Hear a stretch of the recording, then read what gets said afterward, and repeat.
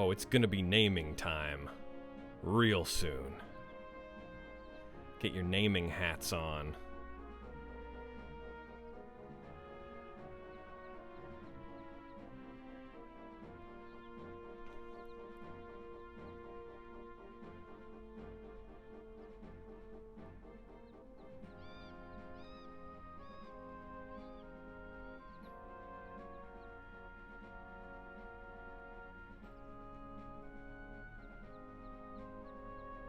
Gotta not get too ambitious here with this setup. Okay. The fun part of this is that I leave to go out of town tomorrow, so I'm gonna have to redo most of this anyway. So here we are. I'm gonna keep it simple. I considered maybe walking through the play online process, but that seems to be a little much. I'm gonna keep things nice and simple. Welcome, everyone. Hi, how are you? It's your old pal Victor from the Edit Bay, Archon Victor Hunter of Charlian Dropouts. First of all, I would like to say thank you to everyone who donated to our Trans Lifeline live charity stream last month. The only reason we're here doing this is because so many people donated. We reached the goal where we decided we would do I'm calling it a community playthrough. I don't know what that means. I made it up. Maybe some other people have used it before. But the principle is that, yes, Final Fantasy XI is an MMO. I think a lot of people are intimidated by it or think it's impenetrable or difficult to play. I hear a lot of people who maybe played it 15 years ago and say that, when you die, you level down. That's not true. It can happen, but it's probably not going to happen. Things like people talking about how it can take forever to get from one place to another. Sometimes that's true. Sometimes it's not. They've added a lot of quality of life improvements, a lot of things. Back in about 2013, a lot of big changes got made, and teleportation is easier, getting around is easier. It's just generally a much more approachable game. I know some people prefer some of the more hardcore elements of earlier 11, but we right now have a game that is perfectly approachable, perfectly playable. However, I will admit that there are many elements that can still be intimidating. Just learning the ropes, understanding a lot of the currencies that get used, a lot of the kinds of quests that are available, just sort of the average flow of the game is very different from something like 14.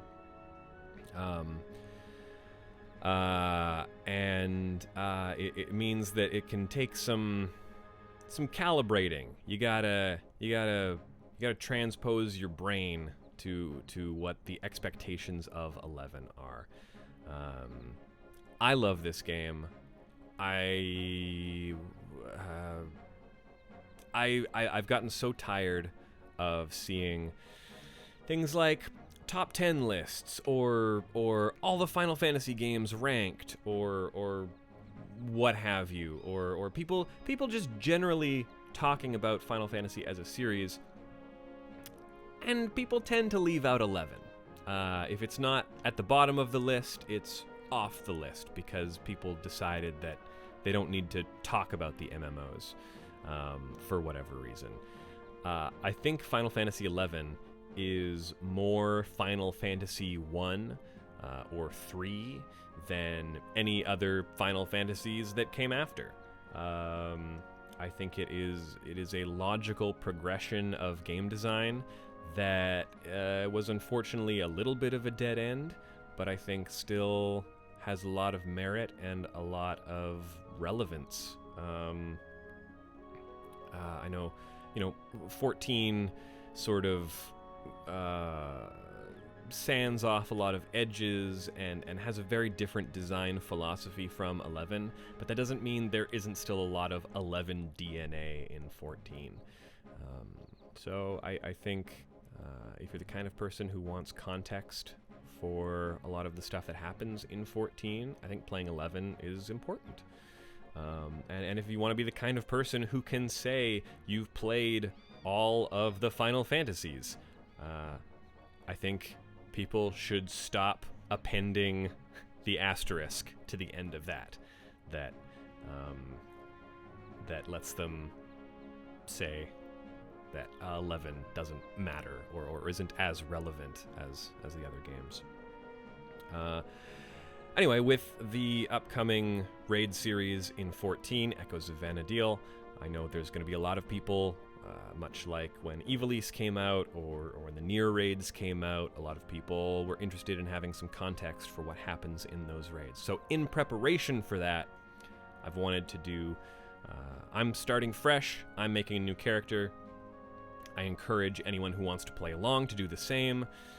I've only started new characters a couple times, so this is also going to be a fun refresher for me. There's some early game stuff that I've done a few times, but some early game stuff that I haven't done a few times. So I'm going to be checking guides. I'm going to be asking for help from chat. I encourage people to maybe refrain from offering advice unless asked for, just because that can get exhausting. Yeah, I think it's going to be fun. We're going to be running this starting today. I think I'll probably just keep going up until the 0.1 patch where Echoes of Vana'diel comes out. But we'll see. We'll see how far we get. I know at the very least we're going to get through the base game.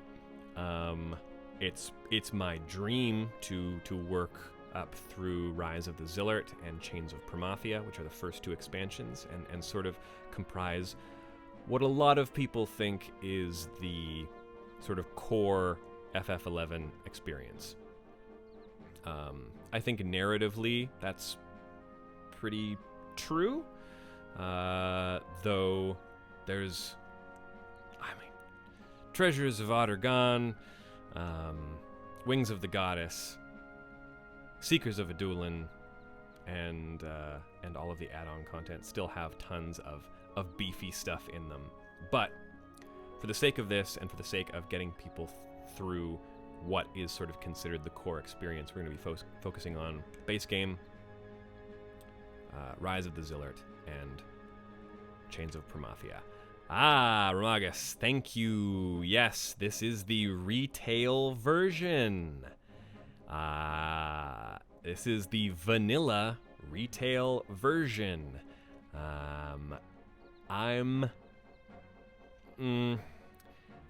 It's probably going to be unavoidable. I want to refrain from talking about some of the add-on stuff and things like private servers as much as possible. Just because I encourage people to check out what the officially sanctioned version of 11 is like. I think design-wise, there's plenty of interesting stuff to talk about as far as what Square Enix has decided to put in-game, what Square Enix has allotted resources towards. I just think I think seeing the state of retail FF11 is interesting in its own right and worth talking about. There are going to be people who will want to explore what is outside of the officially sanctioned experience. I'm not going to tell people to not seek that out if that marks the difference between whether you play 11 or not. You do you. However, we're going in vanilla. because I think that's a lot of fun. So, I think that's everything.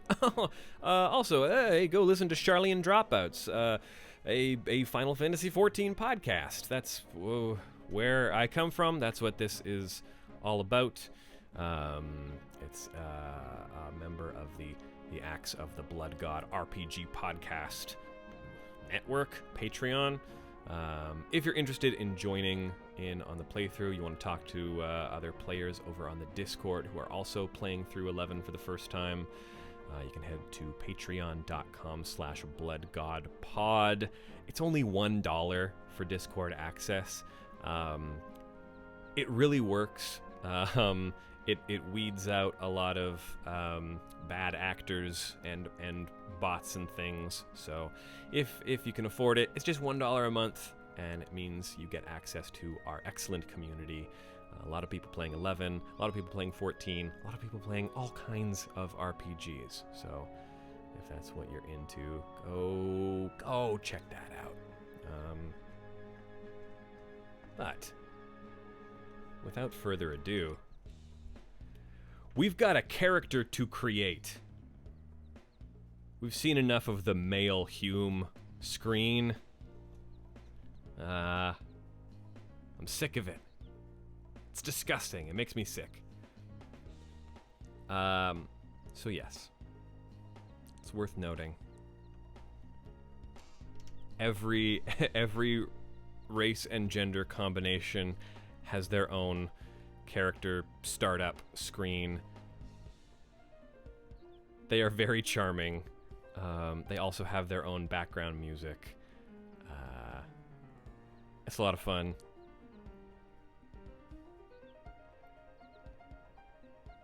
Female Hume, real cute.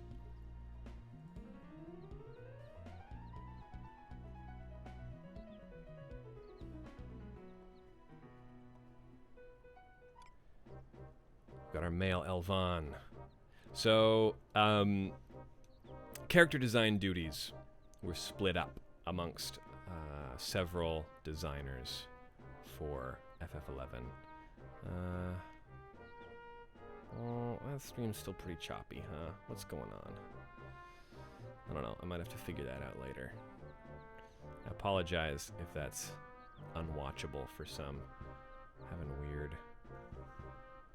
Getting weird notifications.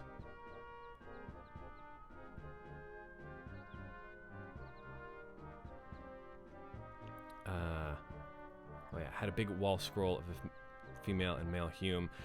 That CG render of the two Humes, I loved it. I loved it so much. As we get into some grindy stuff and other things, we'll talk about my personal history with 11. But yeah, I love that render. And yes, we will soon be able to change character look officially, which is exciting. They've mentioned that we're going to be getting some kind of, Fantasia-like system that will let us change character race and gender, which is good. I believe you're right. I believe Kumi Tanioka did do all of the race themes, I believe. But yes, so character designs, a little fellow by the name of Tetsuya Nomura was in charge of the Hume and Elvan face designs. You can definitely tell, especially with a lot of the hairstyles, he includes some hairstyles that are definite homages to some of his previous designs. Let's see.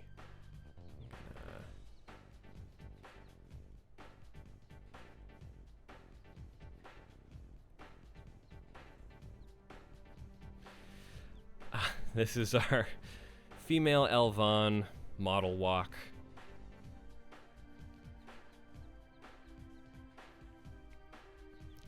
It's delightful.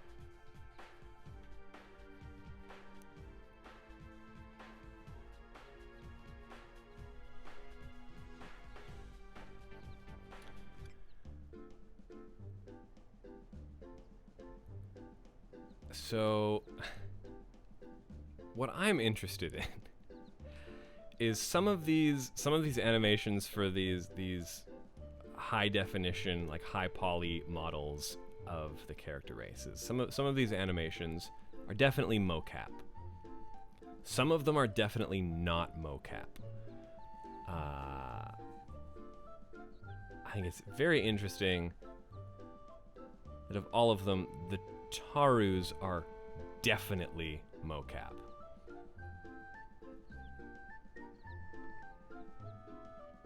Oh yeah, this is a Kumi Tanioka song if I've ever heard one.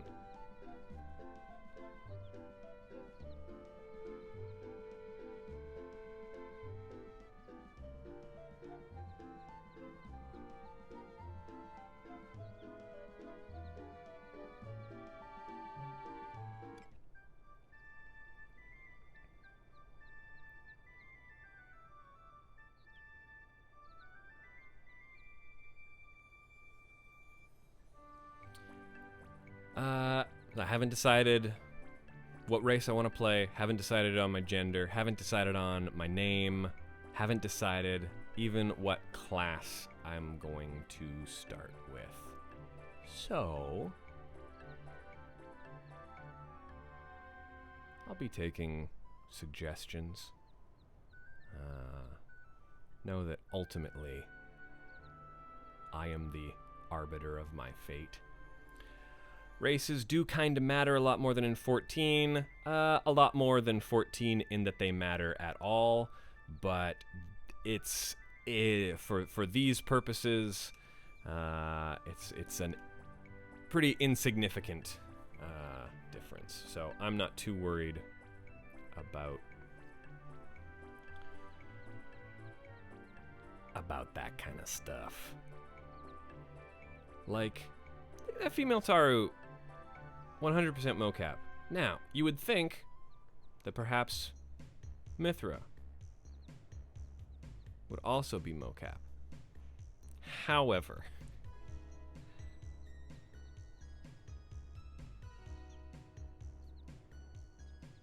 there's some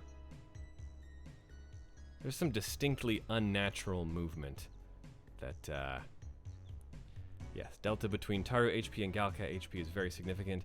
It will not be significant for our purposes.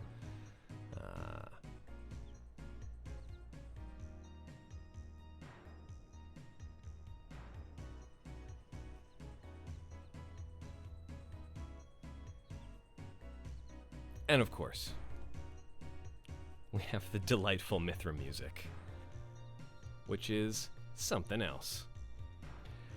Now, for a character animation that is so athletic, I am amazed and astounded they did not use mocap for this, because some of these animations are wild.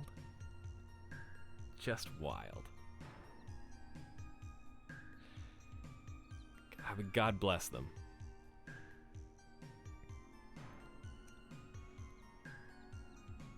Oh no. Network error. Alright, I'm gonna have to log back in. Ah! Ah!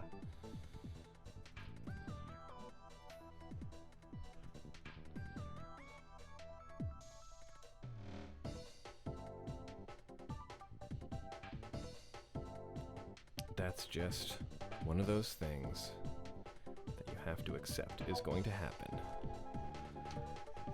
when you're working with Play Online.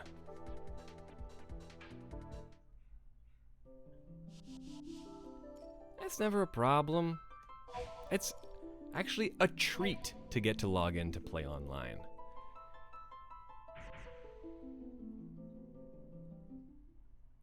Play Online is a fickle beast. Truer words have ne'er been spake.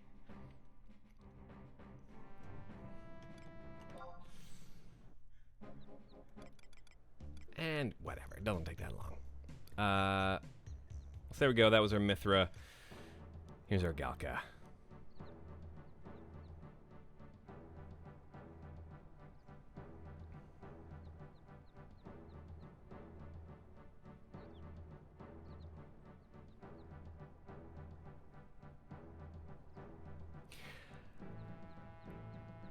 I mean,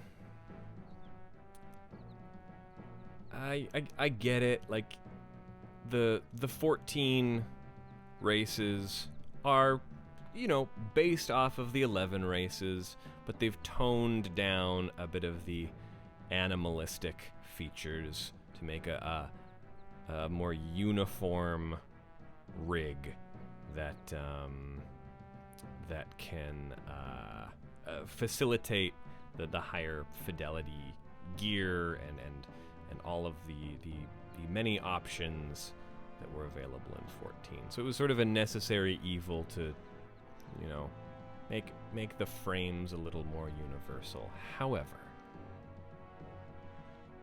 I miss Galka tails. I like that Mithra are fuzzy. I like them Taru noses.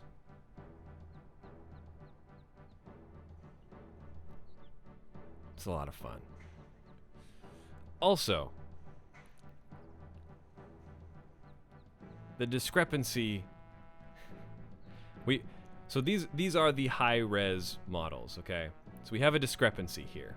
This Galka has 4 fingers and a thumb.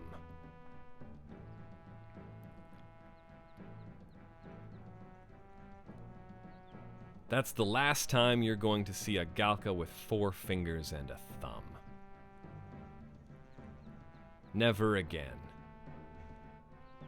They do not have 4 fingers and a thumb. They have 3 fingers and a thumb, according to most concept art, the actual in-game models.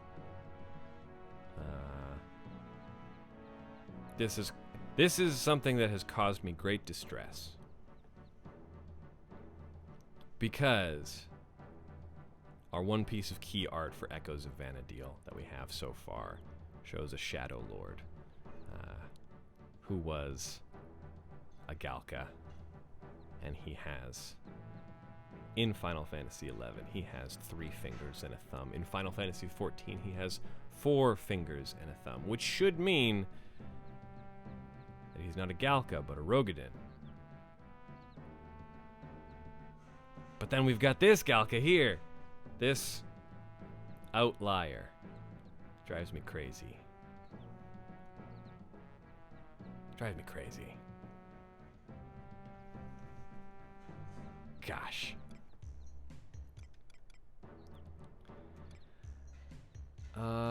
Okay. Alright. What are we playing? My main is a female Hume. On this server, I do also have a female Elvan. A character I considered using for the purposes of this stream, but yeah. I knew I wanted to start fresh. Make Nadia. All right. Female Taru it is. Yeah, I'm tempted to try a Galka. Just cuz. Partly because I do play my 14 main is Rogadin. I also, you know, Galka feels like kind of a fun halfway point between Rogadin and Hrothgar, and I do have a Hrothgar alt in 14 as well.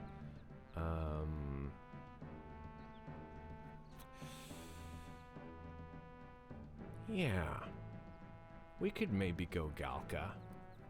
I think we do have a few other Galka in the Discord. I worry about just for the sake of this, the silhouette of our potential parties, and the diversity, the skyline that we create as a party. I wonder if I wouldn't maybe want to try something other than... there's a lot of Galkas, and there's a lot of Humes.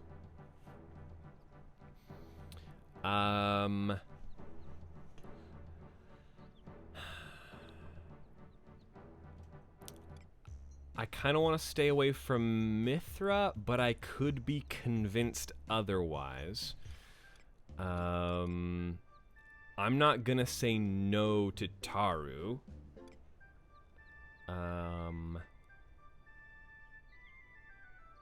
Yeah, I would say Elvon, Taru, Mithra, and Galka are on the table. Art Raider, you mentioned the Play Online photo of the girl holding the Cactar plush.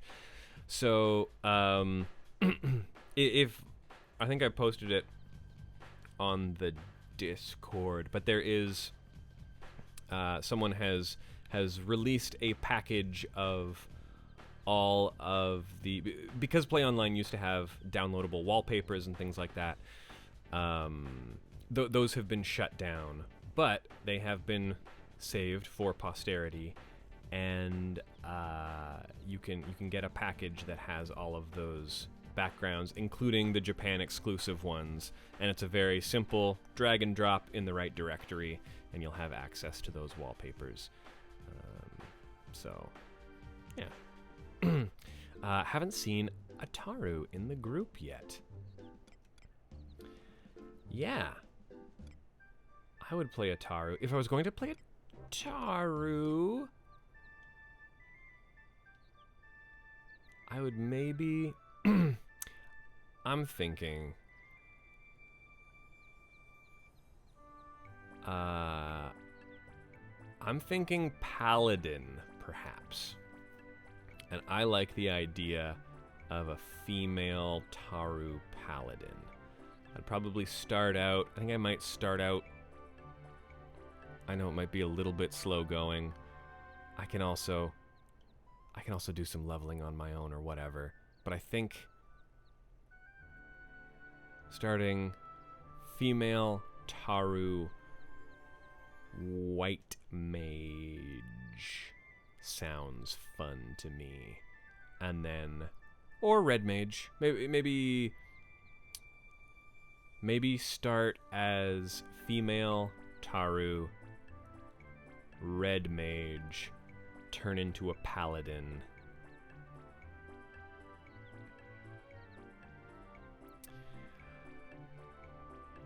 Yeah. I like this.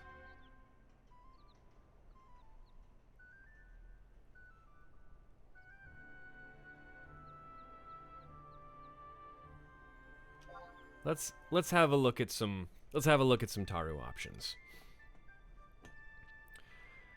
Cute. These are cute. I honestly really like the first one. I like Hair B on face 1 a lot. Here's where Taru kinda got short shrift.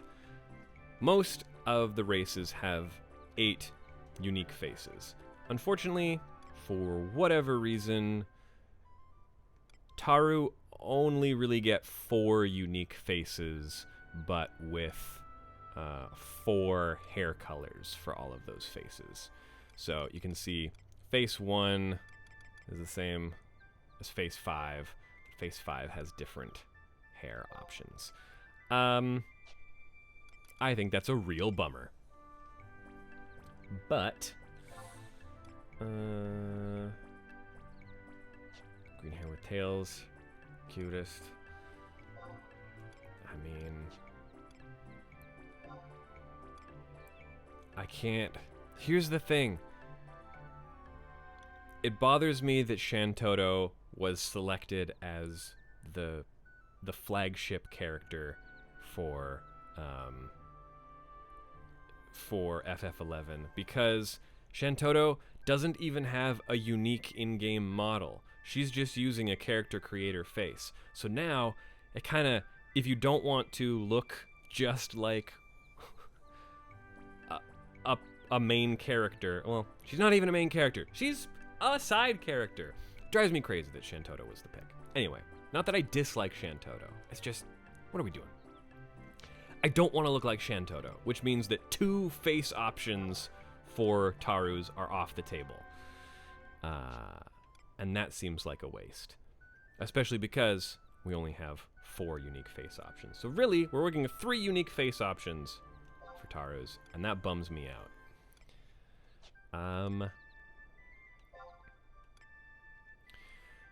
We got the Hime cut. I don't dislike. Again, that feels like a wasted option. A grayish blue and a bluish gray. That's... Come on. What are we doing? Hi, Ryan. How are you? Thank you for joining. Yes, we are still in character creation. We're, what, half an hour in? That's fine.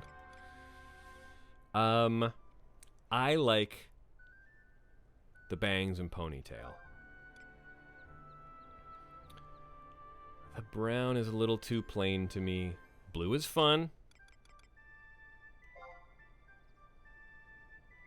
I don't dislike the red, but I'm leaning away from it just because it's the default. And, you know? Does that make sense? I like the blonde with the red tips. I think that's cute.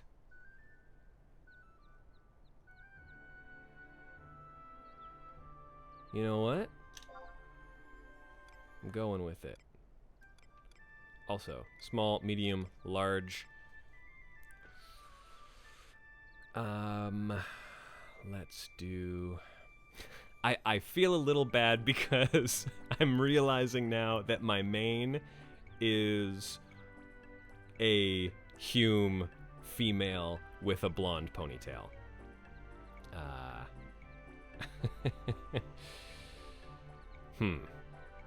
Huh.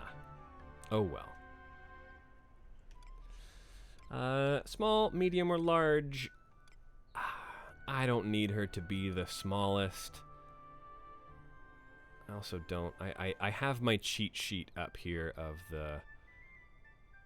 the sizes, and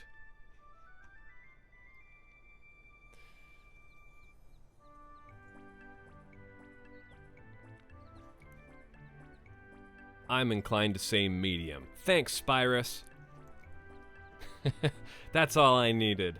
That's all the encouragement I needed.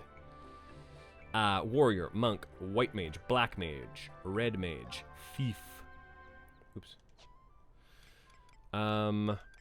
Okay. Again, I'm not worried about min-maxing here. Our stats aren't gonna matter a ton. I appreciate input about, you know, who's best for what. We're here to have a little fun. And that means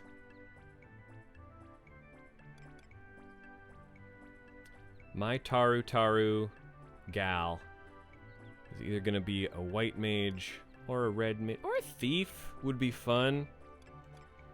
We're not going to be optimizing our sub jobs. I'm just going to be picking what's fun, what I feel like learning, what I feel like playing. White mage, you can more easily show off teleportation. That is true. However,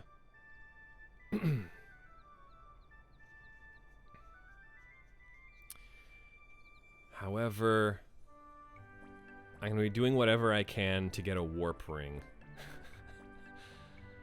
as soon as humanly possible.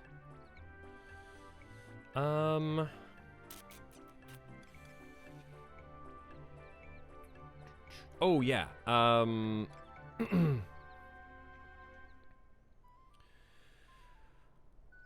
Yeah, what are our starting items? This is something I can ask the chat for this. I could use an assist. What are starting items that are going to treat us well, if any?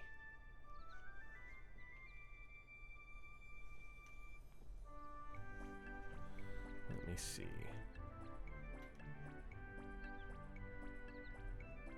I also know that it's going to take me a bit to get my bearings once we...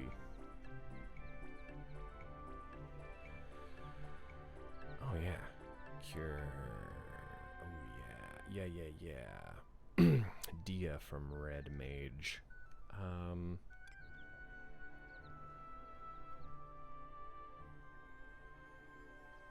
Dia would help. Not that these are going to be hard to get, but yeah. Let's see.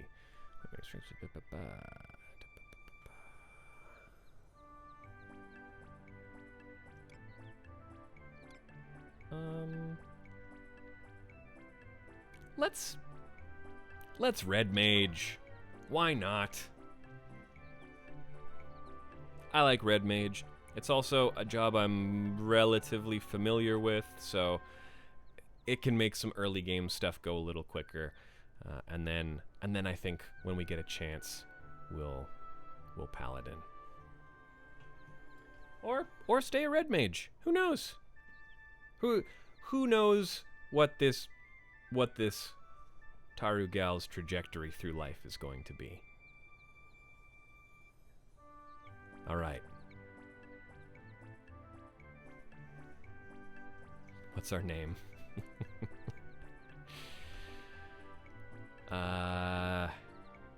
Taru naming conventions. Oh yeah, okay. Well,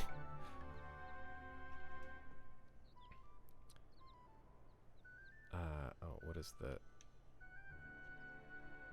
key? Oh gosh. Using controller and a keyboard here.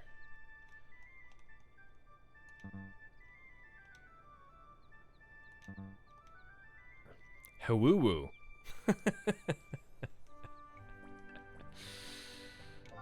Oops. No. Absolutely not. No, back. Not that name would even be available, but...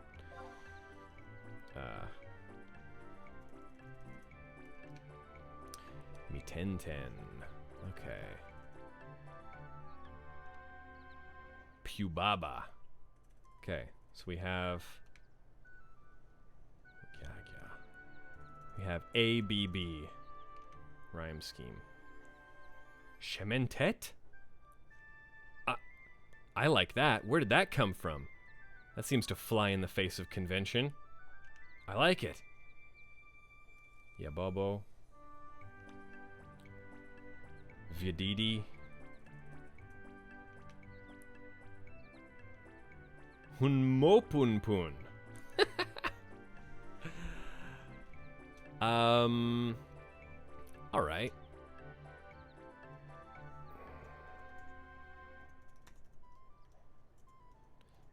Taru naming conventions.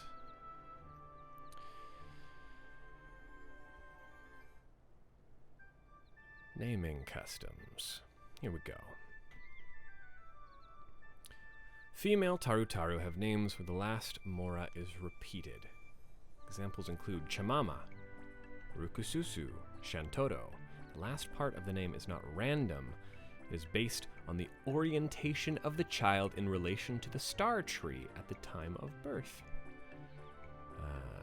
Names of locations like Saruta Baruta and Kolshushu may resemble Taru names. It's only a coincidence. Saruta Baruta means land of prophecy in the Taru tongue, while Kolshushu means land of decision.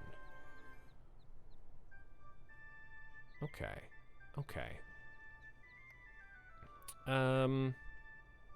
Give me some options here. Let's get some brainstorming.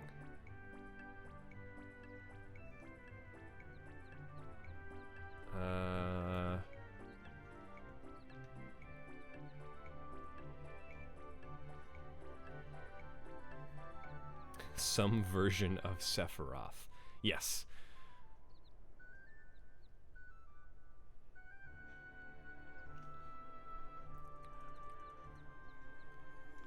Burgerger. Vertoto. I like that. There's something there. There's something there. Let me think. I've got XX Sephiroth XX. I would probably, if I went with that, I would probably have to spell it SEFIRAWTH.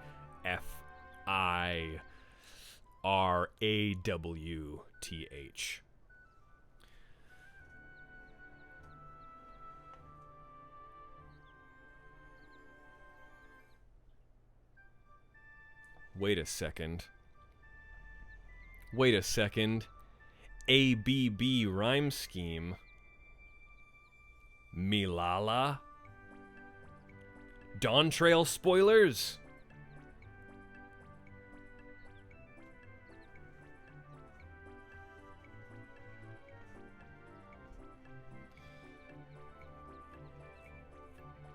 Okay, but Vertodo I would have a difficult time making her not a red mage. I'm okay with keeping her a red mage, but I was maybe hoping to feel justified in branching out. It's possible though. I'm not saying no. Gaga Burger. For Toto. Babadook is very close. It would have to be Duke Baba. Sephirothroth.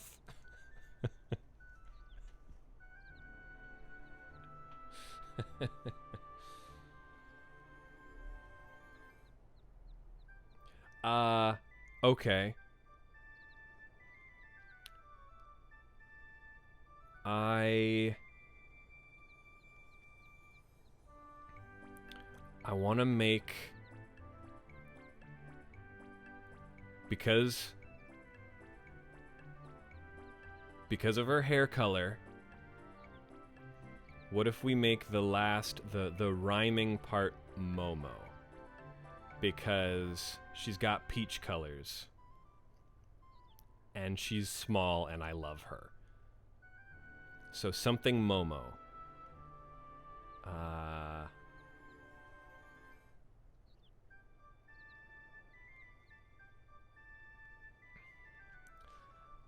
Pototo. Memomo. Kumomo. These are cute. These are cute. Let's keep going. Bergmomo.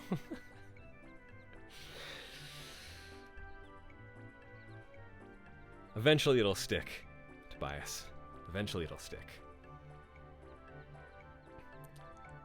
Mimomo. Tumomo. My Momo. Tamo Momo.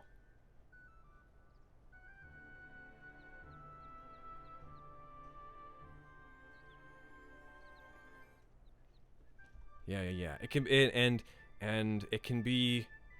We can get away from like even things like Shan Toto. That's Shan is like as an interesting syllable. We can try to branch out from just like consonant vowel. Let's get some more interesting phonemes in here. Momo. Like Momo Hirai. Get out of here. Stop. I can't.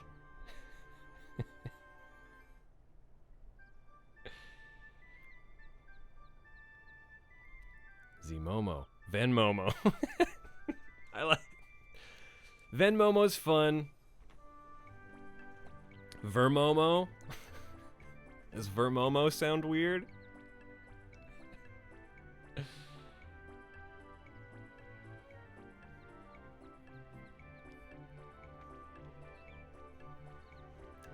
Momo. Shan Momo.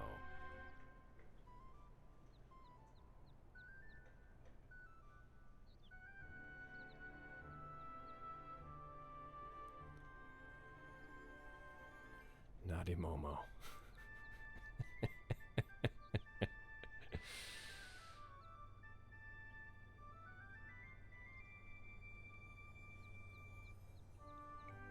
Oh, I'm so close. We're so close.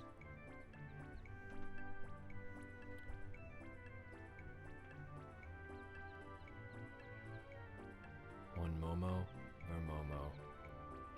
Glen Coco.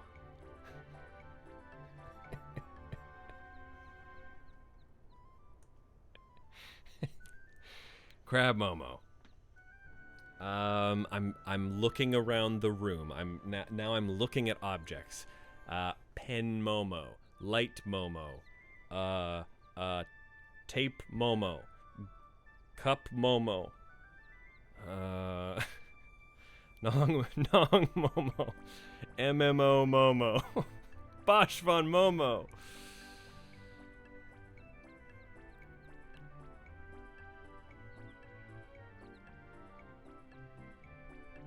Kimomo.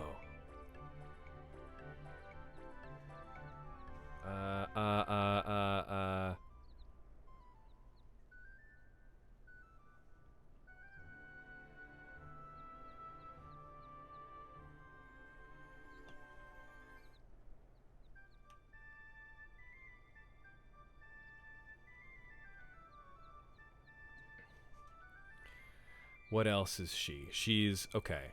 She's Taru Taru. She's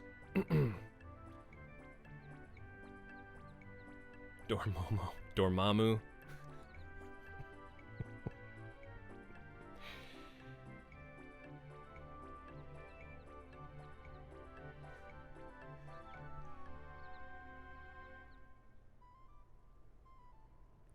What's gonna be her deal?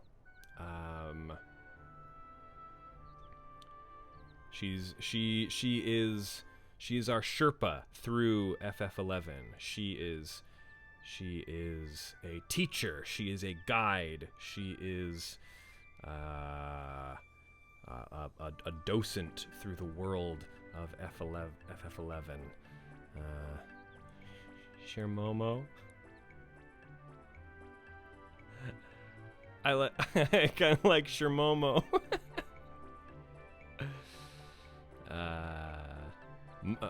Momo is peach in Japanese.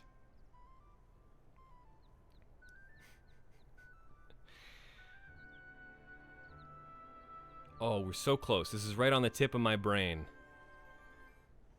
Let's take it to the end zone, gang.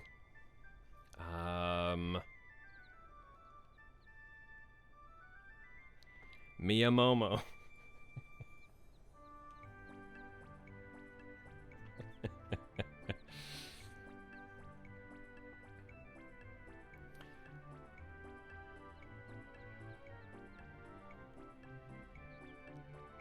Poromomo. Shermomo. Poromomo is pretty good. Chotomomo. A little peach. Chotomomo, just a little peach.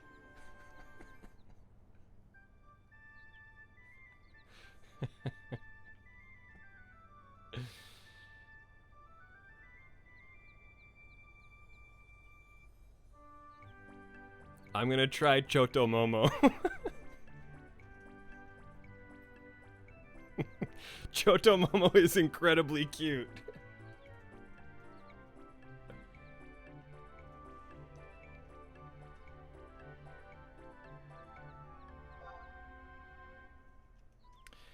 Of course, we are on Bahamut. Oh, I do not have a Gold World Pass. It's Chotomomo! We've got a Chotomomo, ladies and gentlemen!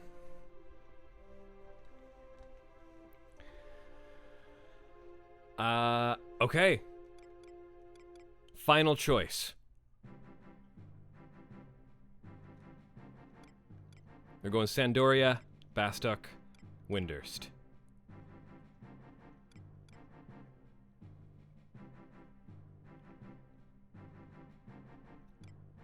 I like it. You won, Tobias.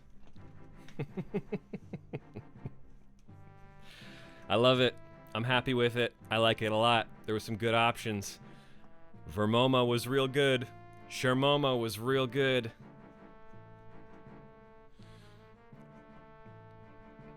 Okay. Our choice of nation is also pretty important. Something that I personally love is that even when you start in a different nation,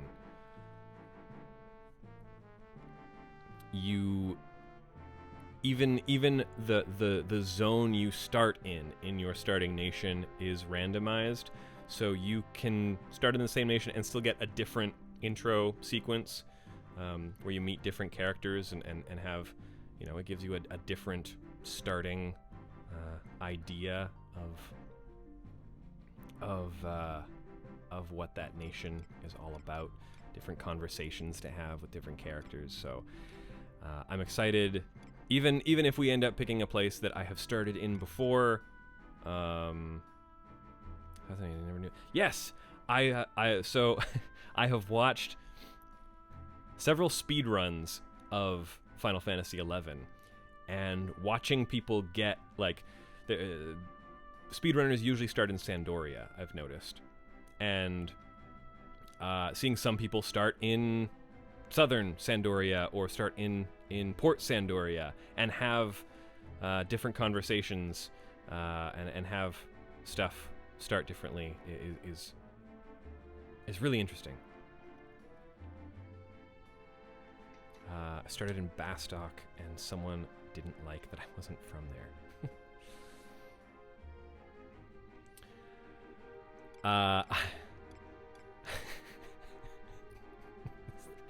Okay, Ryan, if you're gonna start throwing around Sublime references, we're gonna have a good time.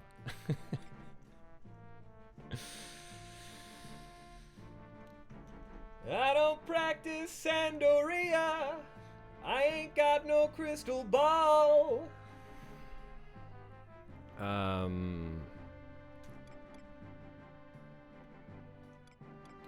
I mean, that in and of itself is making a strong case for Sandoria. Yes, the ring from Windurst, if I start there as a Taru. It's tempting. I also really do like Windurst. For the sake of expedience, and I know we just spent a lot of time in Character Creator, I'm inclined to say either Sandoria or Windurst, and that's not because I dislike Bastock, that I dislike Bastock or am opposed to the long trek that Bastock incurs on people who start there, but just because I'm a little bit more familiar with Sandoria and Windurst, and I would be able to get from NPC to NPC a little bit quicker. That's my only thing.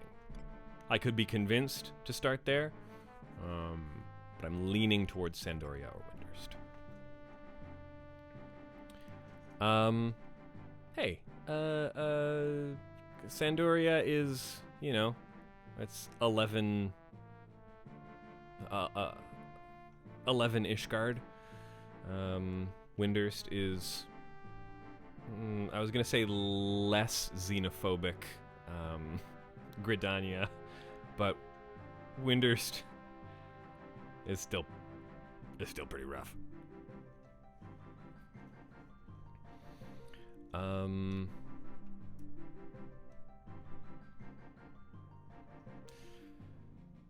Yeah, Gridania got that good music. Sandoria got that Ron for, though.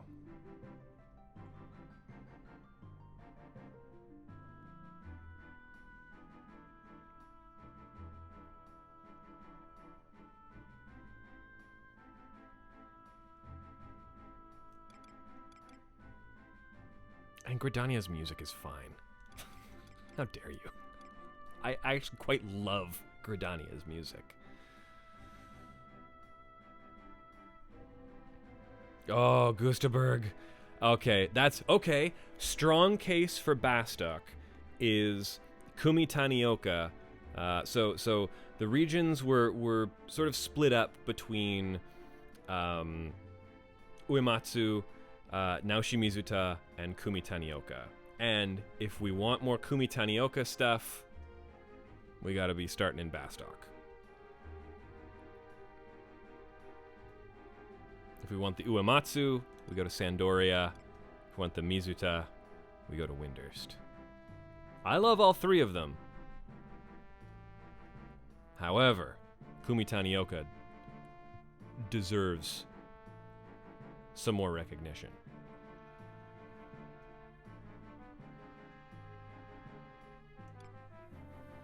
I'm willing to put this one to a vote, honestly. And how would I do that? Can I do that? Can I make a little poll? Is that something you can do? I don't know how Twitch works.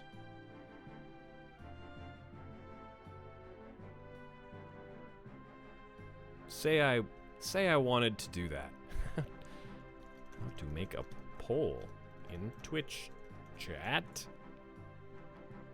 Channel moderators and editors can create and manage a poll through the /poll command. Okay.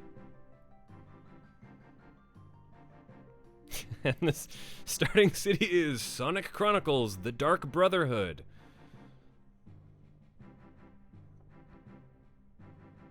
We journey down this path together.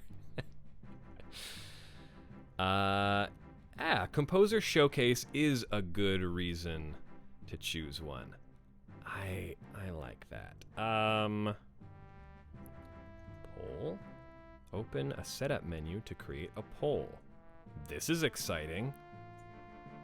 What are we doing?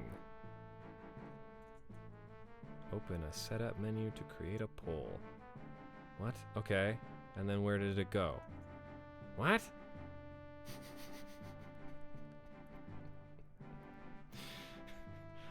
Poll. Make poll happen. Poll /poll. Open a setup menu to create a poll. Oh. Open a setup menu. Do I have to... Is that telling me what I need to do to create a poll? Or is that saying what happens when I type /poll? What?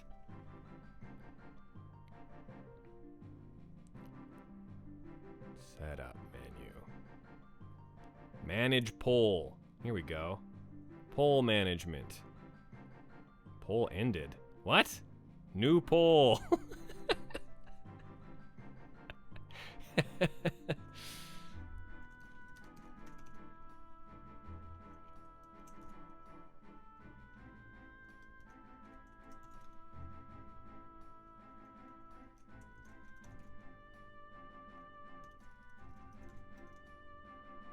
Okay.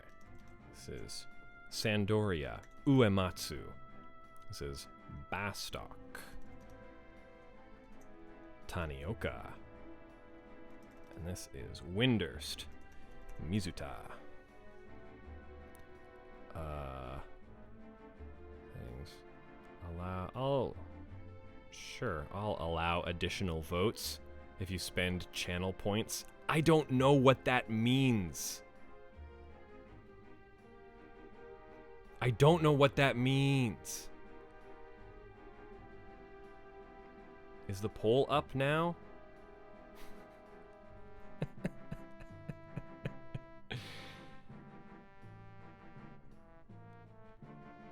Okay, the poll is up. The poll is happening. It's real. You have less than 2 minutes. You have 1.5 minutes to take part. Spend those channel points, I guess. I don't know what that is or what that does for me, but I'm excited to be receiving little numbers. Spend your numbers on me. I'm a Twitch guy now.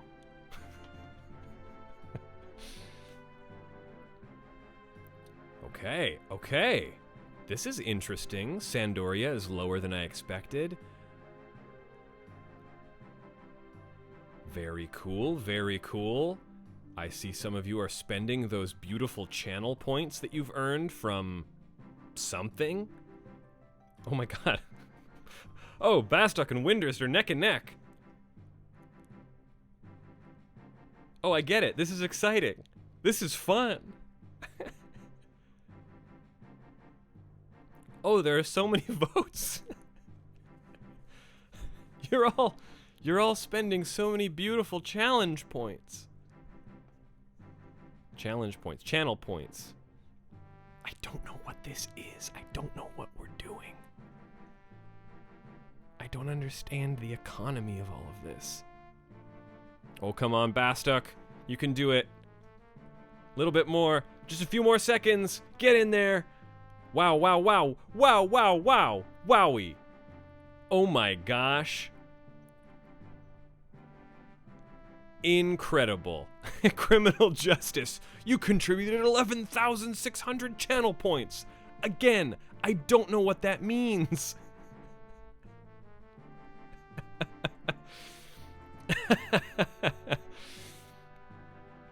All right, we're going to Bastok. That's exciting. I ain't never been.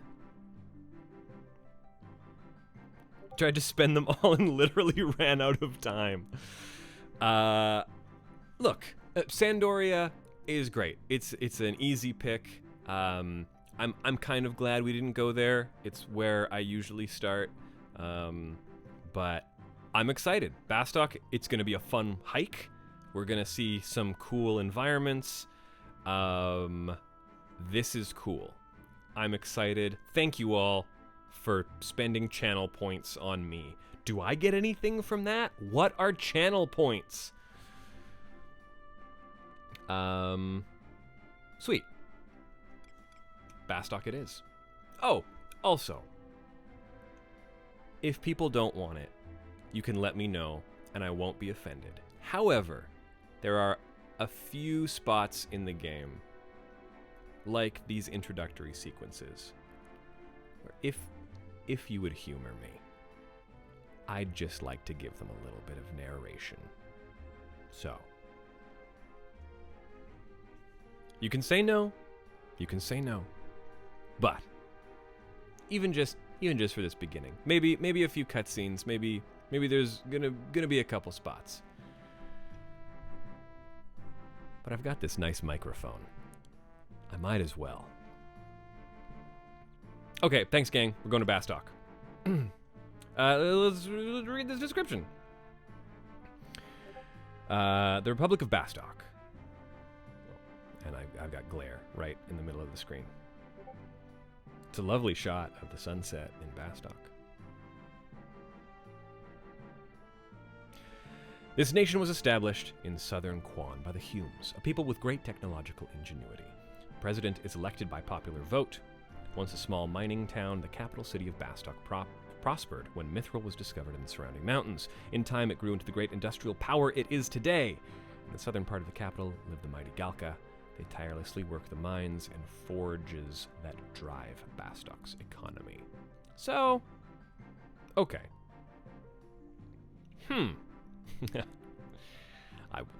I wonder what sort of problems we'll be engaging with. Aha.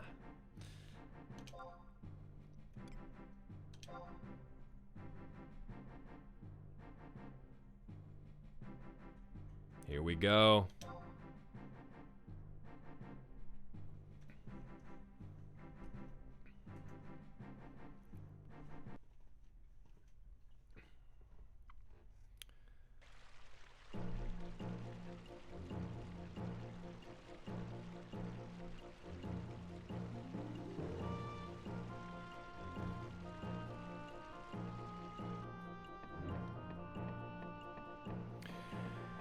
In the Gustaberg Mountains of southern Quan lies the industrial nation known as the Republic of Bastok.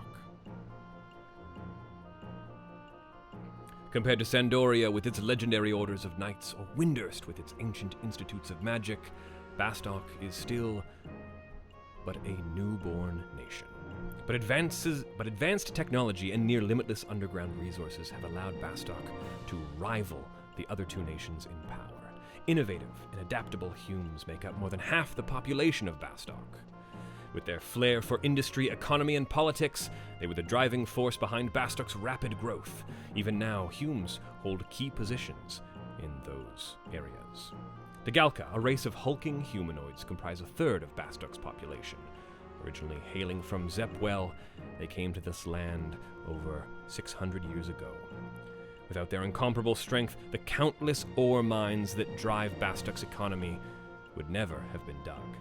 Adventurers seeking fame and fortune flock to rising nations like Bastok. Oops, I missed it. Oh, I missed it.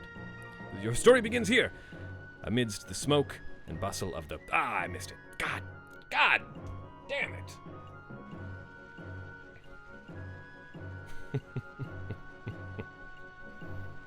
Bastok leaders decided by popular vote and spending Hume points.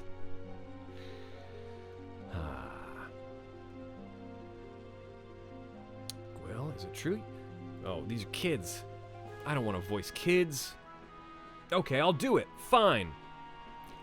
Hey, Gwyll! Is it true you really saw Captain Volker? Are you really sure? We're talking about the captain of the Mithril Musketeers here. I'm telling you, I'm sure. I saw him walking toward the mines district. I bet you he's investigating something. Yeah, right. Like you'd ever know. Ellipsis. Hey, didn't you want to become a Mithril Musketeer someday? You're too slow, they'd never take you. Besides, Galka can't become musketeers. Oh. Interesting. Galka can't become musketeers? And even if they did, they'd never become captains. That's not true. 2 of the 5 Mithril Musketeers are Galka. But one of them disappeared a long time ago, right? He doesn't count. and there was even a Galka who was supposed to become a captain once. Ha! That's a laugh. Whoever told you that? Goomba from the Mines District? He's just a kid. What would he know? I can't believe you'd hang around that dirty old place. Well, we're not playing with grubby mines people like you. Oh, no. Racist kids. You will die for Gwyll. Gwyl's adorable. Look at his little face. He's got the face of a sad old man. I love him.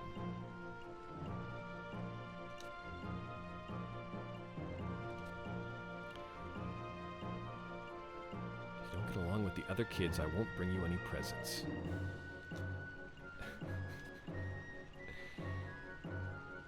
Dalzak and Valdemar.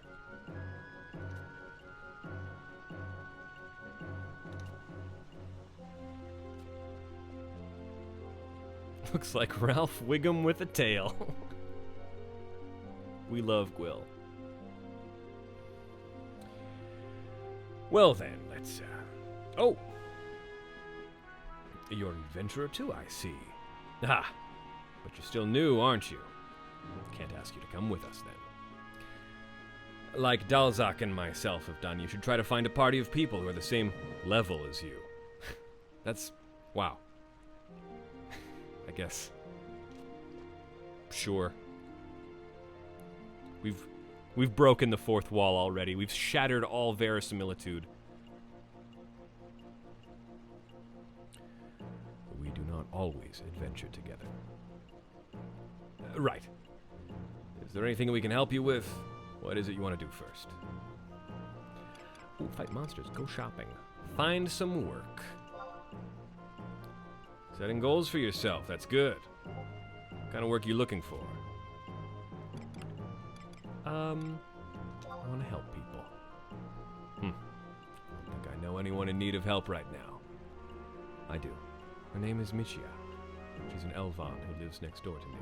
Could you talk to her and see if you can help? Go to the Culottes Bridge near the West Gate. There you will see 3 buildings with shops in them. Michia lives on the 2nd floor of the middle building. Why don't you help her yourself? Anyway, here, take this adventurer coupon. Give it to a guard named Reet. She'll give you some starting money. You can find her here. Oh, yeah.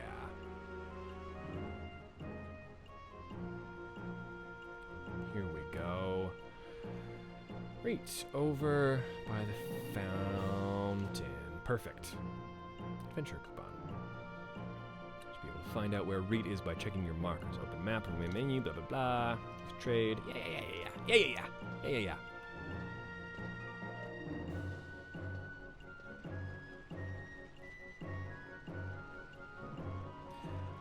Look at her. Look at Chotomomo. We love you, Chotomomo. Screenshot taken.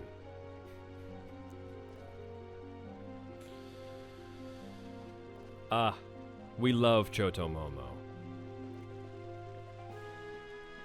This is gonna be nice. I'm excited to have a relaxing little explore around Bastock.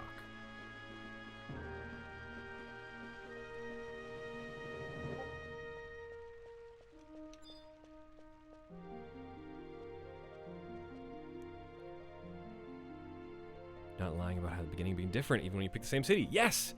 Isn't that's so cool. And it's not something you would ever even know unless you rolled a bunch of characters at the beginning or talked to a bunch of people about their opening cutscene. You would just assume it was the same. It's brilliant. It's brilliant. Adventure coupon. Here. Okay, here's one of those things. Is for the beginners out there. One of the things you're going to need to learn to do is trade items. They really don't settle in on how you engage with NPCs and quest rewards and submitting items for things. Sometimes you will get a key item that is a temporary key item that you are meant to deliver to someone. That item will not go into your inventory bag. It will be treated as a separate thing. However, some items like this adventurer coupon will be treated as an item that goes in your inventory. And in that case, sometimes you need to talk to an NPC while you have an item. Sometimes you need to trade that item to the NPC. I like that. I think that's fun use of verbs. Having a limited verb set, like trade, and using that to also be used for showing someone something or giving it to them or whatever. It's fun that trade is a verb that is designed with other players in mind, but it's used in a similar way and expanded upon for NPCs. That's just good, that's good building on old adventure game logic, you know? You do well to speak with a man named Goldago. You can find him by the West Gate in Bastock Markets. Noted. 50 gil. Yes. So, zooming in and out, I do it with the keyboard. I use controller and keyboard. Zooming in and out is your, what are they called? They're the Pac-Man mouths, the greater than and less than. You know? Those guys? Yeah, thanks, Oshada. That's zooming in and out. You got a pretty good range of motion. For turning off UI, I usually use whatever is set for the select button on my controller. I'm using a wired Xbox controller, so it's the left It's that, like, it's the menu button or whatever they call, I don't know what they call it on Xbox, where the minus button would be, or the select button would be on a Nintendo or an older controller. So that is good for turning off, not the hamburger, the left one that is it's the picture-in-picture, the share button. Yes, thank you, Kakuredi. It, view, whatever. Yeah, that button, the left one. Yes, so the other thing you can do, so I'm so glad we're here. We are on the topic of screenshots and taking pictures. The other thing you can do is, oops, I need to change that. The other thing you can do, because yes, hitting that button will turn most of the UI off. What you can also do to get your player name out of the way is just type /names off. And then you can, again, hit your button to turn the UI off, and you've got a nice, clean screen if you want to take some clean pictures. Works well. It's nice. I like it.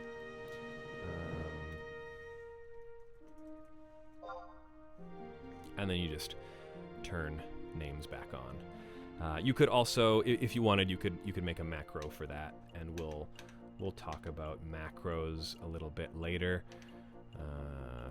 probably at some point. Okay.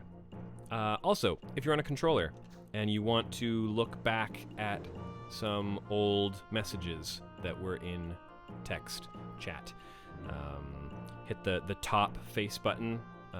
So Y if you're on Xbox controller, it would be X if you're on a Nintendo controller, triangle if you're on a Sony controller. Good lord. You can hit that. That'll bring up your chat, and then you can hit the confirm button, and that'll bring up all of your past messages as well. So you can,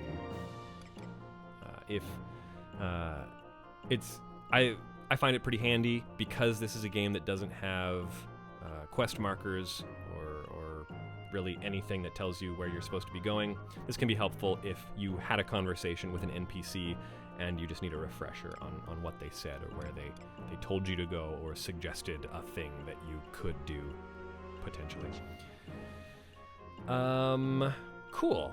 A couple other things. We might as well talk about some of this while we're here. Config menu has a lot of stuff going on in it. Some stuff you absolutely want to make sure that you do is inventory sort on.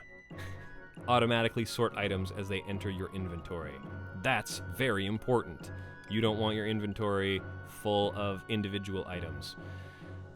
You can stack them and get them sorted easily. That'll sort items by category when organizing them, sort them by name. So you can either have them by what type of item they are or alphabetically.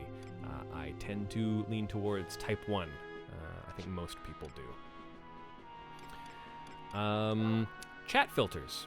So we can talk about these a little bit when we get to Windows. Font colors, again, you can mess around with that. Just make things pop a little easier if you want. So Windows, by default, you would only be messing around with either shared or Window 1 stuff. However, where's my... How do I turn on the... I want two windows on. I just looked at this the other day. There we go. Yes. Shared Windows settings. This is where you want to make your two windows. You could set them vertically. I would think you're a serial killer if you did that. So I usually tend towards horizontal. Turn timestamps on if you want. I'll think about that. Might want them, might not. If for whatever reason you are not madly in love with the Play Online default FF11 windows we have here, and I don't understand why you wouldn't think this is perfect video game UI design. We do have some options, because this was the early 2000s, back when JRPGs would let you do fun stuff with your menus. Unfortunately, we don't have any fat chocobo wallpaper, but we do have some good looks. I like that this one feels a little like FF9. I've used it before. It's pretty fun. This one is just bigger stripes.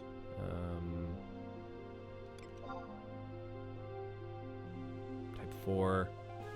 We got that rough paper stock texture to it. It feels like baby's first forum signature from 2002,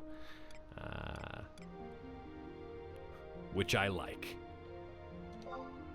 Yes, a lot of these backgrounds straight lifted from FF6. They're real nice. We got the gray, the simple gray, kind of nice. I like this one. This reminds me a lot of the Tales of Symphonia. It's got, I think Symphonia had sort of more of a marbled background, but having the little gold border around it, I think is nice. I like it. If I wasn't so in love with the default, I'd use this. This one is also nice. I don't know, this feels a little more, something about this one feels a little RuneScape-y to me. I don't even remember. Some corporate khaki, yeah, or some other MMO that really wants to make sure they are presenting all the menus on scrolls. It's fine. I don't hate it. And now we're talking forum signatures. This is good stuff. This is the kind of menu that XX Sephiroth XX would use. But we don't need it. We're a little classier than that. We're a 1 or a 6 household. And just because yeah, I'm gonna leave it. I'm gonna leave it as the default. If people want me to change, I can do that too. But okay. So we've got our 2 windows. Maximum lines displayed. This is how far up the thing will go. Pretty simple. You maybe want it to get real big, but I like to keep it sort of around the default. It's perfectly good. This is minimum lines displayed. So after time, it will slowly, as you can see is happening right now, it'll remove some lines. Periodically do a poll so we can spend these channel points. Sure, maybe I'll do a poll later to decide what menu style we should use. This window width is very handy. We can size this. The text won't be reflected to the proper size until it's confirmed and new text appears, so don't worry about that. That's just how it goes. I usually like to have window 1 be my NPC dialogue and some instructions, things like that. I like that to be sort of there-ish. Resize time, set the time interval for automatic log window adjustment. That just shows how quickly it's going to shrink back down to the minimum size. I like to stretch it out a little bit, especially for cutscenes. I like to be able to see a little bit more dialogue at a time. And sometimes I find they resize a little too quickly sometimes.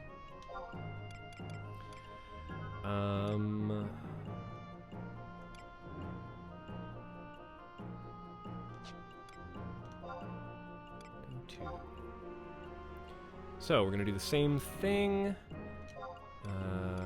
We'll take the width down so it all fits proper.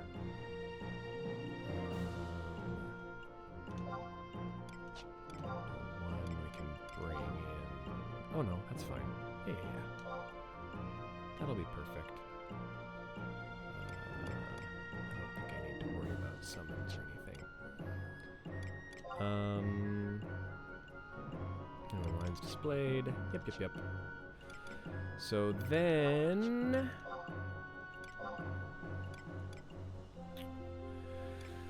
we go to what we want all of these things to even have in them. So as you can see, we're getting shouts in window 2.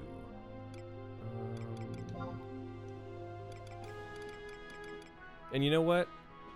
Shouts aren't too bad here. If we were on Asura, we'd be getting a lot of bot shouts and a lot of annoying RMT stuff. So luckily, we don't really have to worry about that too much. However, let's do...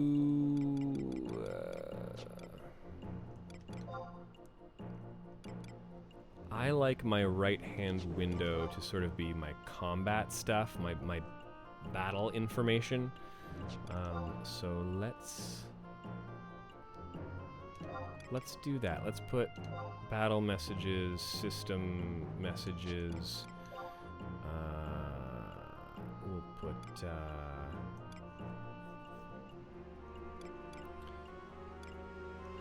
HP recovery, HP lost.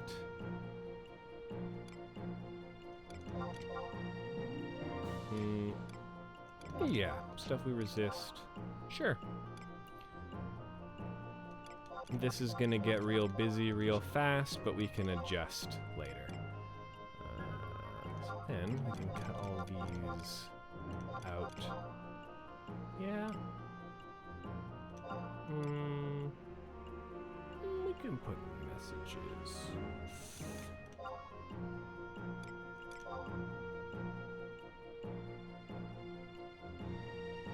Oh yeah, which one is shout and which one is yell? If anyone in chat can remind me what the RMT messages tend to be in. Are they shout?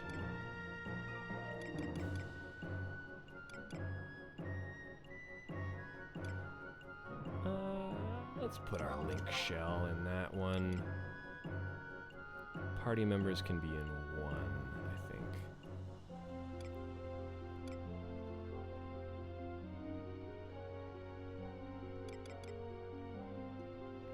Or, yeah, no, let's put that in one.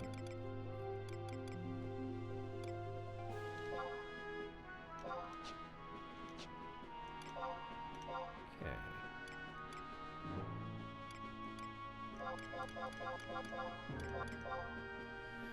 Unity group messages, those are a little, those can get a little bit annoying. I might put those in group 2. Emotes, BC. Yeah, window 2, Unity. I'll explain Unity stuff a little better later as well. Okay, there's system stuff. What else can we turn off in group 1?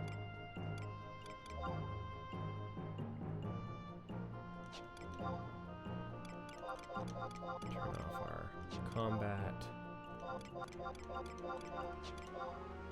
And we can turn off these. Turn on calls for help. Okay. Okay. So that's, I don't know, that's one of those things I like to do. Cleans up Windows a little bit. Also, because they can just get very, very cluttered. So I like to tend to that. Okay, damage display. On-screen damage display. Either in the log, which means it'll only be showing up in your chat log, or you can get your classic Final Fantasy damage pops up on the screen. You can either do log, screen, or both.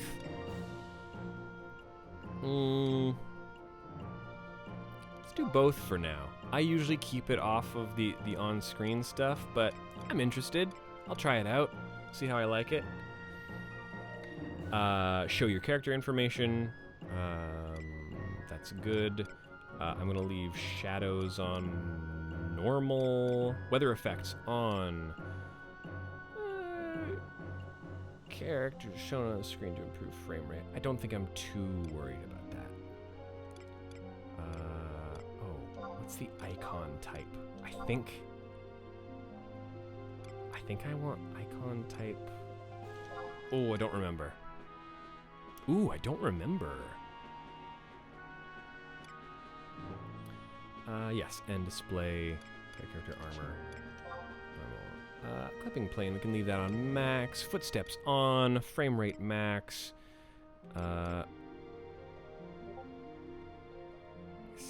Keyboard.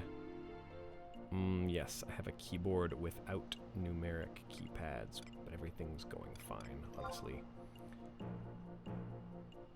There we go.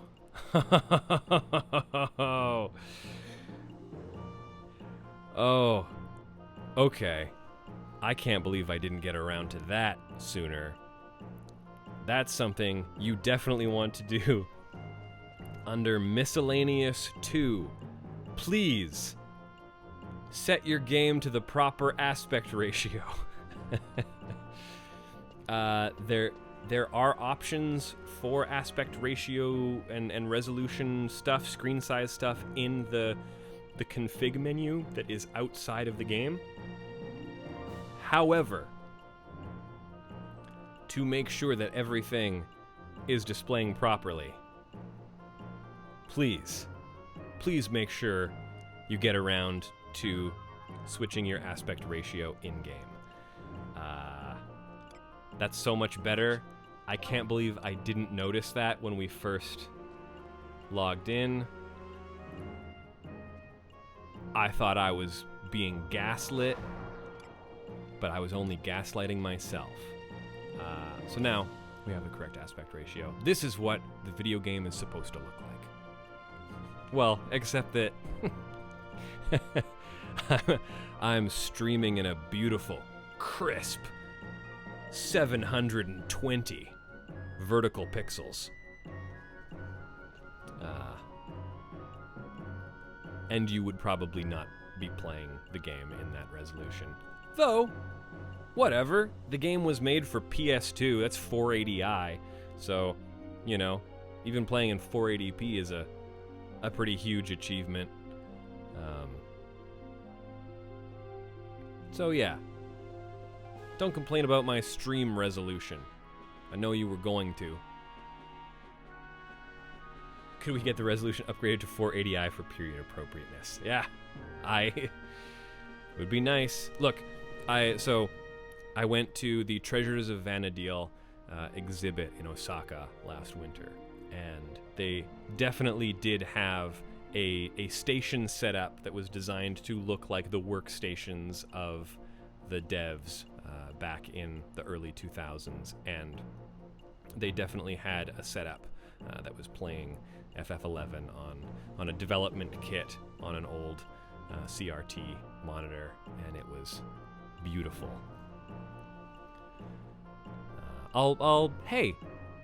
Whenever I talk about things like this, I'll be posting pictures on the Discord later if people want them. So if you're listening to this and you're not over on our Discord, head on over to patreon.com/bloodgodpod, and for $1 you can get access to our Discord, where you can see me post all the pictures about my fun adventures in Japan and seeking out as much Final Fantasy XI as I could. And there was some. yeah, if we'll also see what my stream setup looks like going forward, because if I can get on camera, I can show off some of my fun stuff that I got. Okay, that's the background aspect ratio. Key assignment is fine. Macro palette size, full and compact. I tend to go for full. This is just when you bring up your macro list. It's a little bar that's going to appear at the top of the screen. And full just means you're going to see bigger buttons that fit more letters in them, so you can see them a little clearer. Compact is pretty compact, but that's totally up to preference. Can I bring that up right now, actually? Yes, so this is what a standard macro palette is going to look like. You bring that up. I'm on controller, so I bring that up with the trigger. I think I only have the right trigger one turned on right now, because my controller is a little bit weird. But yes, so this is your default macro palette. I'm going to encourage some light macro use from everyone.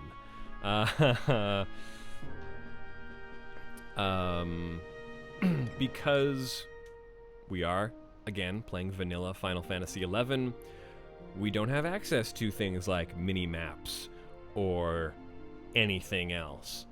So what we're going to do is we're going to set up our map macro, which is the first thing I like to set up all the time. So opening up your macro palette, you'll get your default one, and then holding down that trigger and then pushing up or down will let you scroll through your other macro palettes. So you can customize those to whatever you want. A lot of people will do combat mostly through macros.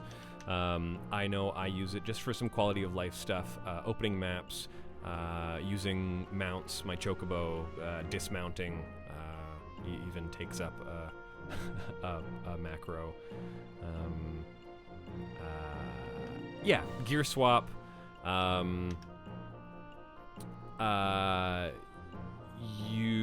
For our purposes, we probably won't be getting too into gear swapping and how important it is to later game stuff, but it is handy if you have outfits that you want. We'll talk about equipment and gear sets and stuff a little later, because that also includes lock style, which is our glamour system. Anyway, so yes, let's whip up a macro real quick. So this is our book one. So typically you will have your left trigger and your right trigger will open up, both the two sides of this. So as you can see, I hit right trigger and that opens up that second layer there. So I want, honestly, I want map to be the very first thing I access in my macro. So we're going to go here. We're going to change this one. We're going to call this, oops, wrong keyboard. Map. And I think this is just map. I'm pretty sure. Am I wrong about that? Nope, that's it. There we go. There's our map. So, we don't have a mini map, but we do have an easy to access map. And my muscle memory, much like 14, you do have your auto run.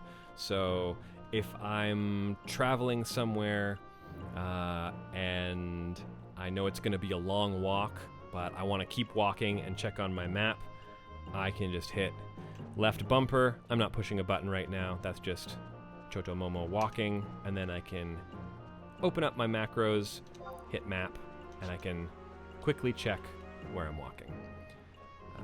I find that to be the easiest way to get around and also look at where you're going.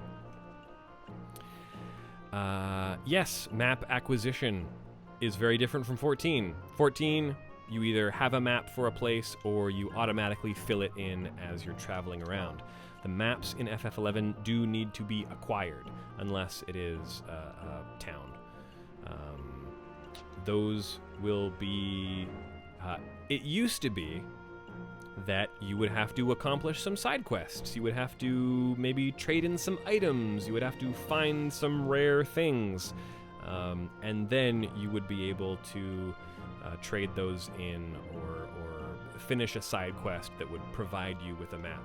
However, things have gotten a lot easier, and we will find an NPC that sells us a bunch of maps.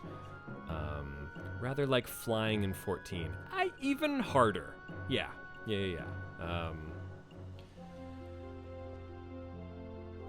So we'll eventually find our NPC that wants to sell us some maps. Let's just zoom out here a little bit. Oh, hello, Stromgard. How are you? Let's just see. What do you got going on? What are you wearing? Your Chocobo shirt? Excellent. Your Destrier beret? Fantastic. I wish I could have one of those for this character, but... Oh, does Gil become an issue? That depends on how lucky you are. Yes. Gil is going to be a little bit important for getting things like maps. However, we are not going to need Gil to do things like gear up.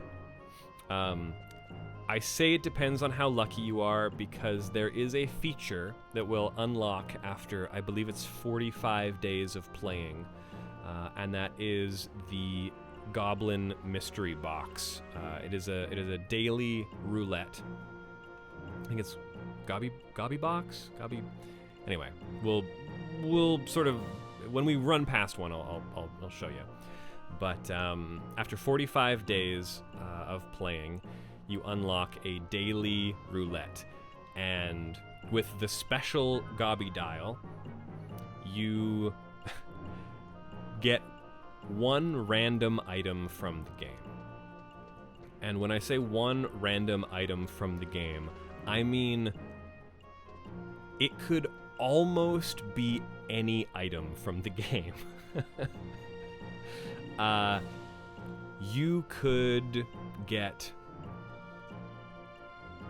a bone chip that can be dropped from any enemy. You could get a basic drop that will sell for nothing. You could potentially get an item that you could sell for millions and millions and millions of gil. Over the couple years I've been playing with my main character, I have lucked into a few items, and I've maybe got 7 or 8 million gil just from that stuff. But it requires you to check the goblin daily if you want to sort of capitalize on that as much as possible. So it depends. It's probably not going to be too bad. We're going to be gearing up through the Records of Eminence system, which we're going to be getting to next. First, yes. So map.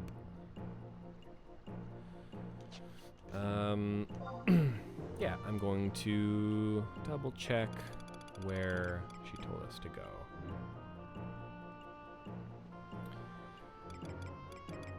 Yes, Reet said, "You do well to speak with a man named Dago. You can find him by the West Gate in Bastock Markets." We're in Bastock Markets. And hey, we're pretty darn close to that West Gate.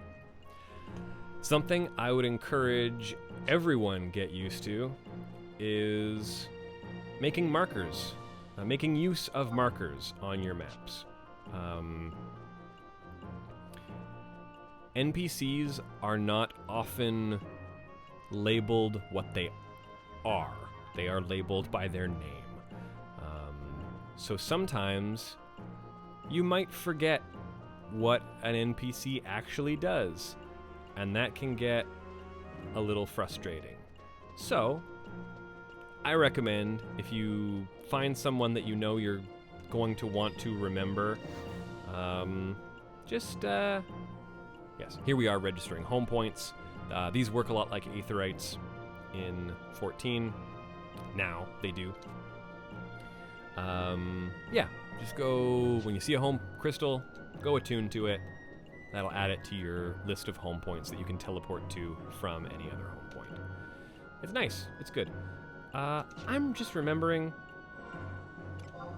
I do like my macros to be compact. Oh, this is the other thing I wanted to make sure we turn on. Miscellaneous 3. Make sure you go down to your status icons, display party member status icons. There's no reason to hide those, and timer display. No reason to hide timer display. When you're putting buffs on yourself, you want to know how long those buffs are going to last. Make sure you turn those guys on. Miscellaneous 4 is all okay. Gamepad config. This is a new addition. You used to have to leave the game completely, then open up the config menu to change anything on your gamepad. As of just a few months ago, we have the in-game gamepad config option, and it's really nice.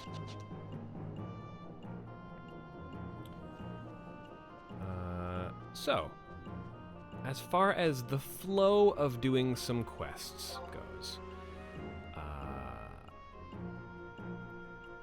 we want to speak with a man named Guldago. Find him by the west gate. Say we want to go find Guldago, but we don't exactly know where he will be. Go back, open up our map. We're going to use wide scan. Wide scan rules. Get used to wide scan. It's going to show you the names of NPCs or enemies in your immediate area. It doesn't show you everything on the entire map, but it will give you a really good range of stuff that is nearby. So we can go through here, and eventually we should come across. Maybe I'm a little bit out of range. I should get closer to the actual west gate.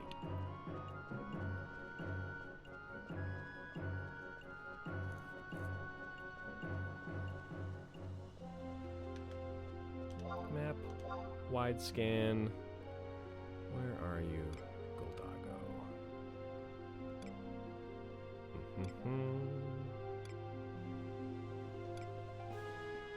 There we go. Guldago. You can see, got a little crosshairs on him. He's right over by the gate.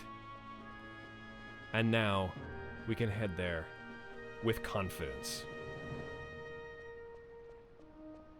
Holy snap, wide scan looks really useful. Yes, it is oft overlooked.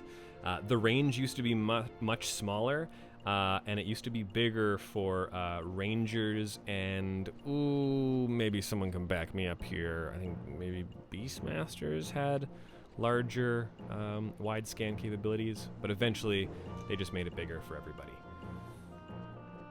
Because it's too handy.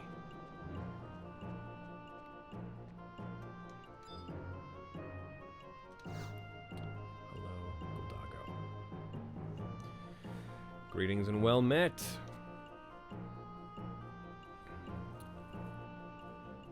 Fundamental knowledge necessary for success.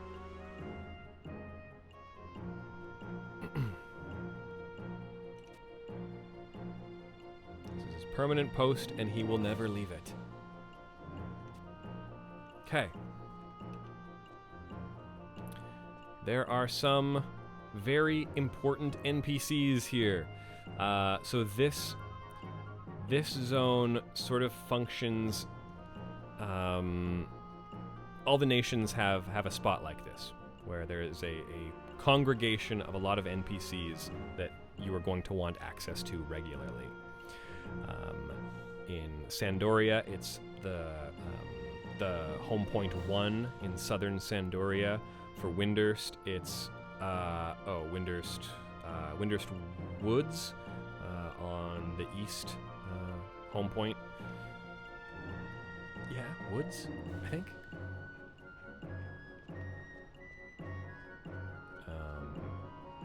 But yes, so an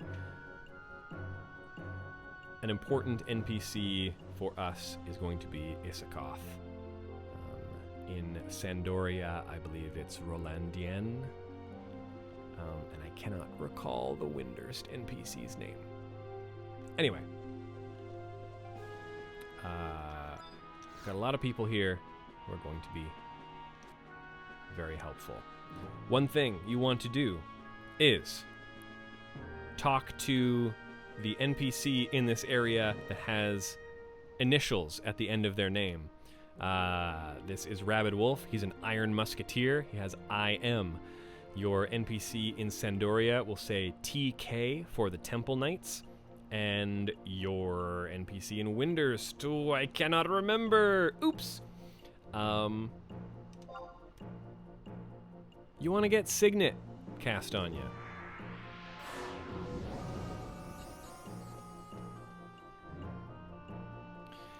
You are now taking part in your nation's conquest campaign. This is going to passively earn you some stuff while you're playing. And the War Wizards, thank you, WW.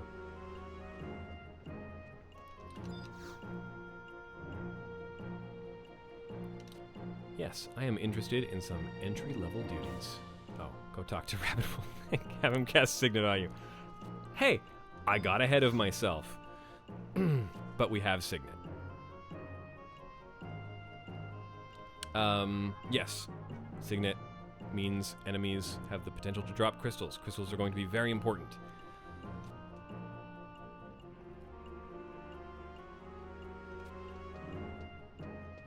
And you do want Signet cast on you at all times. For later expansions, they will have their Signet equivalents, and it'll be important to... You want to find those NPCs who cast that status on you early on.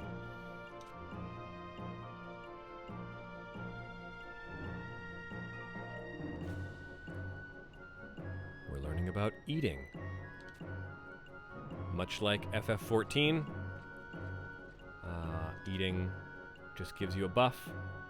Depends on the effects of the food, but this is a breeze.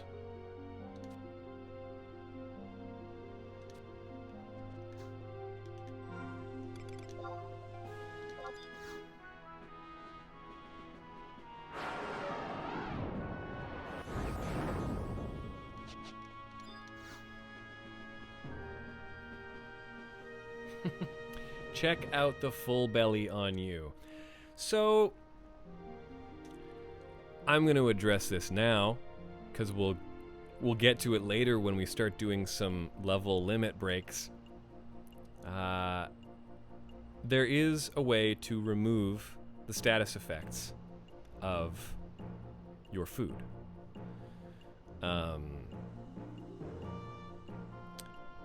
Final Fantasy XI happens to have a very exclusive class. It is unfortunately an unplayable job, but Final Fantasy XI has what's called the Brown Mage. Now, the Brown Mage, speaking to him, he will ensure that whatever you ate is no longer inside you. He's awful. I hate him.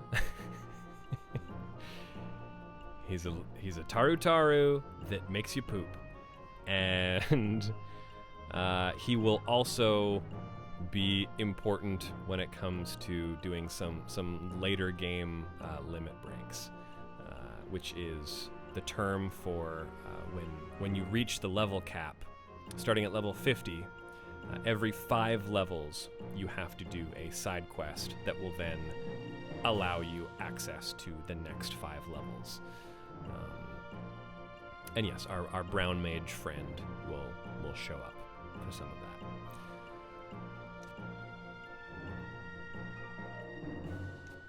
that. Yeah.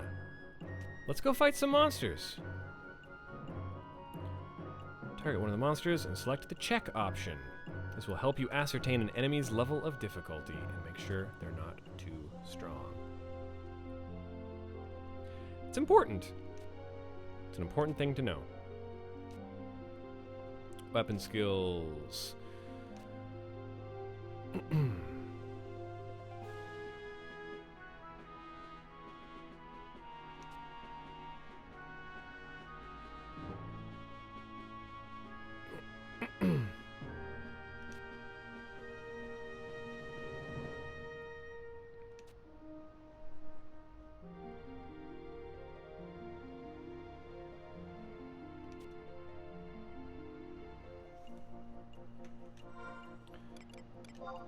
Status. Combat skill.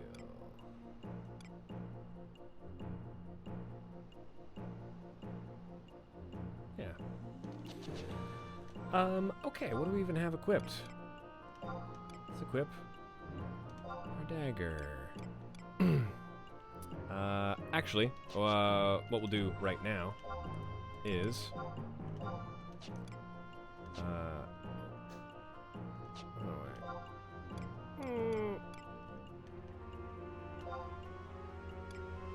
we'll do it later. We'll do it later when we have more gear. Oh. Also, here we go. This is the most important thing we are going to learn early game. Records of Eminence. So, this is the in-game tutorial that has been stapled onto the game 10 years later. This is where you will go to find a ton of information. Not all of it is intuitive, but think of this as like a tutorial guide that will also be important as you're making story progress, as well as leveling. This is how we get all our gear. Records of Eminence. Accomplishing goals in Records of Eminence awards you with a currency called Sparks. And those Sparks they totally broke the game. You can use Sparks to gear up really quick. You can also use those Sparks to buy stuff that you can sell for a lot of gil. It makes life so much easier. Some people would say too easy. I don't. I think it works great, especially because it's still unintuitive and weird to figure out. So here we go. First step forward. Yes, here's our NPCs. Rolandien in southern Sandoria, Isakoth in Bastok, and Felm Jobiziat in Windurst Woods. We'll accept that. It's important that you know what Records of Eminence quests you have accepted, because you will only be able to accomplish the ones that you have current in your list.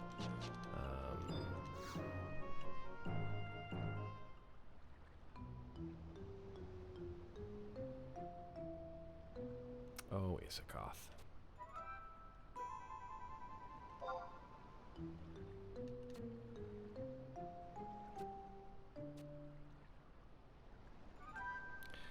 This is the Memorandal. It's awful. It is always near you. It always exists. It's always behind you, always staring.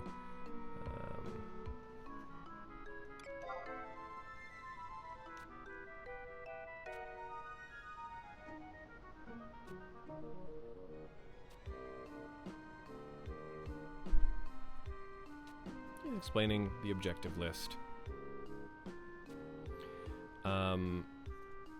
Another thing that the Records of Eminence is good for is that sometimes the quests that you have accepted are, or the missions or quests that you have accepted, we'll talk about the distinction between the two later, sometimes their text doesn't really tell you what you're supposed to be doing. The order of operations is this. You talk to an NPC, and they are giving you a mission or a quest. And you do your best to listen to what they're saying, listen to the instructions that they are telling you, and try to piece together any actionable information from that. You figure out what they want from you and if you can do that. If you're still at a loss, sometimes it's a good idea to just go into the missions menu and look at the mission that you're currently on, and sometimes just the flavor text in the menu will clear it up for you. It'll tell you the NPC expects you to go do this, and they may not have even said that in the dialogue. Whatever. If that still doesn't give you enough information, sometimes it's a good idea to go look into the Records of Eminence menu and find the equivalent Records of Eminence quest. And sometimes the flavor text in that will actually say, talk to NPC X at, this exact point. If you can't get any of that from Records of Eminence, then I think it's okay to just go read a guide. Go for it. Who am I to tell you how to play Final Fantasy XI?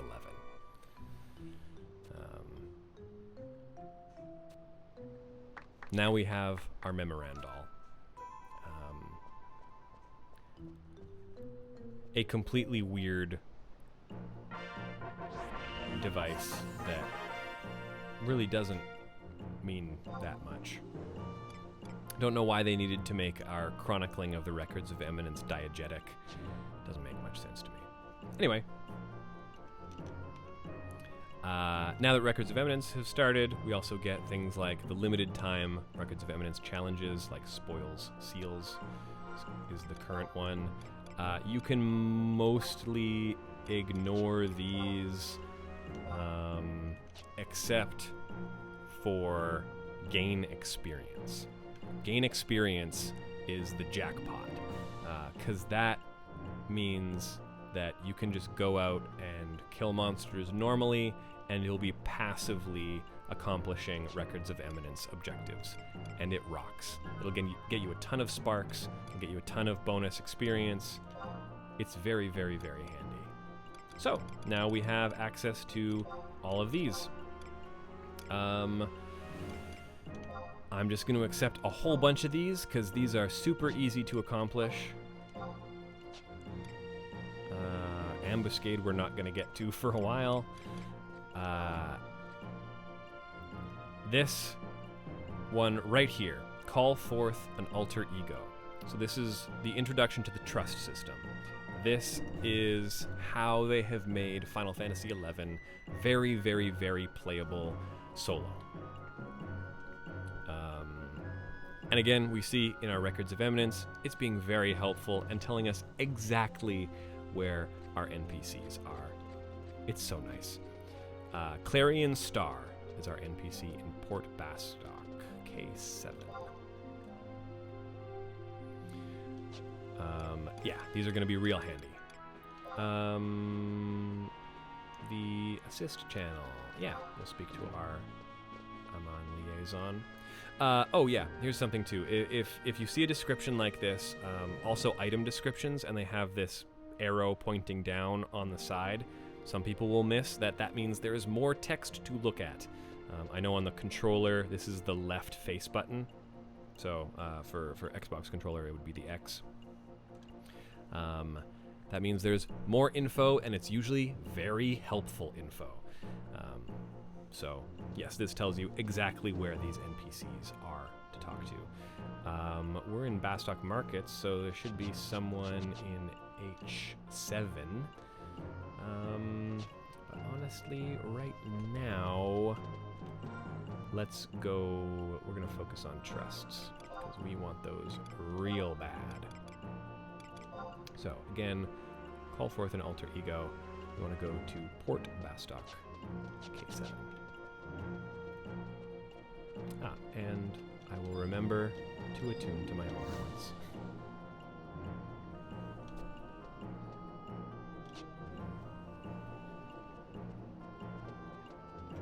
And honestly, I just like walking around. It's real nice. It is a little bit of a walk to Port Bastock. That's okay. We're Chotomomo. We're having a good time. Yeah, I'll make sure I hit up these home points.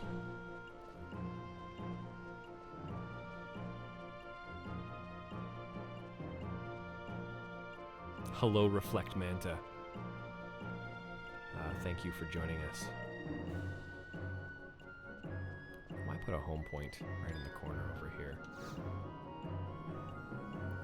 While I'm wandering from point A to point B. Thanks again, everyone. This is the Charlie and Dropouts Community FF11 playthrough. This was only possible because we had so many people donate on our charity live stream for Trans Lifeline. We really appreciate it.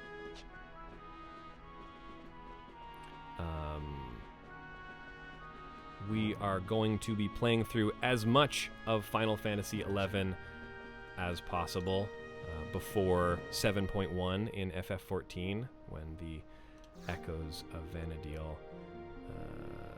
This is an explanation of the assist channel feature. Yeah, that's exactly what I wanted. Thank you. Might as well do this while we're on the way. FF11 can be difficult to optimize, we'll say. Yeah, it's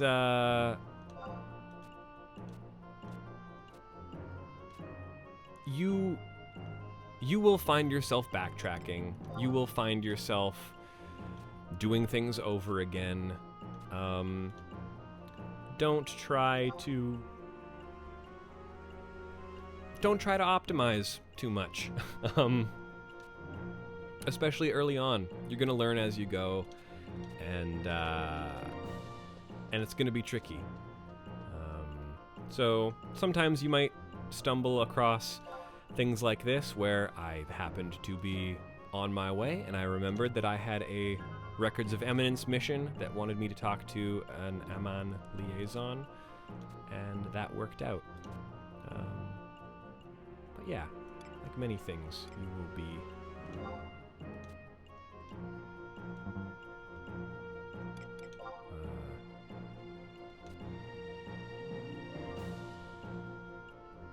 you will be finding that retroactively, in hindsight, you could have grouped a lot of tasks together and gotten them done.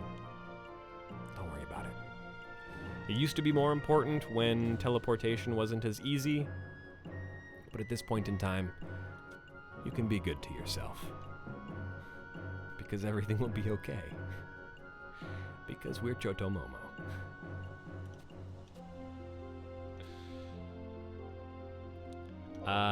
I've never used the assist channel. Sorry, maybe if someone finds it helpful, that's good. I don't really understand it. And that's fine. Because I'm your assist channel right now. I want to go to Port Bastock.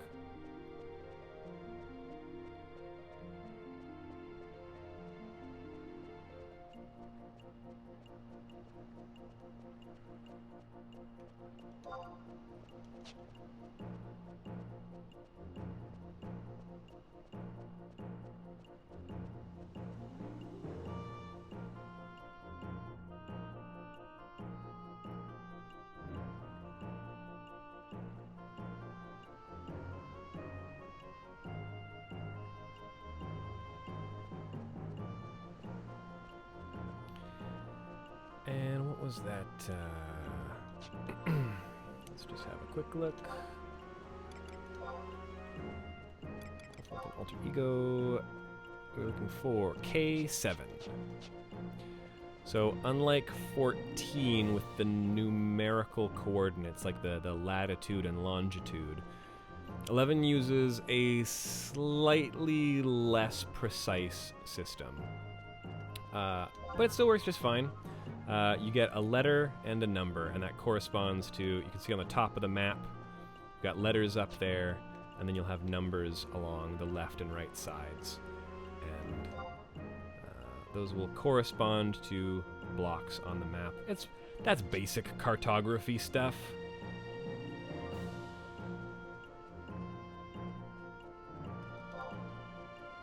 Anyone else make a map in middle school? I've made a map in middle school. I don't think... Have I ever talked to this...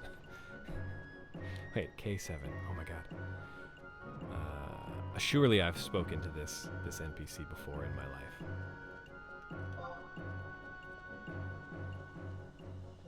K7. Oh yes, over by Northgate. Of course. Of course.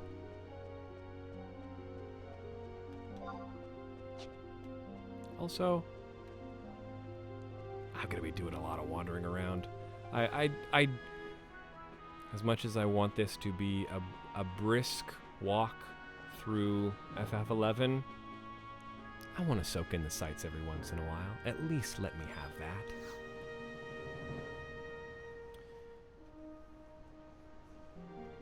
Call me Clarion Star. Come from Juno, the lovely city in the northeast that connects the Quan and Mindarsha continents. Juno is going to be one of our first goals. Getting to Juno is important. What? They did make walk speed faster, yes. I believe it's 10 or 15% faster than it was originally. What do I need to do? Oops. Call forth. Speaking to the following NPCs. Clarion Star. Maybe I need to make a little bit more progress in some other stuff. That's okay. Because at the very least, wandering around will get you a home point. Oh, okay. I see who has arrived. Hi, Sina, how are you?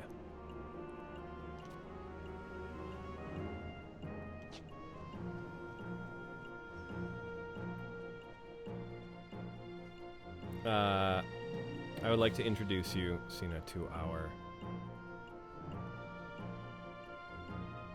our lovely player character for this playthrough. This is our Taru, currently Red Mage, Chotomomo. And yes, we have started in Bastok, a place I have never started in before. I'm very excited. Oh, and the airship is arriving. Look at that. Look at that. What a game. What a game. Ah. Is that not the most beautiful thing you've ever seen in your life? That's the airship arriving. Because yes, the airships operate on a real-time schedule. Because this is the best game ever made.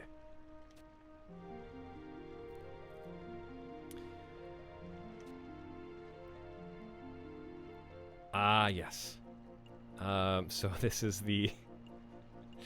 We've got our Sentinel badge. That's probably not going to come into play during our time with the game, but I don't know. It might. It might. It would be nice to meet Nadja. Nadja Salahim.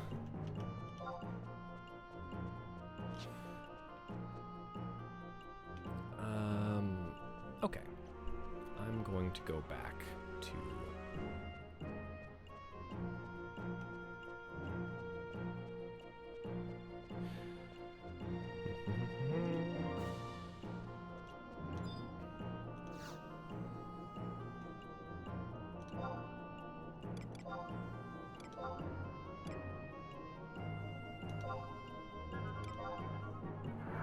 We'll get our trusts later, I suppose.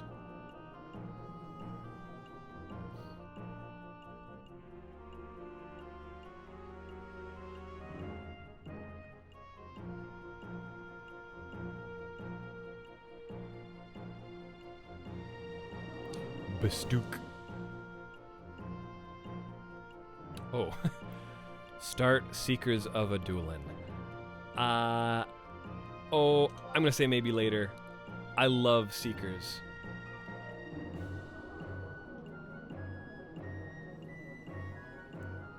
You are now able to enjoy a new storyline, Seekers of Adulin. Examine the tale's beginning in northern Sandoria, Bastok Markets, or Windrest Woods when you wish to start Seekers of Adulin. I love Seekers. Incredible expansion. Only exists because... Excited to get to Seekers. Only storyline, barely anything about.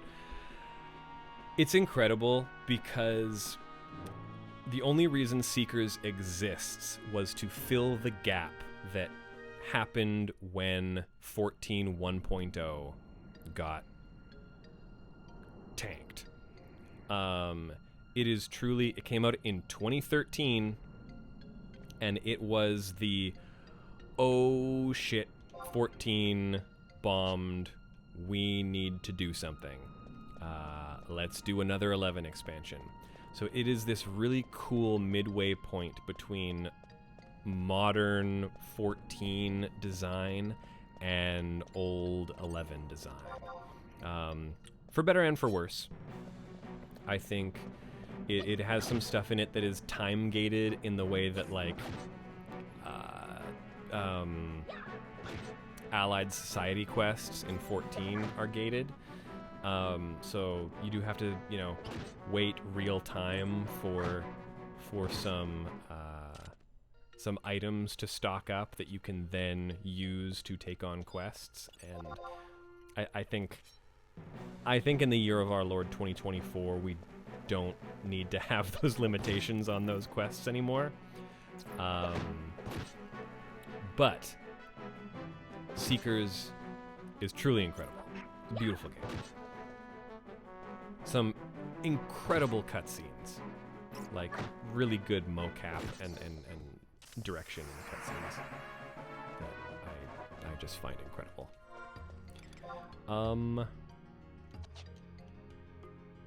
Yeah, we're just gonna kill some bees. And we're gonna listen to the soothing sounds of Kumi Tanioka while I take a look at my records of eminence.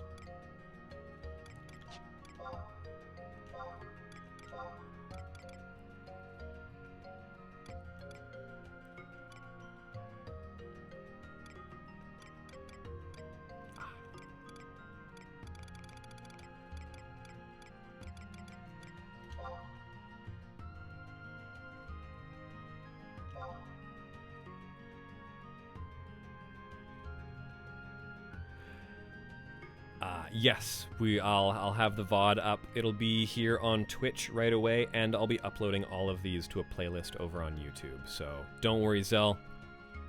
I got you covered. We can, which ones of these should we accept?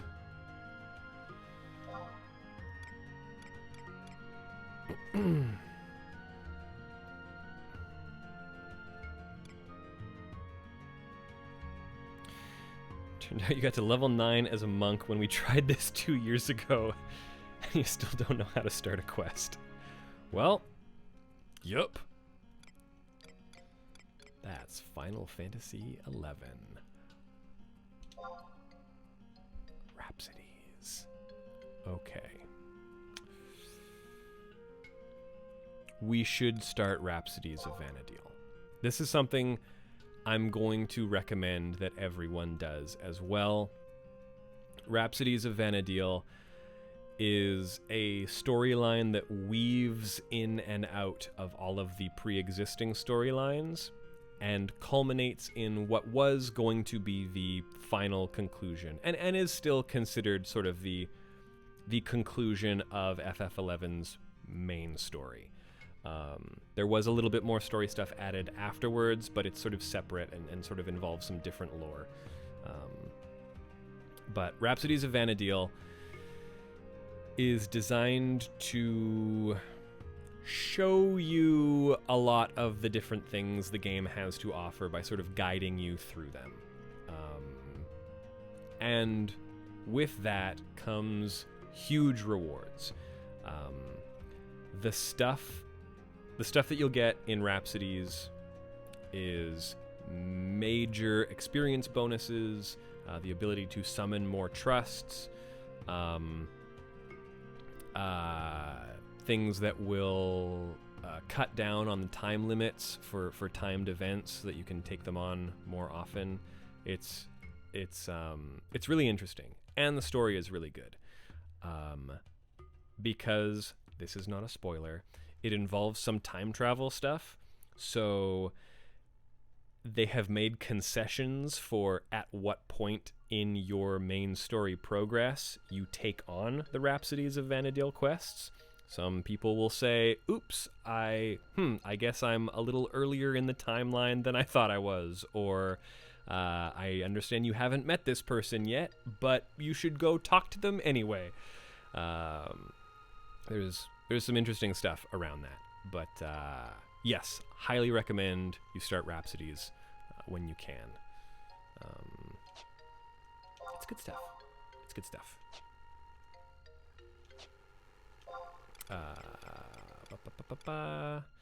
Missions, Rhapsodies, Vana'diel. Also, take on your objectives for your nation quests. These, because you're going to be doing those missions anyway, it's a good idea to take on the Records of Eminence version of them so that you're getting the rewards as you complete things you would be completing anyway. Will doing Rhapsodies spoil much of 11 proper? No. No.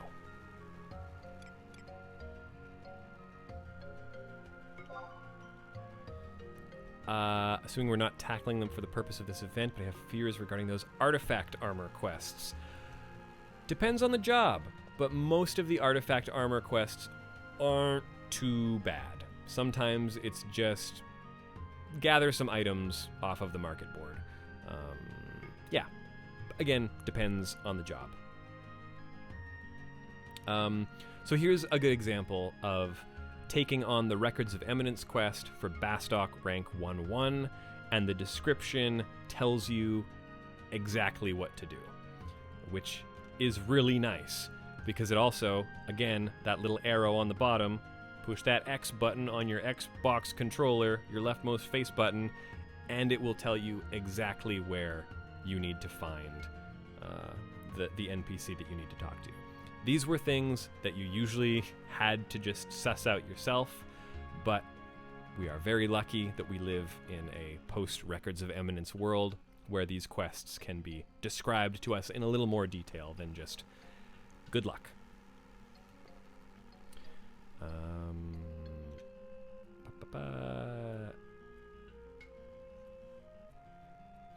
Yeah, I think we will probably end up talking to Cleiades, or Cleades? Cleiades, let's just say. I feel bad calling someone Cleades. Okay, where was I? Rhapsodies. Bastok, accepted. This is getting into later expansions. Great. So that's the basics and everything we will probably need from quests 1. We don't need anything from level cap increases, sword expansion. Yeah. Combat. These are good ones to take on if you know you're going to be leveling in a single area for a long time. Go into these. Well, first of all, a lot of these we're just going to want to take on anyway. Vanquish multiple enemies 1, you want to get started on right away. These ones like deal 10 to 20 damage. You get major experience boosts from these, especially when you're really early on. Total damage dealt to enemies, you want to take that one on so you can start working on it as soon as possible. Total healing, you might as well. Total damage taken, absolutely. Weapon skills, yes. These are probably the only ones in here we need to worry about right now. Spoils. If you know you're going to be farming particular items or particular enemies, you can turn this on, again, just so you're passively earning some more experience as you're doing these quests.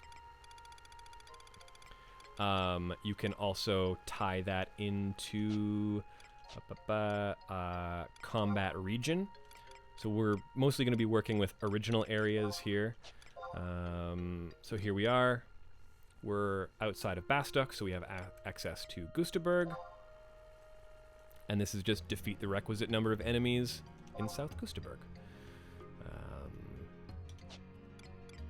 Also super helpful. Any time limits or caps on number of quests you can take at the same time. Records of Eminence quests in particular, you can see you can only take on 30 at a time. Other than that, your missions, your story missions, and like side quests, you can take on as many of those as you need. And yes, the distinction between missions and quests is important. Missions, consider missions your 11 version of the MSQ from 14. It's what you're going to be making progress through to get through the story.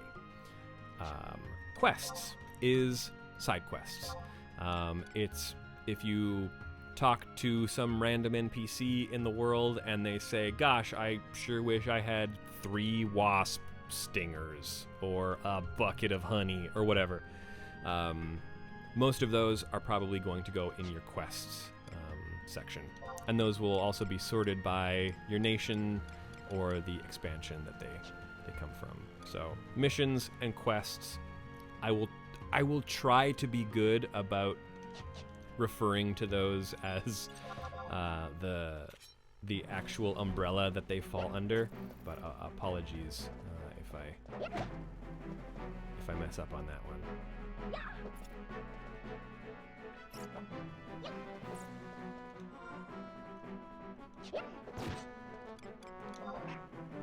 Oh, and I haven't. I need to. That's the other thing. If you are a spellcaster, you will not automatically learn your spells as you level up. You will acquire scrolls with those spells, and you will need to use that item so that you can then learn that spell.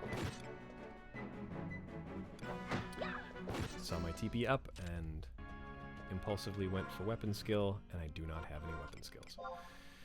So we have Dia, which is our little bonus spell that we get as a red mage. Use that, and now we have learned Dia.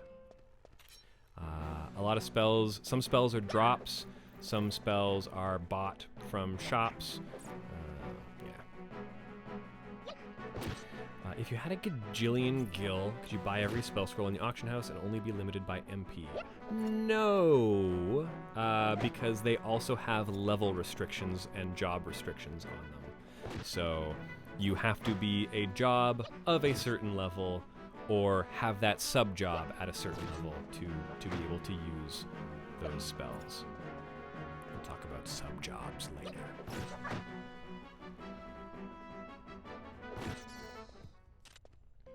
Ooh, dropped the game in 2005 after the gill sellers flooded the market with cheap gill, raising auction house prices so high that the only way to progress was to buy their gill. Was Square Enix done to resolve this? That's a good question for someone who knows the arc of 11's trajectory a little better than me. You're also going to see that as you use skills, they raise in level. Parrying, evasion, dagger skills, etc. Those are all going up as I fight.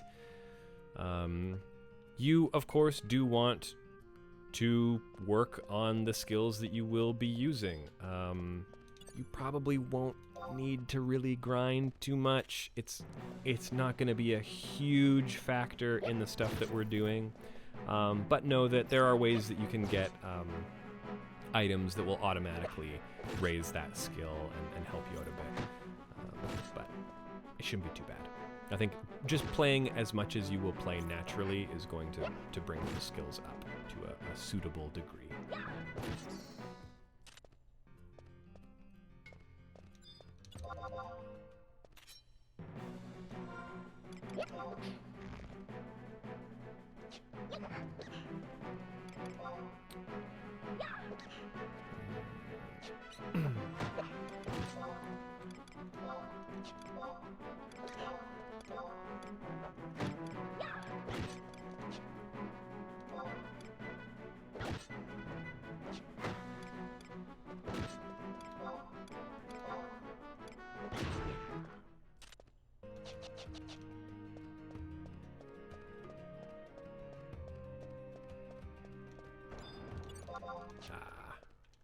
Get back here.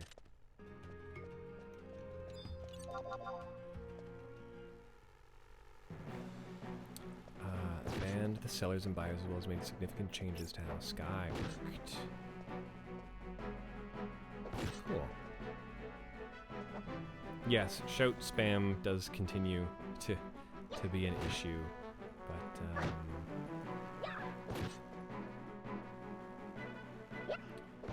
just the economy, but a bottleneck to being able to get certain rare EX stuff. Yakos, Hidate, Kieran stuff like a soda. Huh. Interesting. Very interesting. I'm just gonna kill a couple more bees, and we'll get to level 5 real soon.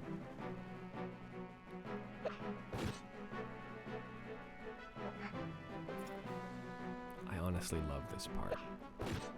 I love the early leveling. Just going out into a field. Killing some bugs.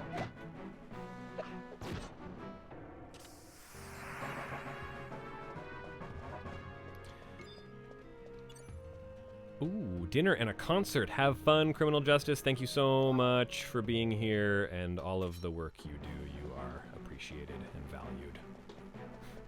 And I love you. And I'm in love with you.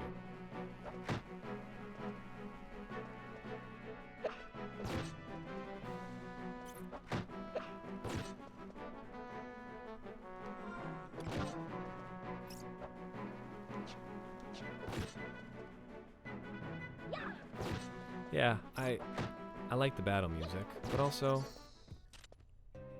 we're in South Gustaberg. Sometimes I just want to listen to those tunes. Kieran's Osode is something you recognize. Yes, we are going to see we're gonna see some Eureka references that 11 stole.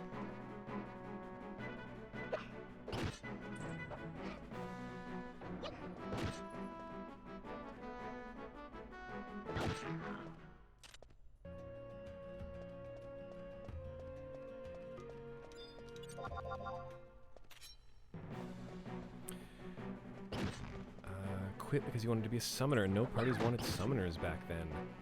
Yeah.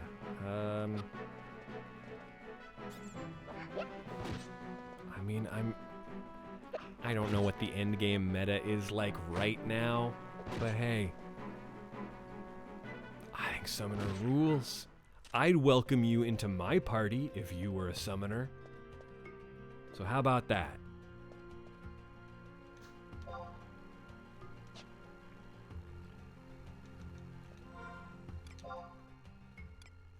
You've been awarded a doublet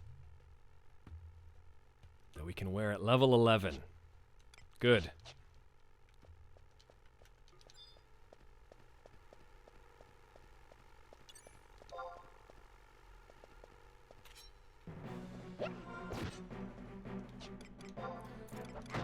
Weapon skill yet? Yeah, there we go.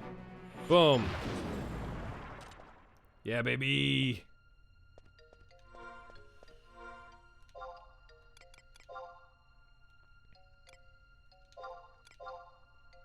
Guess if I'm gonna be getting wind crystals anyway, I can turn that on. I might mess around with my chat windows again a little bit later, just to get it the way I like it. Let's find some bees. Oh, actually, if we are level 5, I believe that means we can go get our trusts. So, let's do that.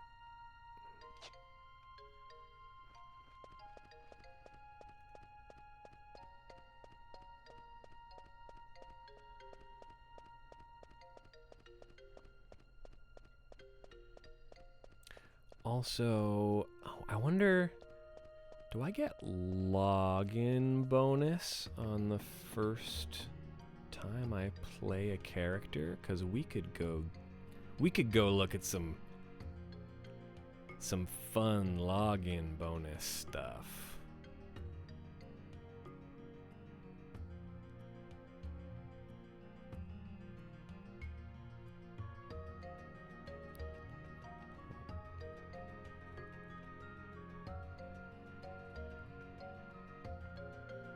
Oh, I love that music.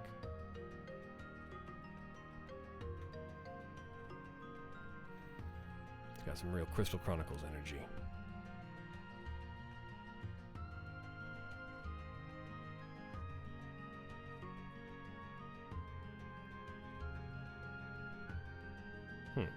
There's a big old loading screen. I predict I've had a connection error and will need to log back in. I have a feeling.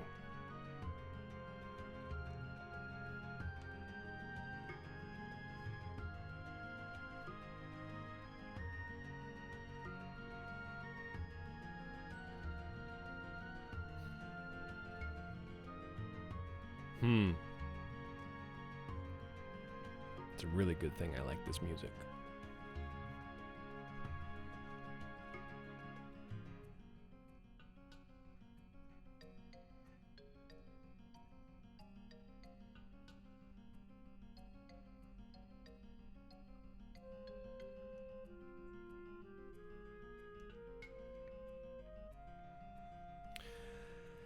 Dancer Samurai, your beloved.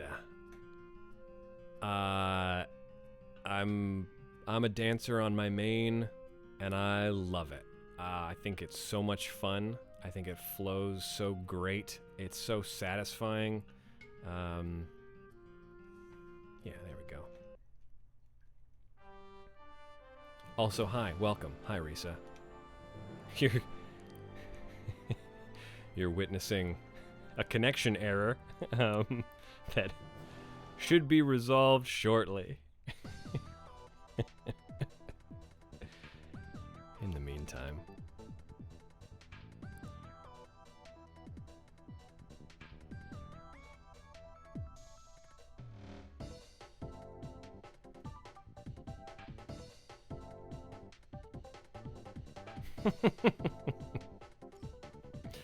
I don't know what you're talking about, Zell. It's normal.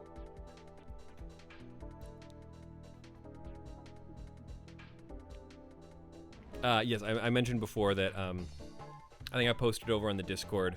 You can download a pack that includes all of the Japan-only Play Online backgrounds.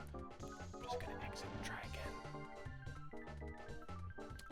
And it's a pretty simple drag and drop into the right directory, and boom, you've got a bunch of really fun backgrounds.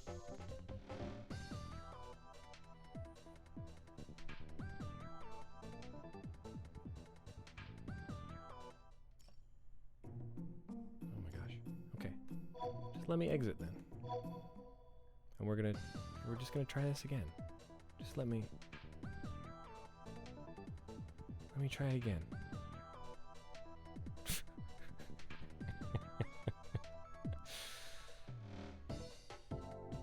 Again, having to log back into Play Online is a privilege. It's a feature.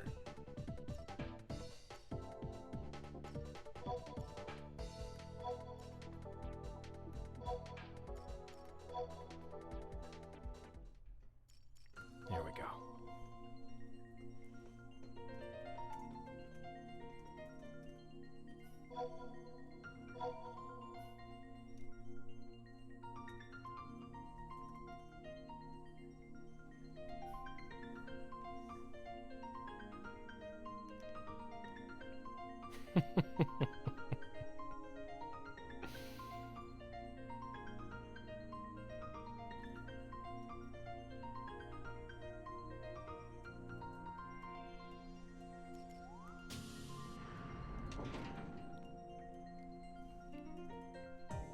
I don't mind. This is part of the experience. I honestly, truly love the Play Online viewer so much.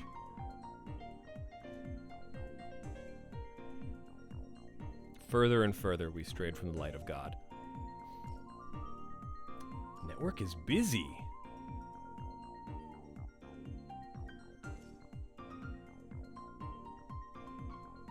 Now, what does that mean?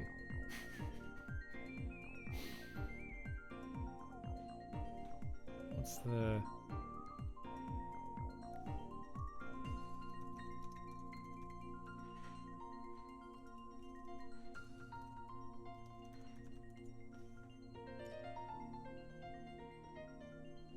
Play Online server status.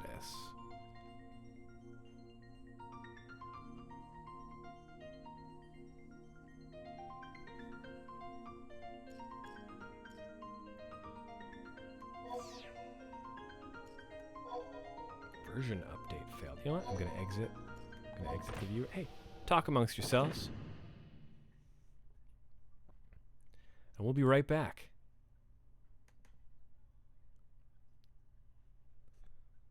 Right? It's gonna be just fine. Please don't do this to me. Please. Not in front of all my friends.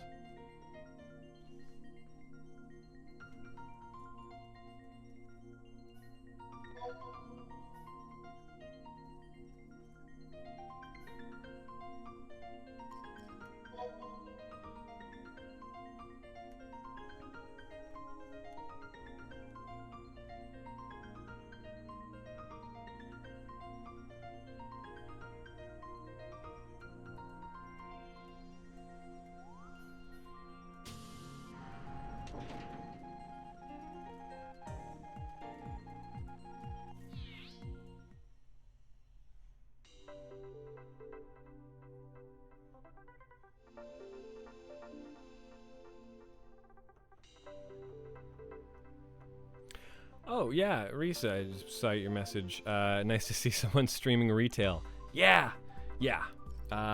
Very, very deliberate choice. You know, I mentioned this earlier in the stream, but I really want this to be a representation of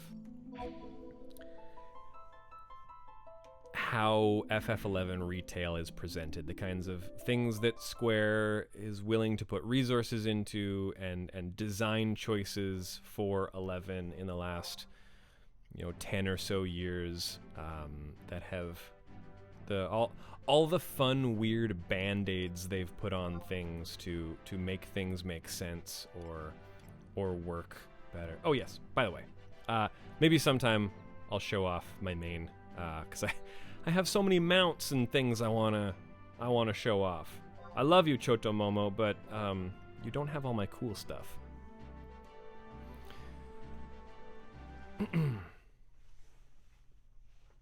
But yeah, I think it's important to show off retail, and I'm not using any plugins or add-ons or anything because I wanna show off the real stuff. Start Rhapsodies. Sure. The crystal resonates deep within your soul.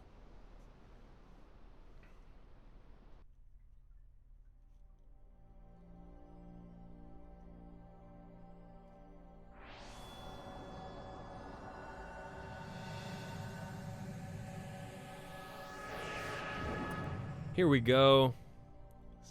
Some of you 14 players might recognize her.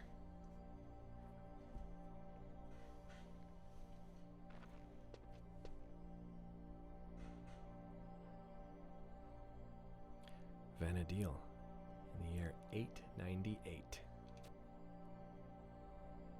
Must make haste for Race and Jima and find the master before.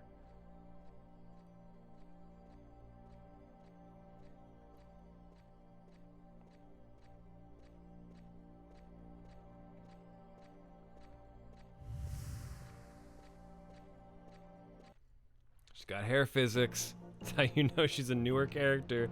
Yeah, basically, you can tell when a cutscene was made pre or post Wings of the Goddess for sure.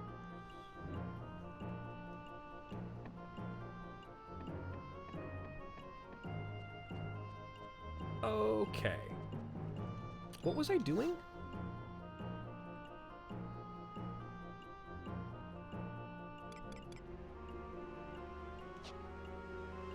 I was doing something. Oh, we were gonna go get, let's go get trusts. Yeah, thank you. There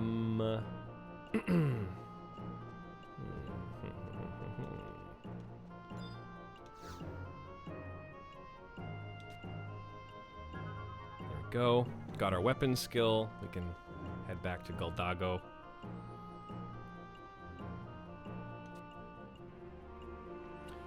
Explaining TP, how you use your weapon skills. As long as you got 1,000 or more, that means you can use a weapon skill.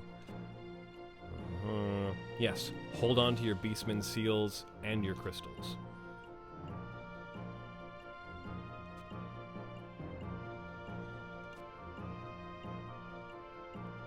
Oh boy. Synthesis.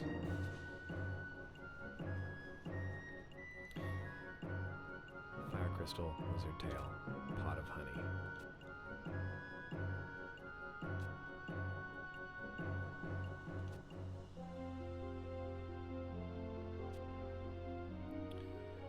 Explaining the auction house.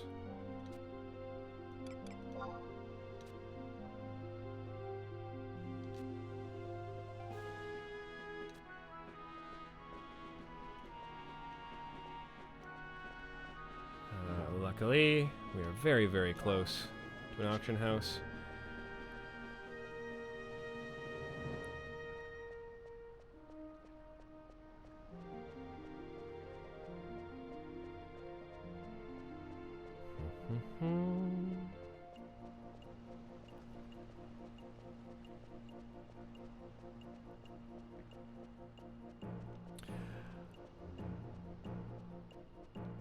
Thanks, Strom. Thank you so much for being here, offering a historical context. Appreciate it. We will play very soon.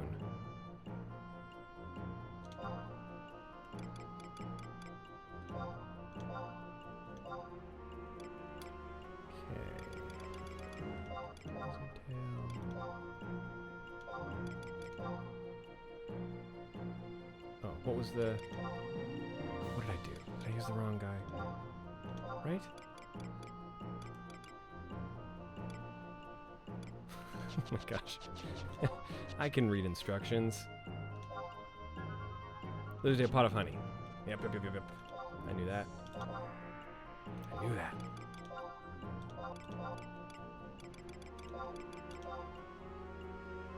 Thanks, Risa.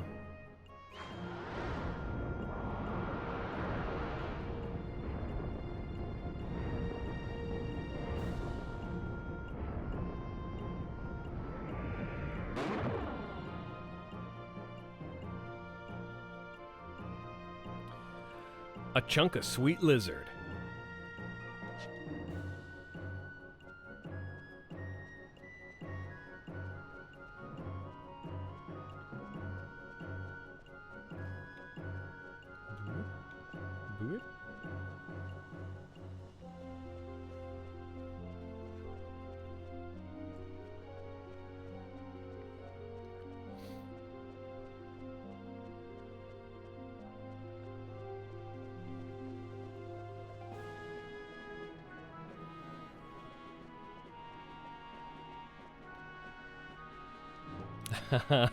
The old the feng shui of it all, thinking that facing certain directions when you synthesize stuff would help.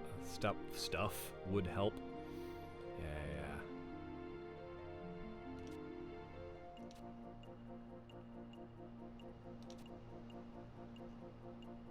Cherry band, Empress band, Emperor band.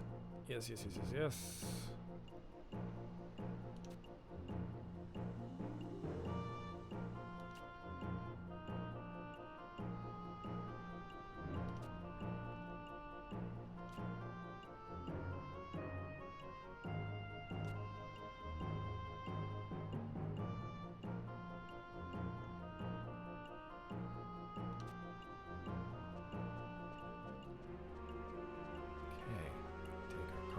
Promotion voucher.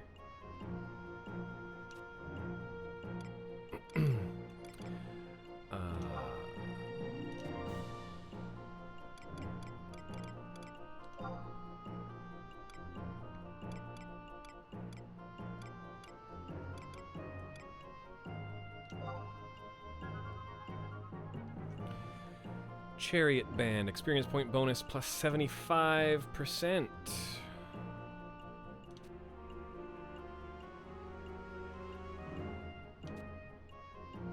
That's okay. Let's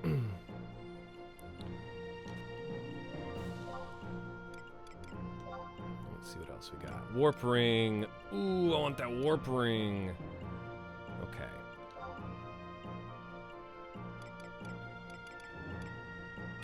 Empress Bandit does what again? Experience point bonus 50%. Now, why would I?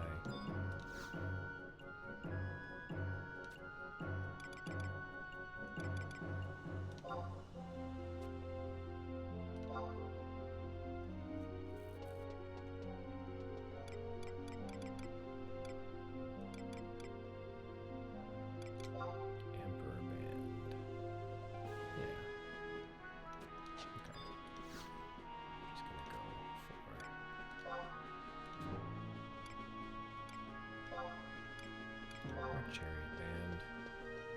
It'll help.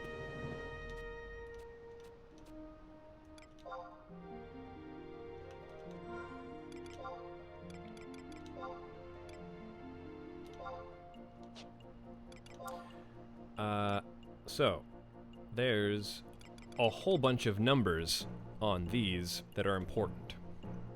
So these are equipment pieces that also have a usable function. So you're gonna see a whole bunch of numbers. Down in blue there, we see 7 out of 7. That means that the effect of this band can be used 7 times in total. Otherwise, we have to take it back and get it recharged. You'll find items that have all kinds of different numbers of charges. If it is a charge of 1 out of 1, that usually does not mean you can only use it once. that usually means it is infinite. I don't know why they didn't just put a different symbol there. I don't know. I don't get it. You will also see, I believe the second number, that first timer there, is our countdown for how long, when we'll be able to use it. And then in the parentheses, that shows that you can use it once every 15 minutes.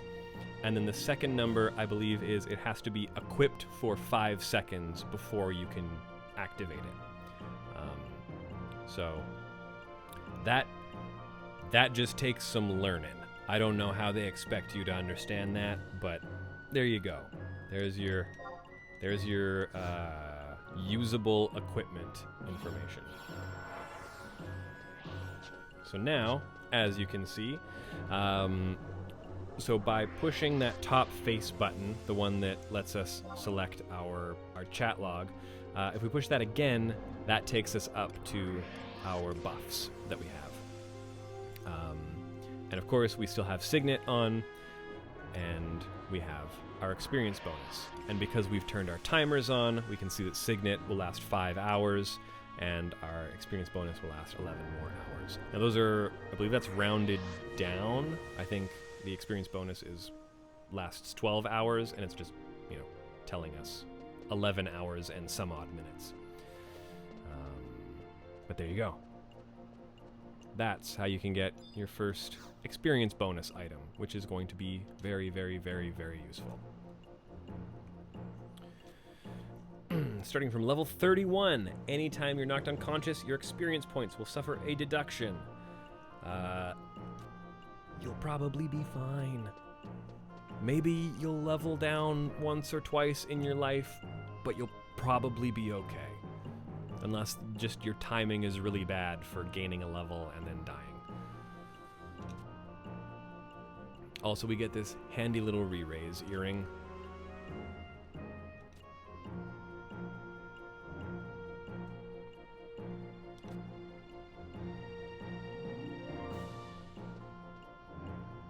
Yes, enchanted items.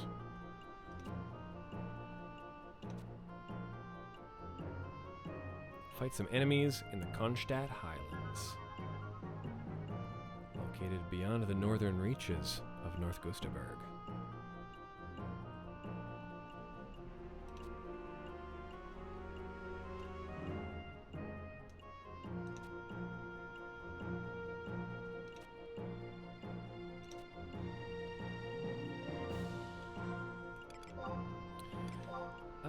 You know what?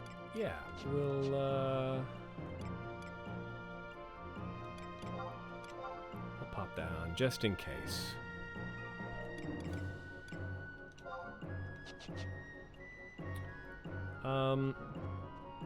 It's not gonna be great armor, but I'm just gonna show off how you use sparks. So as we've been completing those records of eminence tasks that are passively happening in the background, we're earning sparks. We have 930 sparks. You will see that you have equipment up to level 99, and that is primarily how we're going to be getting gear for most of the game, for our purposes. Sparks gear is really handy.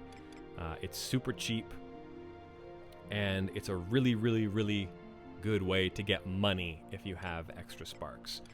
So, just for the sake of it, because we don't have anything on our head, let's see if we can't find a little hat.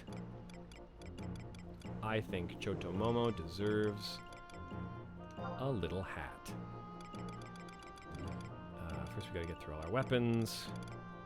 Bronze, level 1, absolutely not. Okay, well, then the next is level 7. Well, okay, fine, whatever. We can equip this in a couple levels. I'm gonna take that with us. So, 50 sparks, easy. Can easily do that. You will be revisiting your Records of Eminence NPC a lot as you gear up. Don't be afraid to spend some sparks and get some better gear. What else do we want to do? Let's go get our trusts.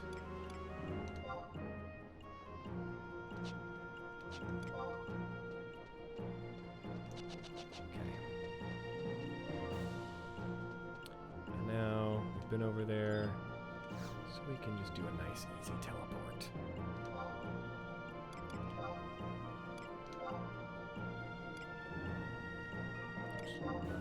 Port fast enough.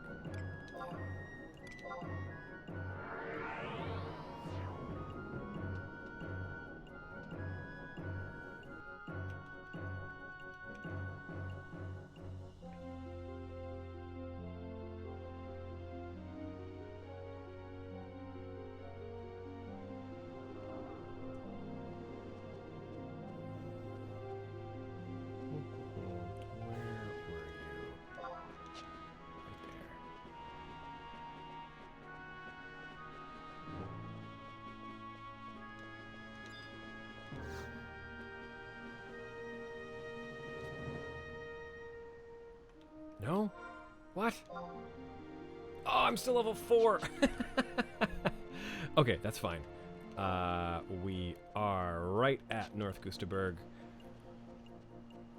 This'll be easy.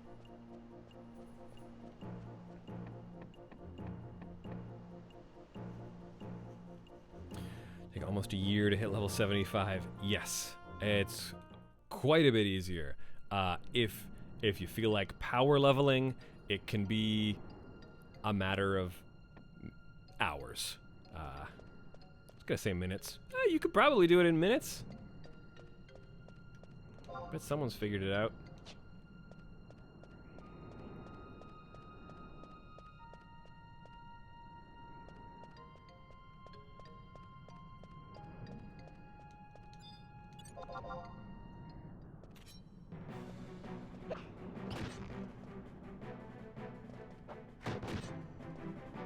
Yeah, I stumbled into a link shell and had someone very graciously power level me in Escazita, and I went from like, yeah, I think 55 to 75 in,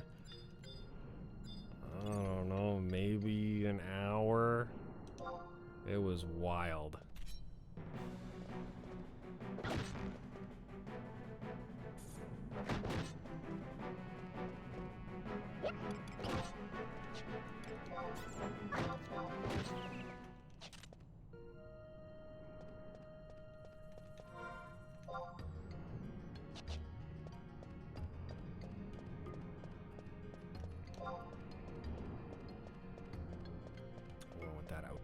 Ooh, I want that outpost.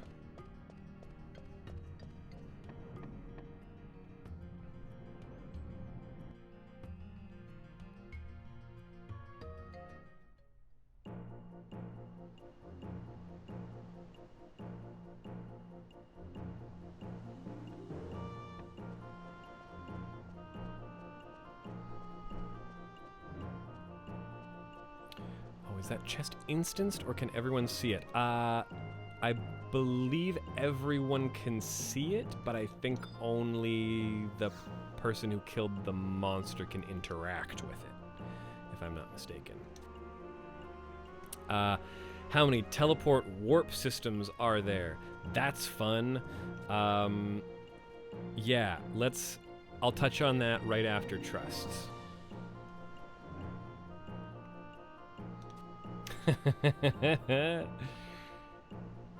Because there's a bunch.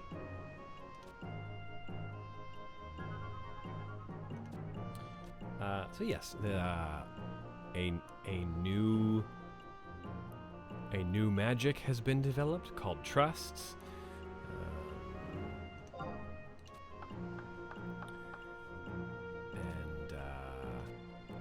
It, in theory, it's supposed to be that someone you've forged a bond with, you can summon a simulacrum of them to fight with you. But because of the nature of the game, you will find yourself having lots and lots of trusts of characters you've never met before. Which is fun, because then when you do meet them, it's kind of like, you know... Well, it's like playing 14 first, and then playing the game that inspired the thing in 14, and going, ah, I see. Now I understand. Going to the metalworks for the first time. Going to see Naji. Good old Naji.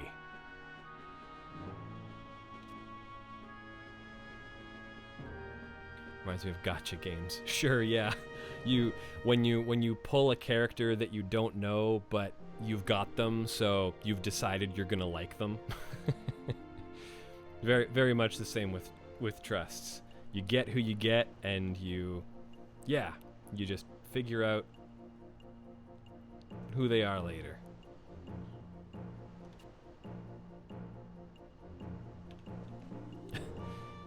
No one across the land is as faithful or skilled a guard as he. Yeah, we love Naji. Can I get? No, I'm just focus. Just focus on one thing, Victor. Trusts.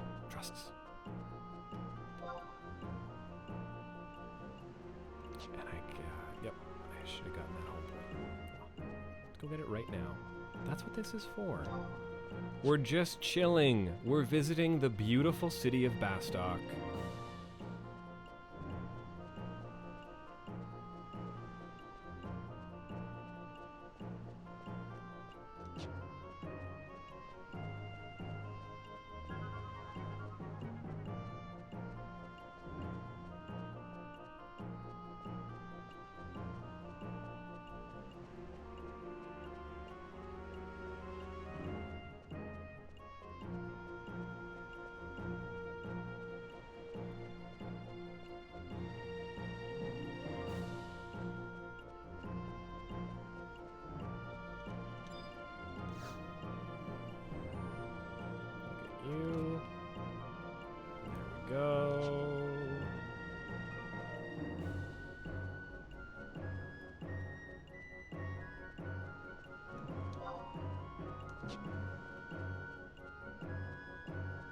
Sorry, I'm going to be pulling up my map a whole bunch. I sort of know my way around Bastock.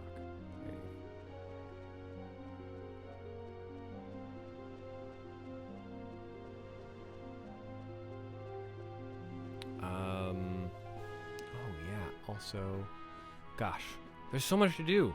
We got Link Shell stuff to do. We've got Mog House stuff to do. We'll finish getting trusts. Maybe level a little bit more. I've probably got another, I don't know, half hour or so in me. We'll just get through as much of this early stuff as we can.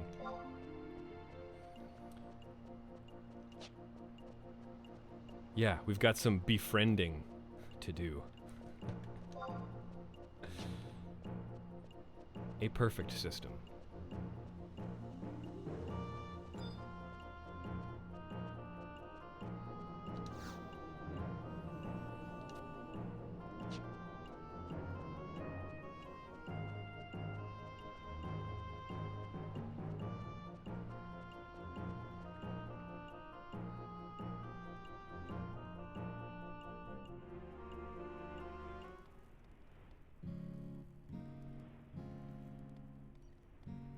Did I just go into the residential area? Yes, I did. Okay, we're doing Mog House stuff.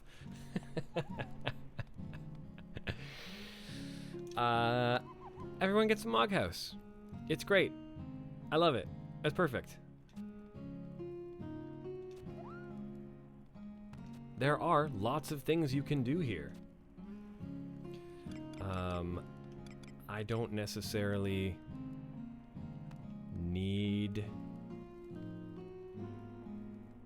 to learn about any of these right now, and I can explain them as we go.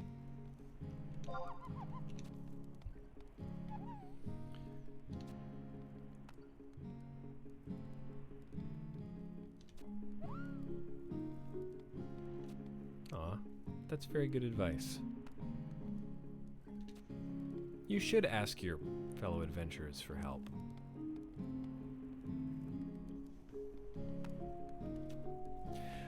This is the only housing system, yes. You will get the Mog Garden later on, which is sort of your little private garden where you can grow stuff and raise animals and things. But as far as places to put housing items and stuff, this is it. You can get a second level to it, and you can remodel that second level to look like an outdoor patio. They've found fun little workarounds to making it a little more interesting. But yes, this is the only housing system. And I don't need to do anything here. Yeah, we're good. Thank you, Mog. This will be eventually where you spend a lot of time in your merit point and job point menus. But that'll be a long while from now.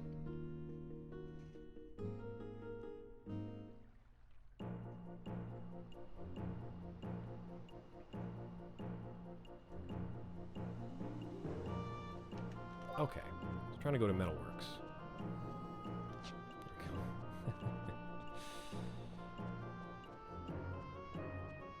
Big harvest.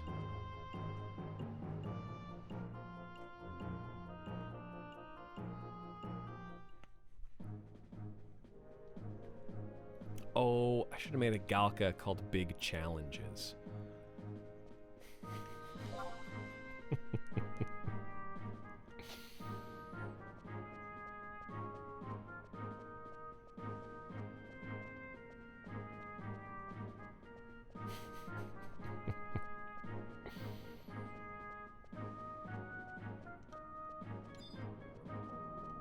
Thanks, sweetheart. Thank you for laughing.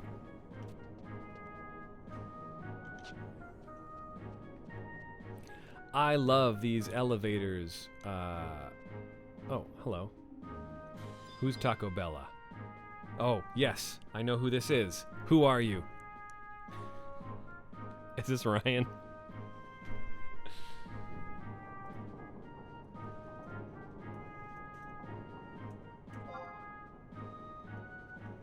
Oh, Bella, hi! How do I... Oh, God.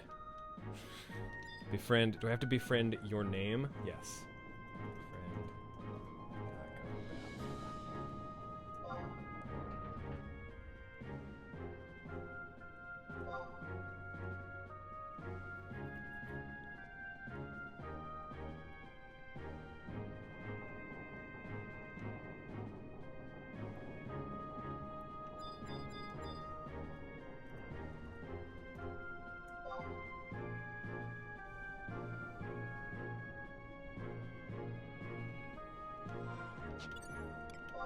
Let's see how you're doing. What are you? Level 16 Black Mage.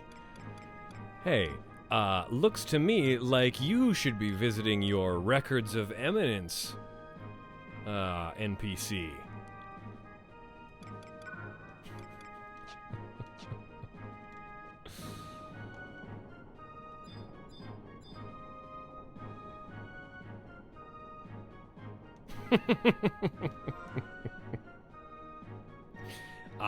Hey, if you want the spotlight, I'm gonna give it to you, bucko.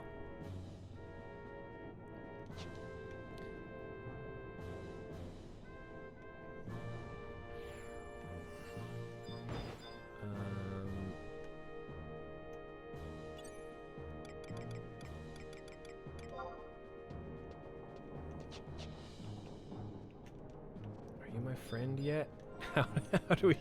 How do we do it? How do we do it? Is it under party? No. Search it. Communication? Friend list?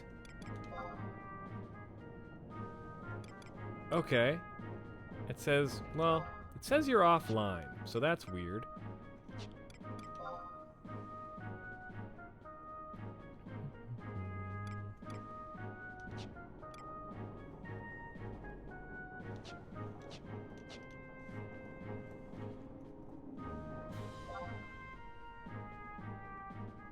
Oh.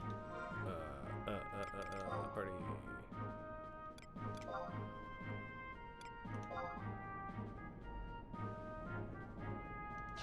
Yes? Oh my gosh, I forgot how to join a party.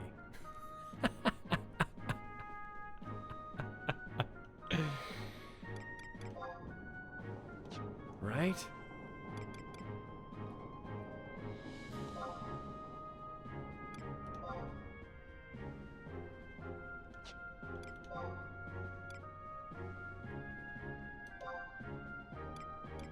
The request. Join, right? / join.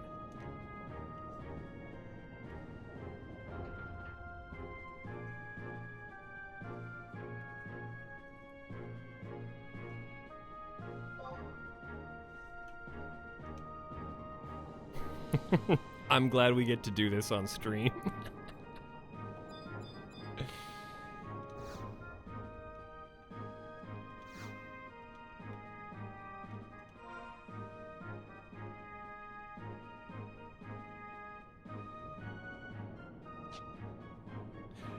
Yes, save your crystals.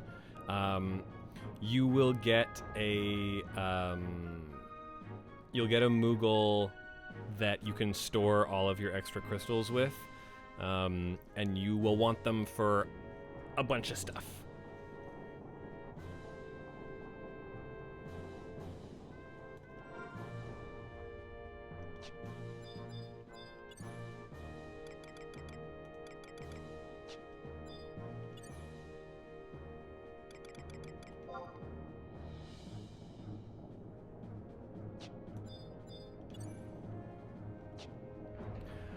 Oh my god. How do I thought it was just / join. What have I done? Someone, please.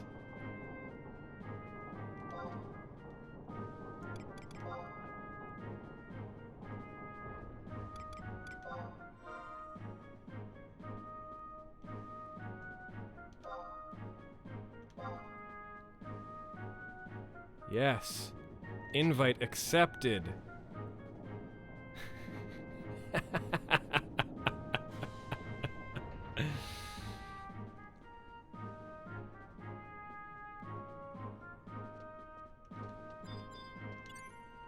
Okay, what do you got going on?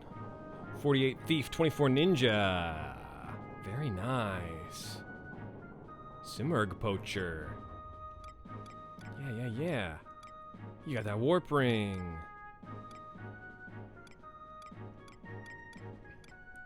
Very cool.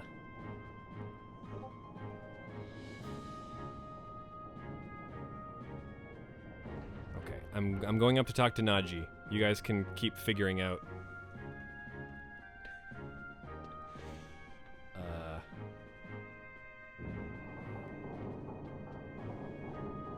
Stuff.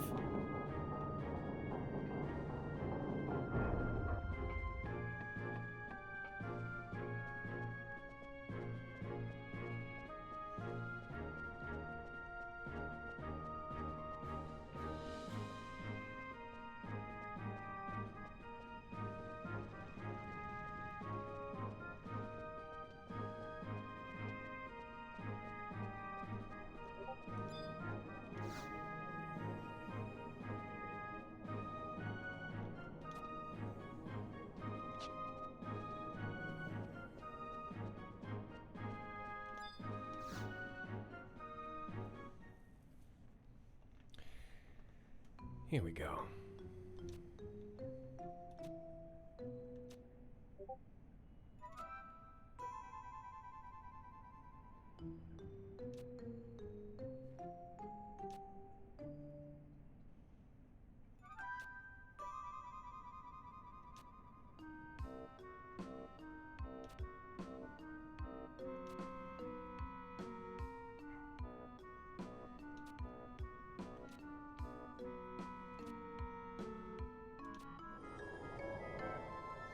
Don't believe in me.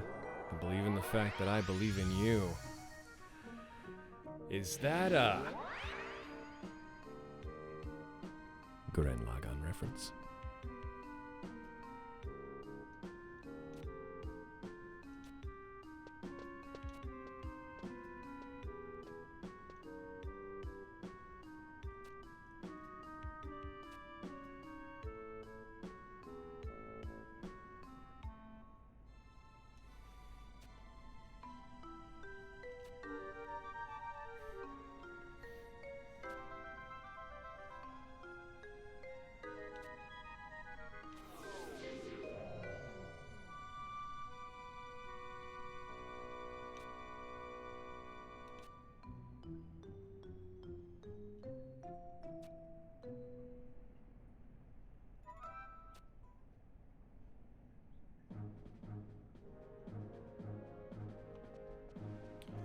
Okay.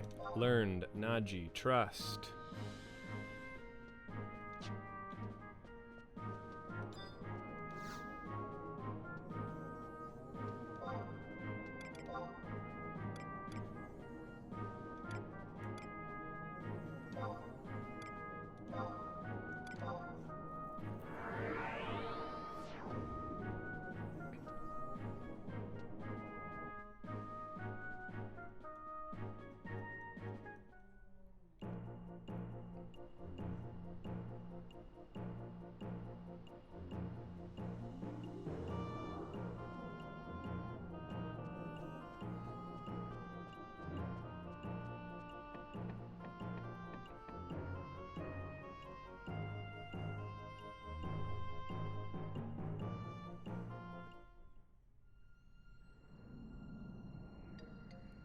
Oh, so dot hack.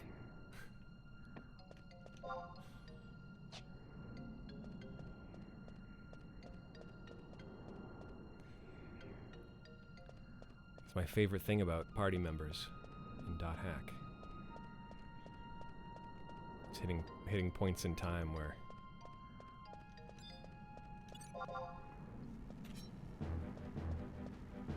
they're just not around. Oh, forgot to actually do the thing. Hold on.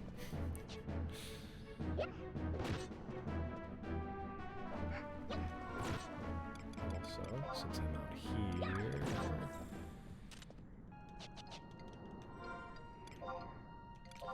trust Naji. Oh, I have to leave my party. Sorry, gang.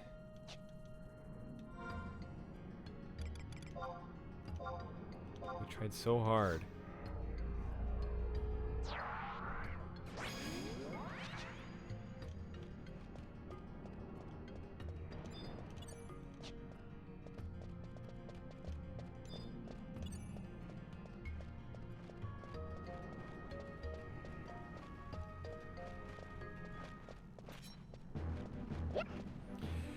Yes, all weapon skills need at least 1,000 TP to execute. The more you have, though, the stronger they'll be.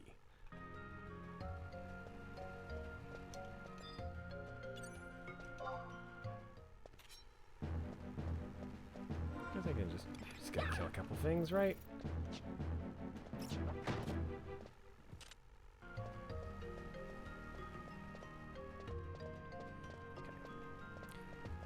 Back to Naji.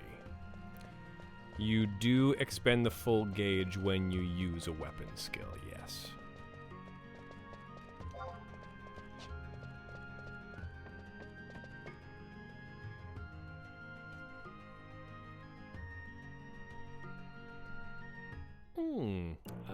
I don't know if there are ways to discount it. Possibly?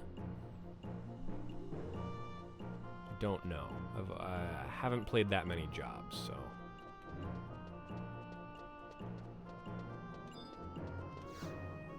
That would be a question for some of the experts.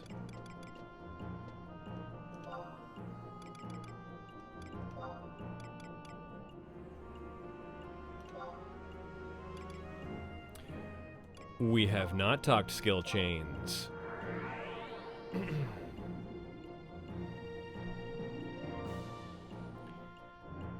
Skill chains are fun. Skill chains are cool. I'm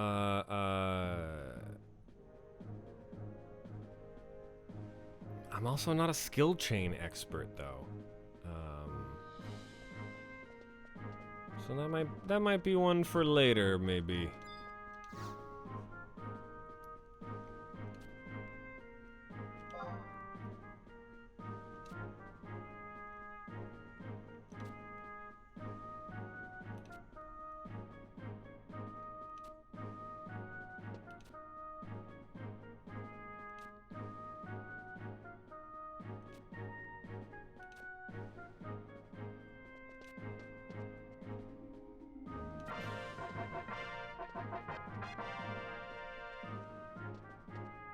Okay. And there we go. Now we have passively cleared our records of eminence, alter ego objective, which is real nice. Now,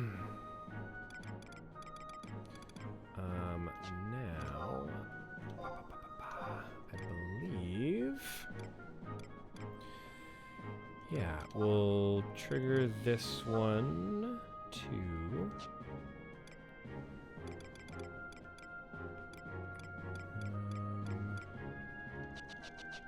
I think we can go back to Clarion Star.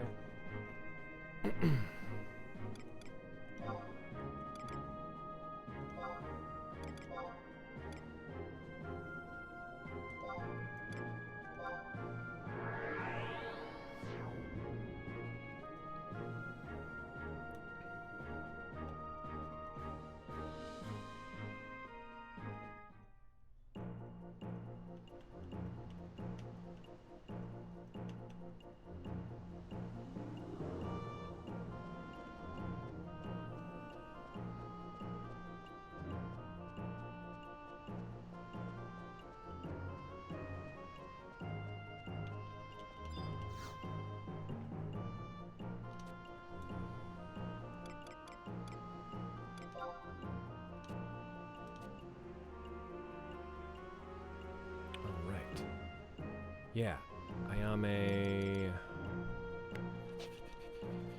Ooh, where would Ayame be? She's in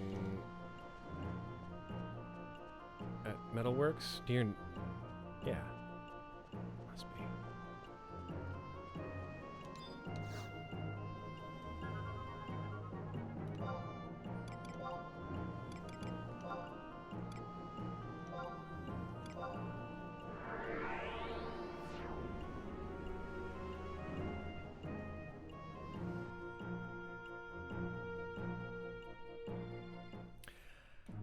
Thank you, Fire Whiskers. Appreciate you coming by. Thanks so much for hanging out in chat.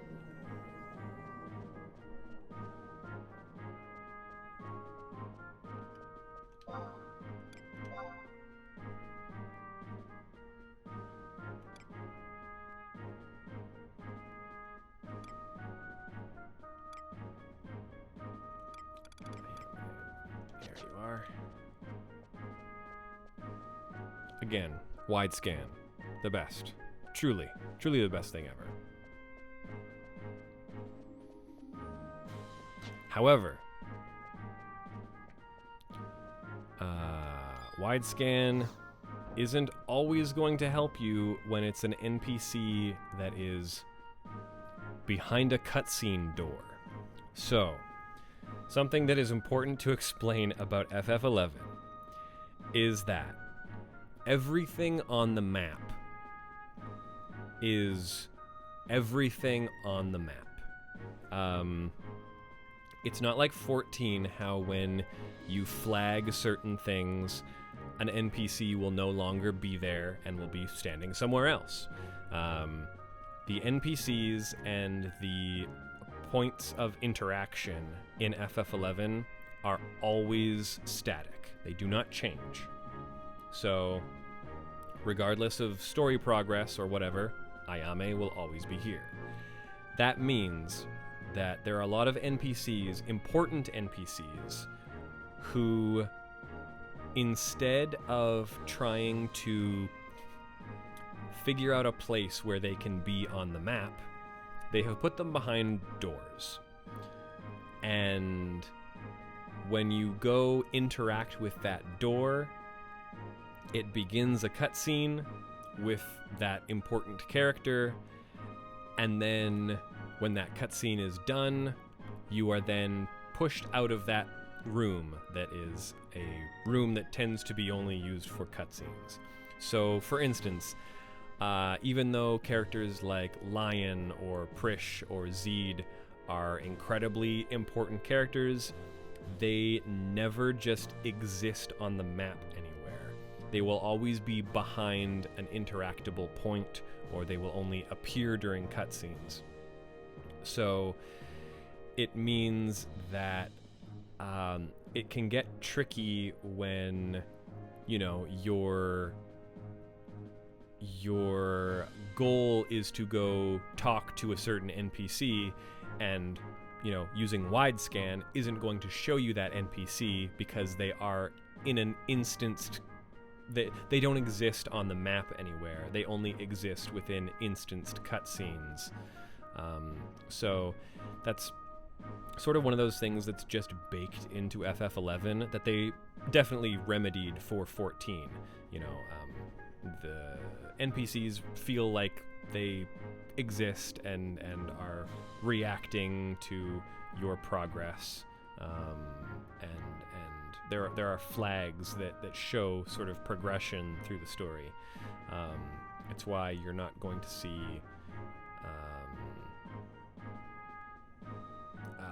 big changes in environments unless it's something that happens in a cutscene. So 11 is limited in that way, and it's a bit of a bummer because it means, you know, even after you've finished a storyline, it's not like you can just go say hi to your favorite NPC, because there's a chance that might be an NPC that just never exists.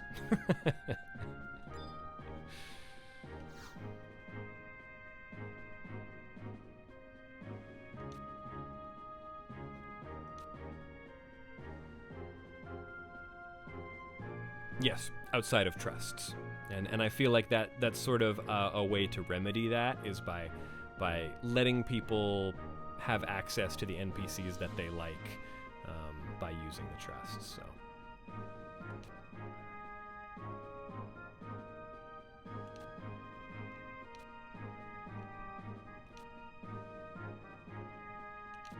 Oh, can't get Ayame yet. Okay, that's fine. That's fine.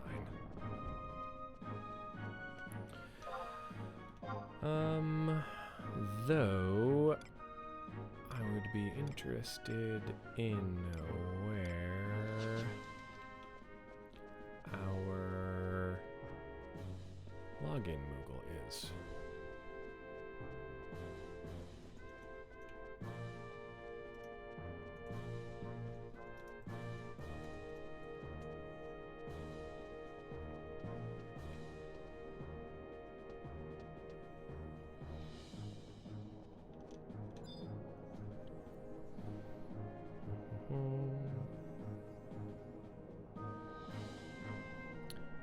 Fort Bastock J13.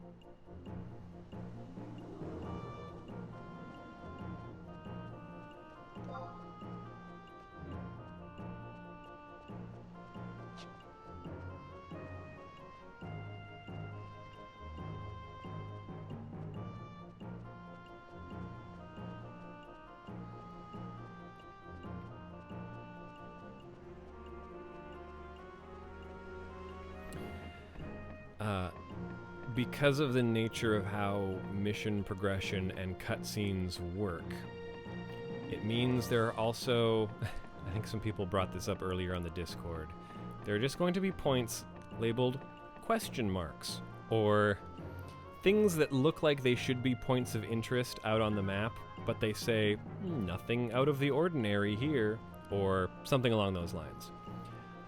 I recommend, whenever you come across a targetable point of interest on the map, and it doesn't look like you can interact with it at that point in time, I highly recommend using your map and marking it.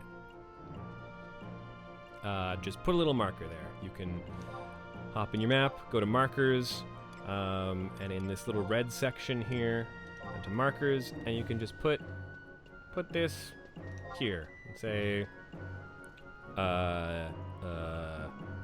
thing or thing. And now you will have that as a reference for later. Like I say, it's also good for marking NPCs who you maybe don't think you'll remember the purpose of later on, stuff like that. Make liberal use of your markers, especially when it comes to finding those points out in the world, because you never know when that's going to be the thing you're supposed to interact with.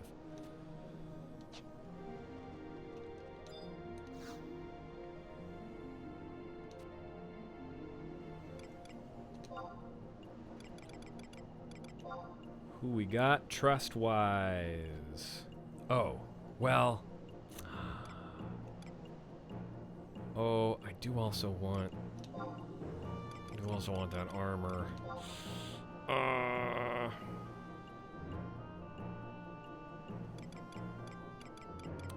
I should get Shantono.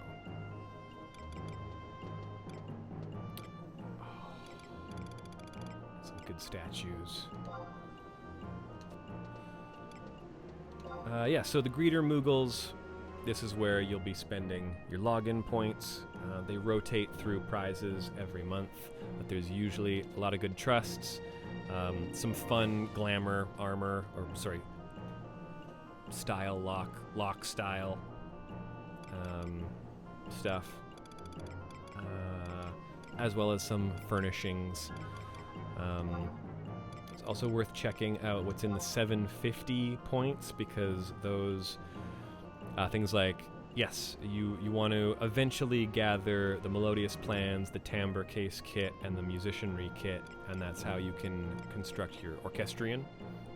So if you want to play your own music in your Mog house, it is also very difficult to get Orchestrion rolls, so that's something you kind of have to invest a little bit of time and energy into, but it's there.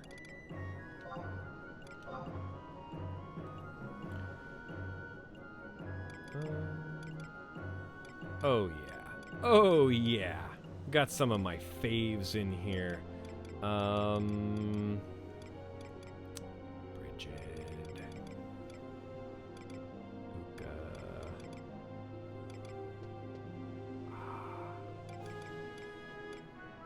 Okay. Well, let's get Lion. Because the writers of Final Fantasy XI sure didn't give her anything to do. Am I right?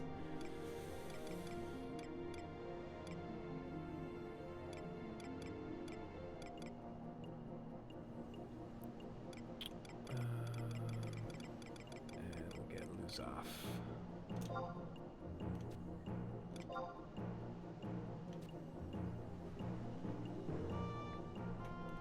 Yes, Darsuiln is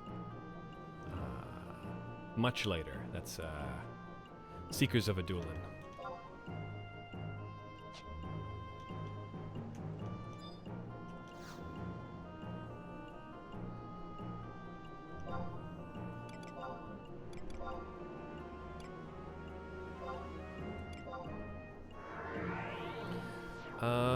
Gosh, how many more days are in this login cycle?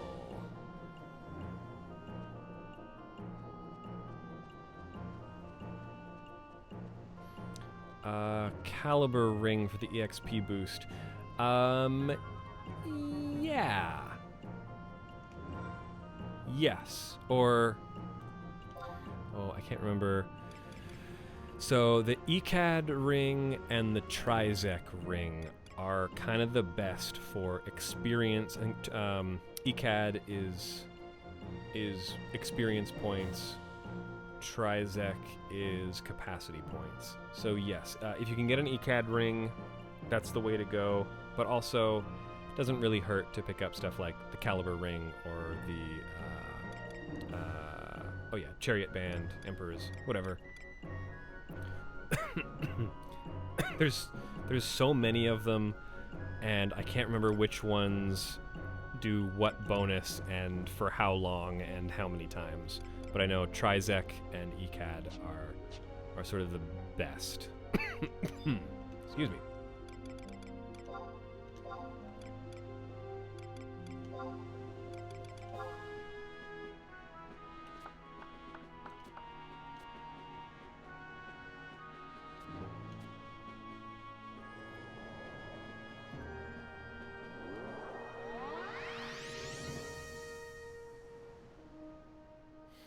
The one I grabbed before was the chariot band, which I think is the one that the best one that I have access to right now in this moment.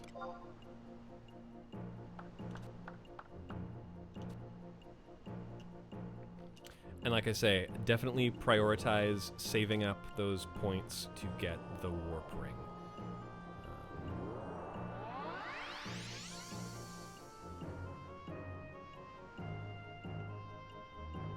Make life a lot easier.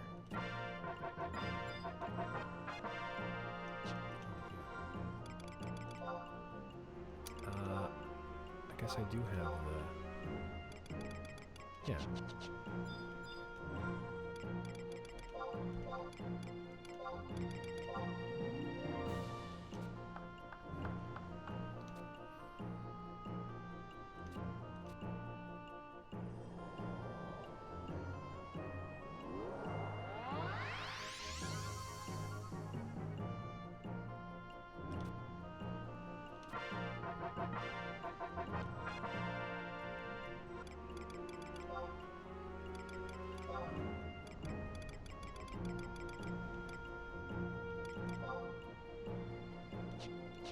I have to summon him.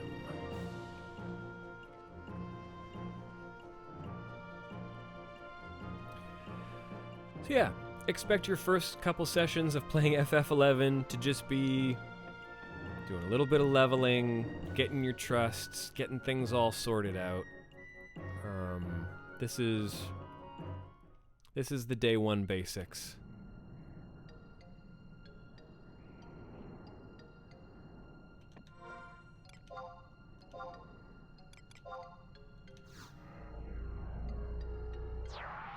And collecting trusts like Pokemon is kind of fun.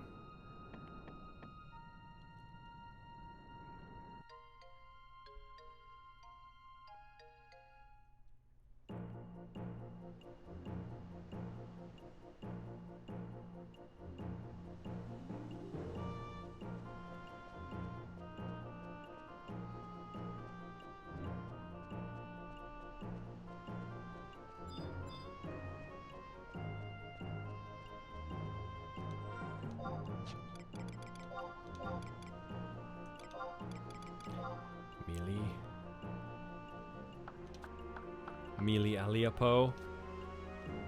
It's for all you 14 players out there.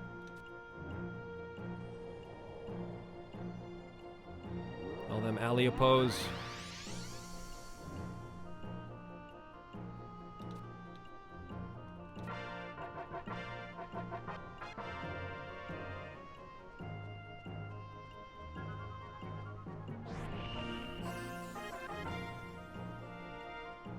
Yes, so you can see the new challenge that just popped up. That's the ongoing, the rotating Records of Eminence challenges.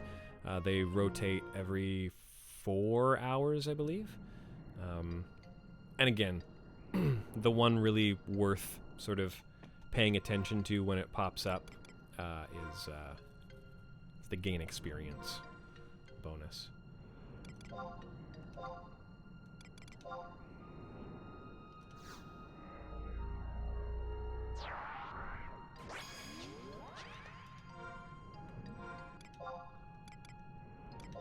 And yes, just remembering to always go back in and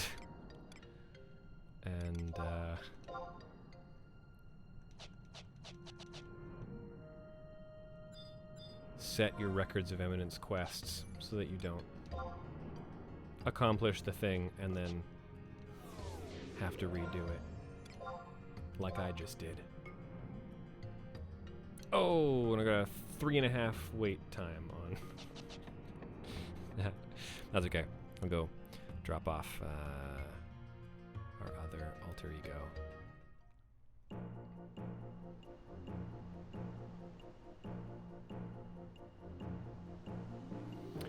Oh, warp ring is with is not a login bonus one. It's from your signet, the NPC that you get signet from.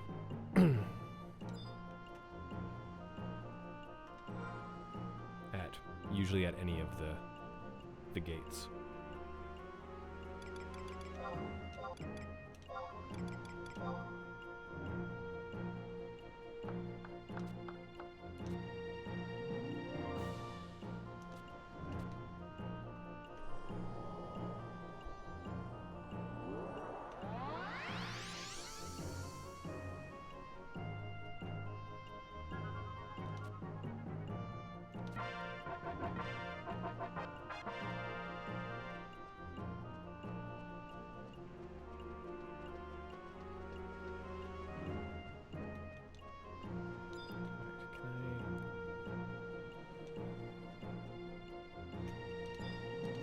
Guys up to? Talk to me.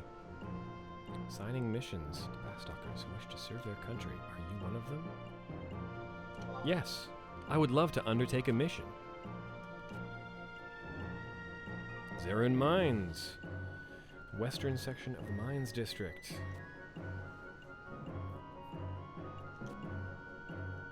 Yeah, I'd love to. Here we go. We can check in our missions. And we have accepted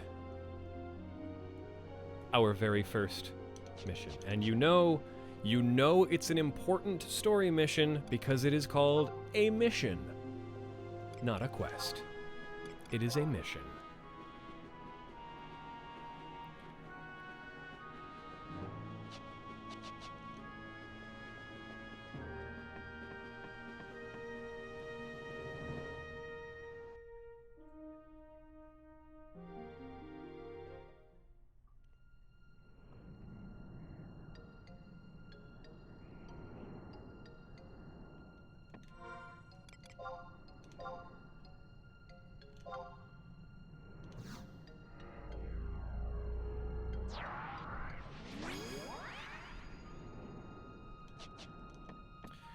Ooh, a cipher of Tenzen's alter ego. There you go, 14 fans. All you Stormblood freaks out there. That's one for you. All you Suzaku lovers.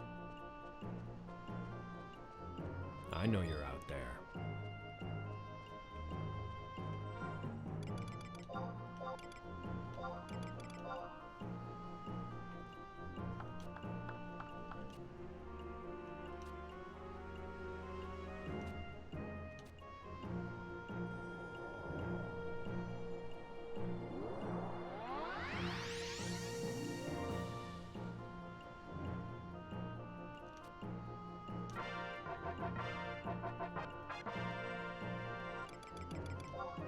Again, we set our objective, summon Tenzen,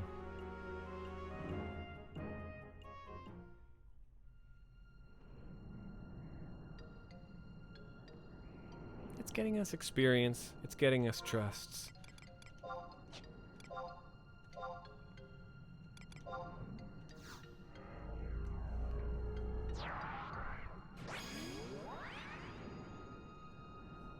And we're getting lots of sparks.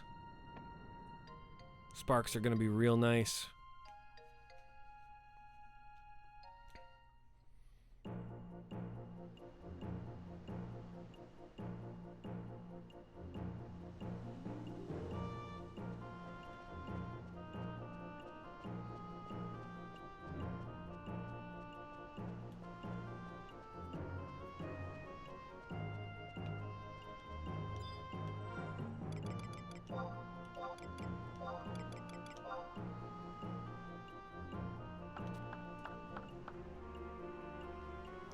Got that warp ring. Great.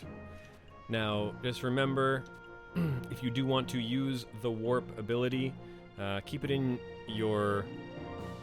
Oh, yes. Keep it in your inventory. Don't put it away in a Mog wardrobe or anything. And then when you want to teleport back to your home point, you can just equip that. I think it's a 5-second cooldown to use it for the first time, and then it'll take you back where you need to go, and I believe it's a 15-minute charge, something like that. It's basically like, it's like they added return. Oh, how do you activate it from in the wardrobe? How does that work?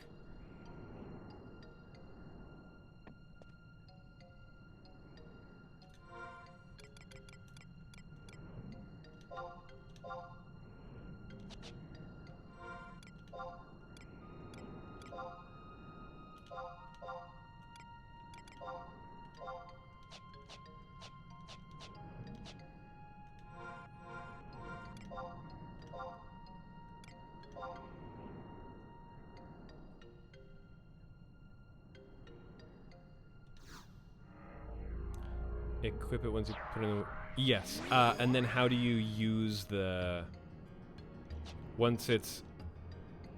Like, put it in the Mog wardrobe, equip it, and then how do you use the enchantment on it?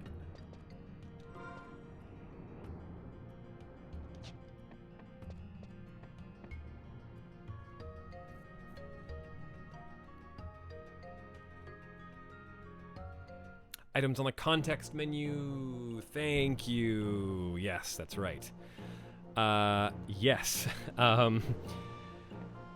The items that appear when you select yourself from this lower menu here, like when you're using abilities and things, the items that show up there will only be things that are appropriate to the context, so that things that can be eaten or used or activated, whatever.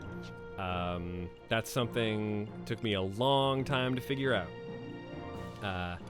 Whereas selecting items from your main menu will show you everything you have on your person.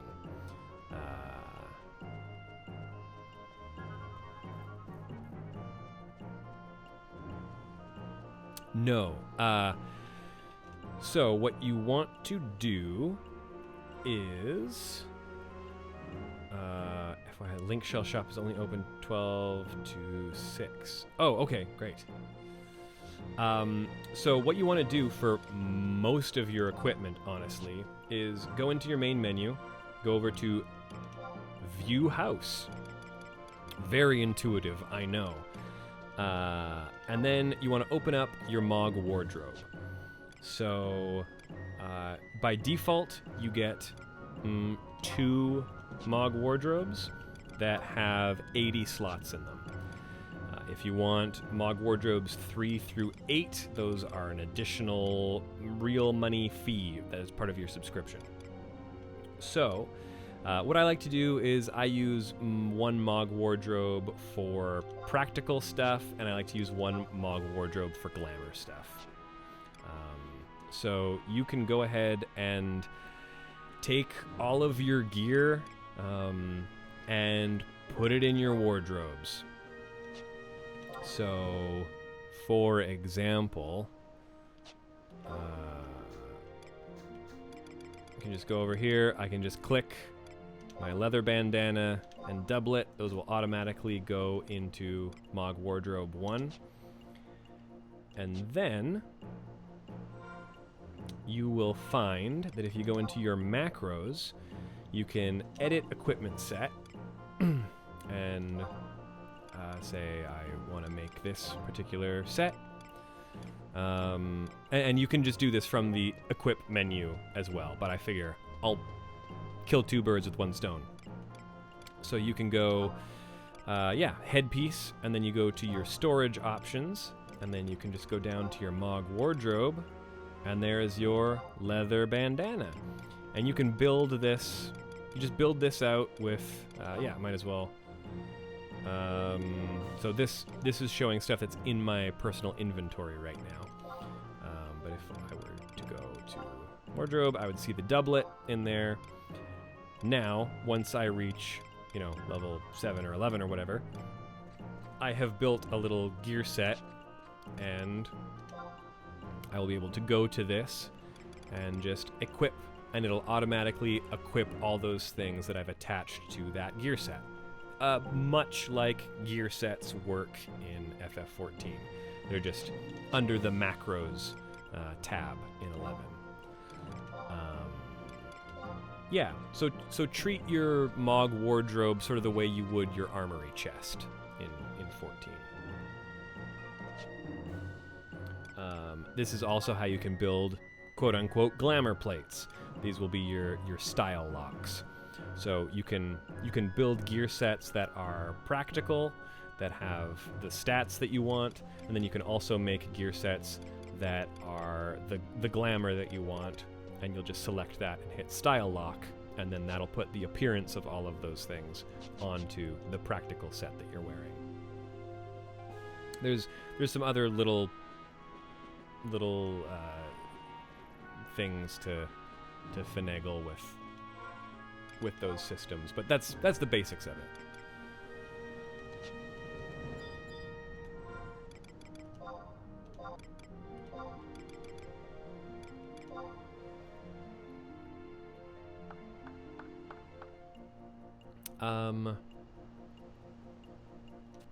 Oshada, I don't suppose you know where the Link Pearl shop is in Bastock. I can also look it up.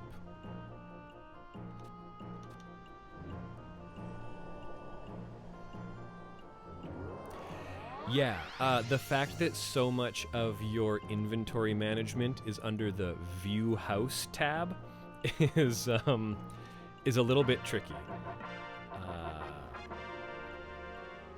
It's not the most intuitive place to put some of that.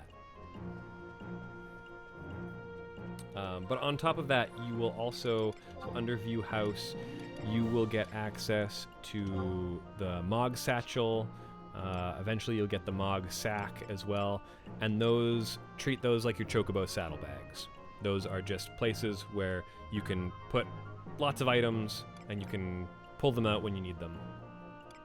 Then you have stuff like the Mog Safe, which is what you want to use for all your furnishings and stuff. You can only access those when you're in the Mog House. Same with the Storage tab, which is, I don't use very often. But yeah, Mog Satchel, Mog Sack, Mog Case. And eventually we'll also get to, so you can expand your inventory. I know it starts at 30, and that is absolutely nothing. Eventually we'll get it up to 80, and that makes life a little bit easier.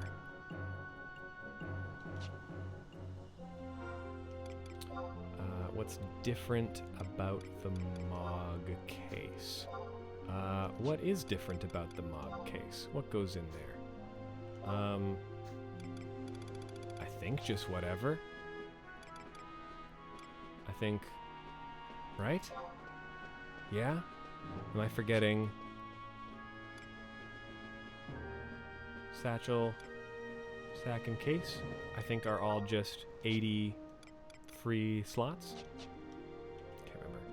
You might be right. One of them might be a little different, and I don't remember how.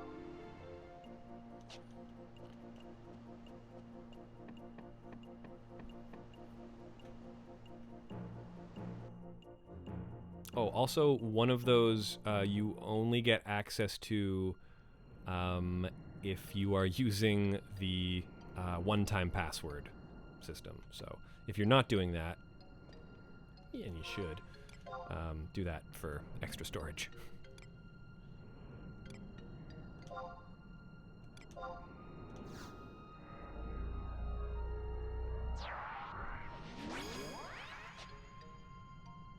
Ah, and I did it. I did it again. I did it again. Okay, I'll save you for later, Joachim. Let's see, where is the link? Pearl seller Bastock. Link shell distributor. Port Bastock E7.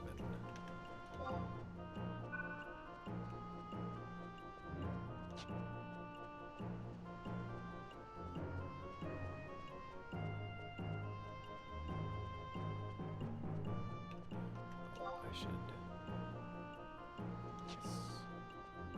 get that home point.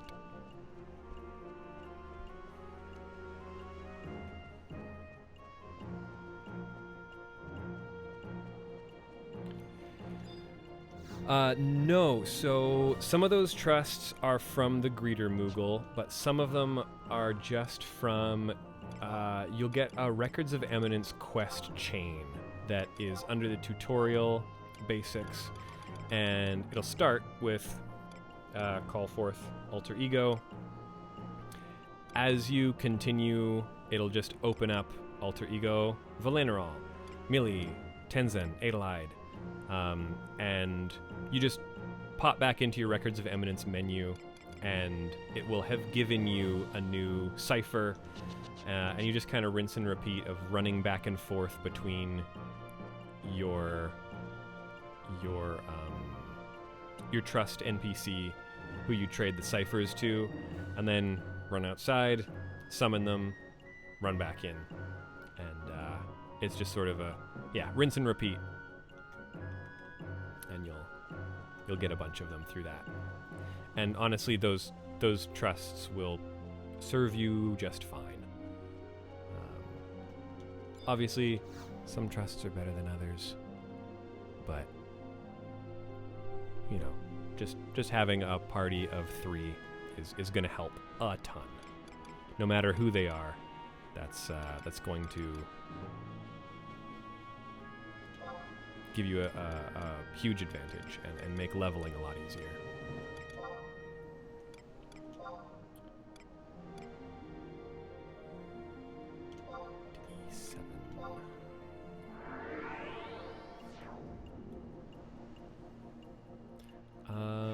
Okay, so I'm going to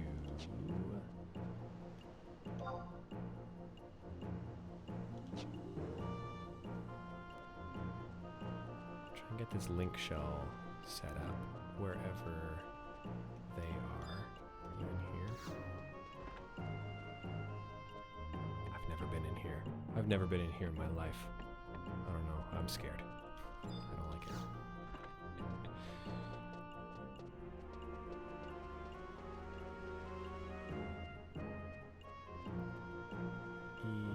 E7. If you were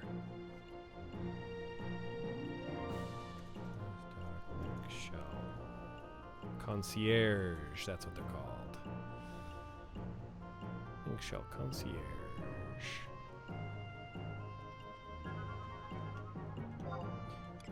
Do that wide scan, make life easier. Where are you? Oh, Bastock Mines. I gotta go. They're gonna close.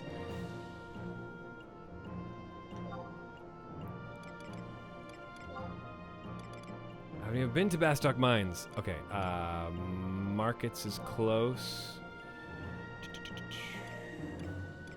We'll go there. We can do this.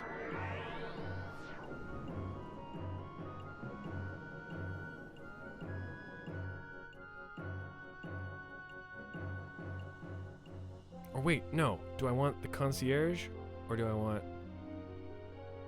Crap. Hold on. God damn it. Link shell. See new link shell for where to purchase. Port Bastock, E7, Elita. You have a name. You have a real people name, that's why.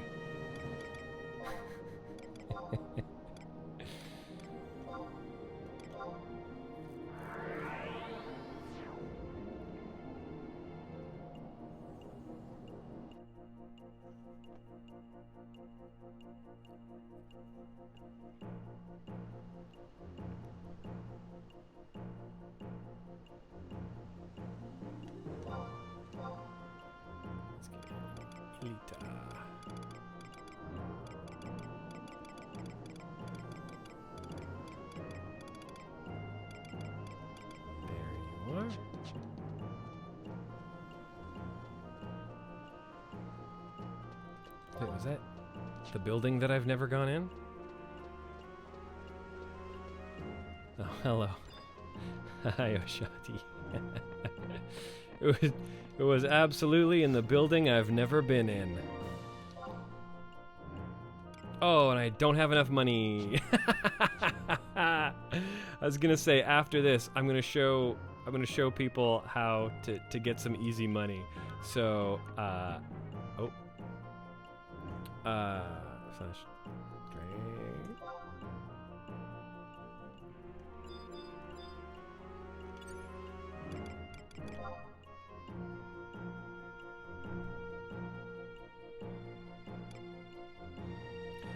Oh yeah, now we're talking. Thank you so much.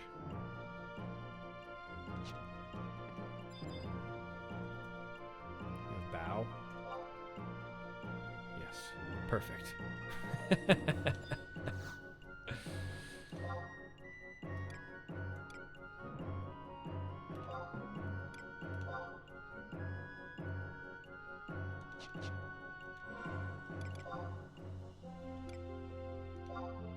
New link shell.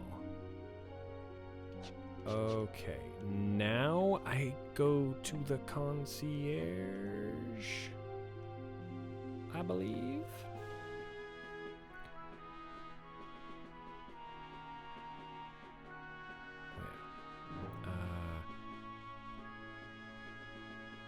Oh, set new link shell as your equipped item. Of course.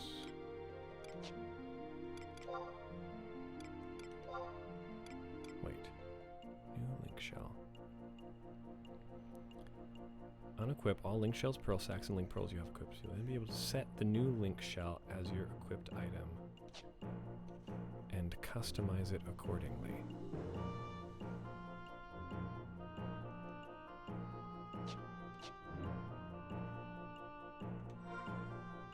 Oh, link shell. Of course. There we go. Name link. Okay, what are we? We are... drop-in dropouts, yeah?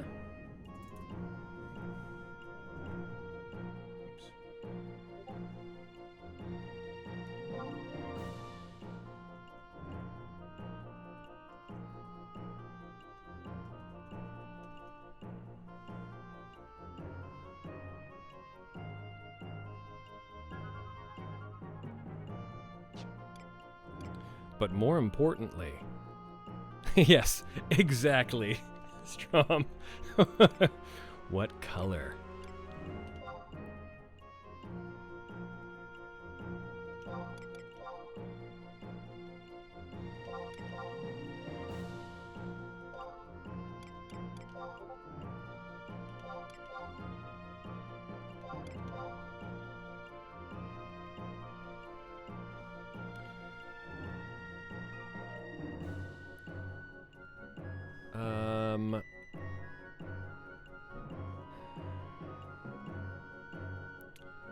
Red is good. Red is good.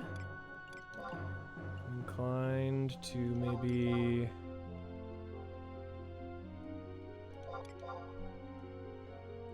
I like a teal. I like a turquoise. I like a, you know.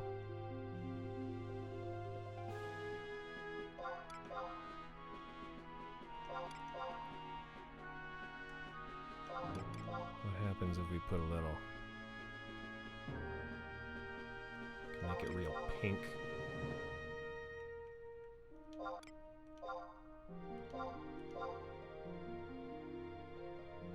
I'm going. Oh, yes. Okay, pink for peaches. We gotta, let's find a nice peachy. It's gotta be a little.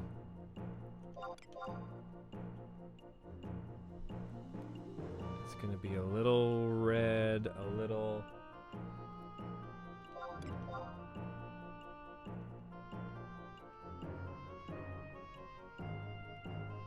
What about, how do we feel about that?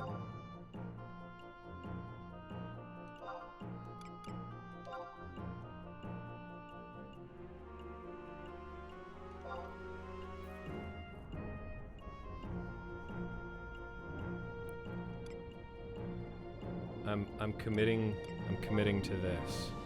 Yeah, we need a little more. Yeah. Okay.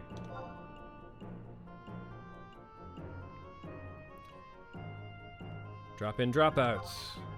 There we are. Create pearl.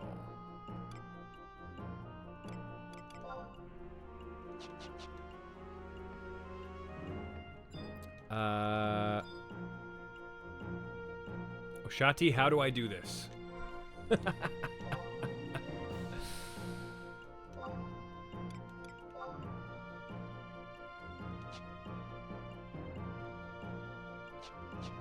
Oh, great. Great.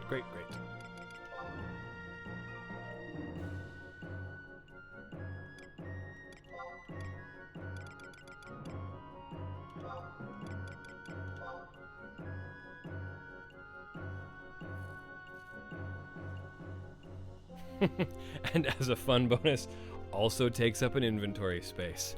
Yes. Is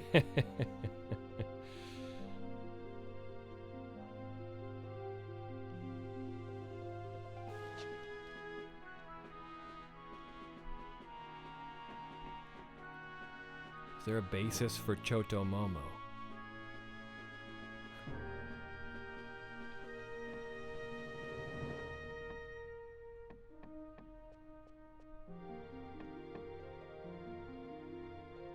Cause she's got little peach hair. Her hair looks like a little peach.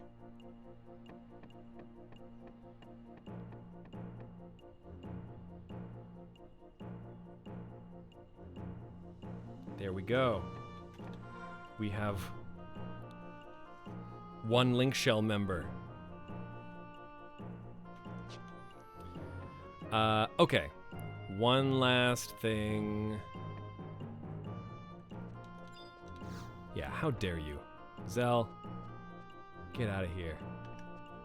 You're sick. Twisted even.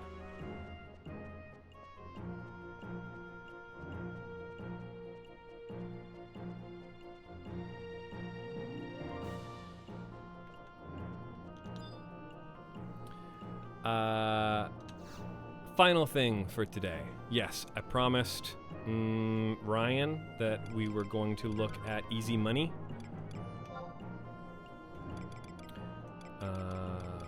So we will go to... remember this. Yes, Bastog Markets, home point 1. So,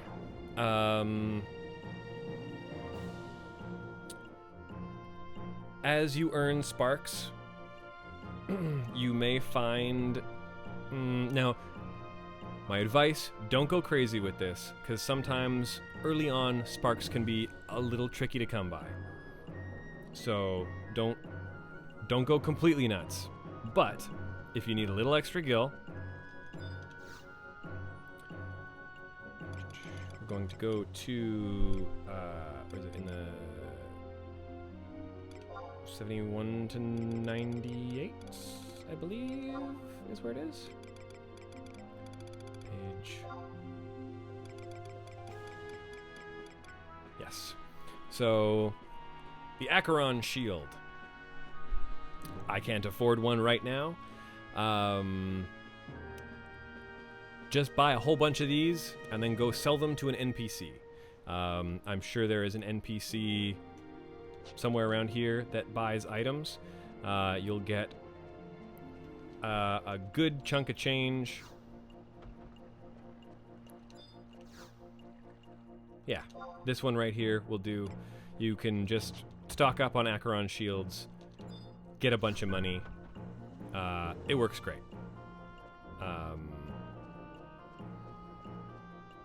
Yeah, if you're a little bit short on sparks, I would say don't go totally bonkers.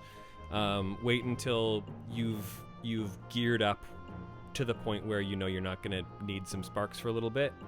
Because like I say, sparks can disappear quickly early on when you don't have access to a ton of easily repeatable quests. Again, that's one where the gain experience bonus really helps, because you'll cap your sparks at a certain point. Yeah. Look, it's been 4.5 hours. Oh yeah, who needs Billa? Let's do.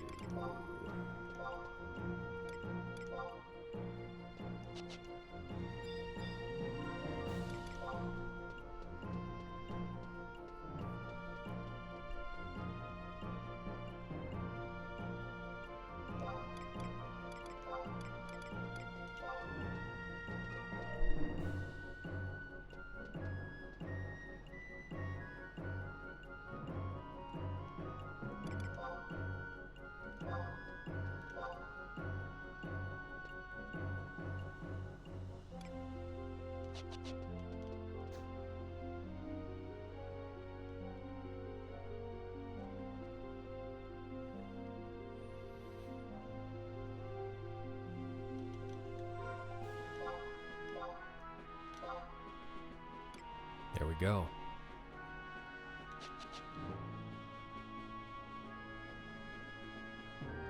It works. Cool. All right, that's 4 hours and a bit. If anyone else is around and wants to come get a link pearl, I suppose you could do that now if you can be here in like a minute or two. But yeah, I think that's about it.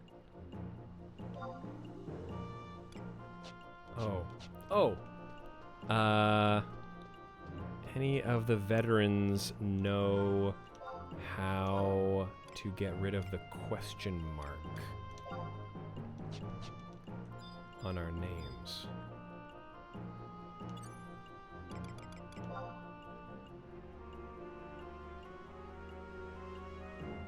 Okay, everyone's else in Sandy and Windhurst.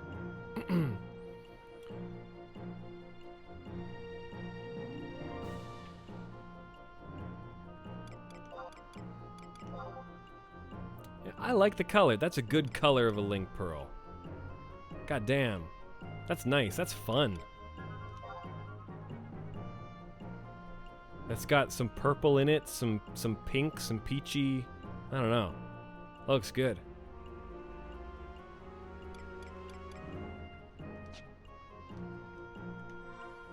Under config somewhere. Oh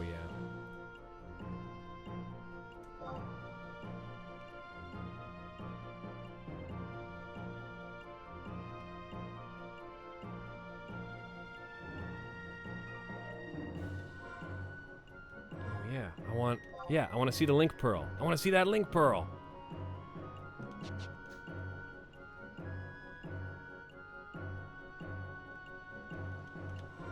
Ah, help desk.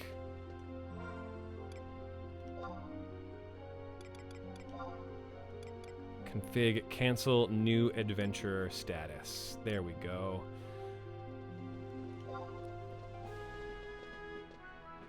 I'm okay. I don't need new adventurer status. Ah, look at that pearl.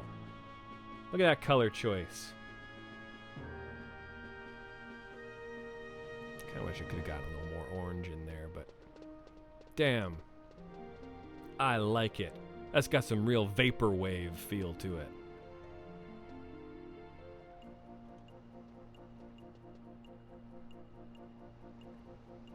Okay, gang. There we go. That's our first stream. That's the introductory. I know I had a feeling we weren't going to get to party up and go accomplish much as a group, but I'm glad we got through some of that basic stuff. I'm glad it seemed like just about everybody learned something. I learned some things. I think Strom learned something, which I'm really pleased about.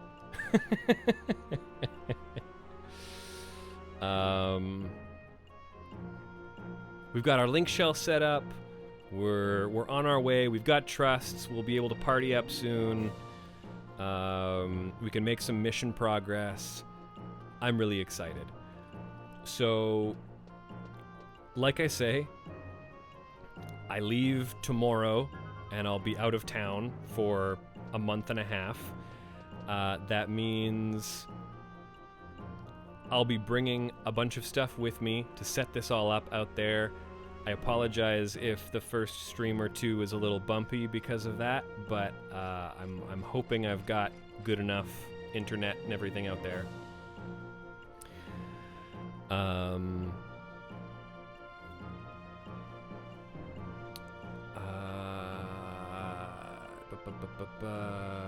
Oh, what did you send me something?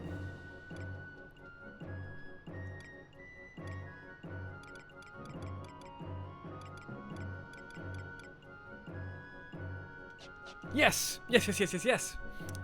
So we do have a very generous benefactor has provided us with some codes for the FF11 Ultimate Seekers Edition. I will also be out of town for Portland. So we won't miss each other because we don't get to go.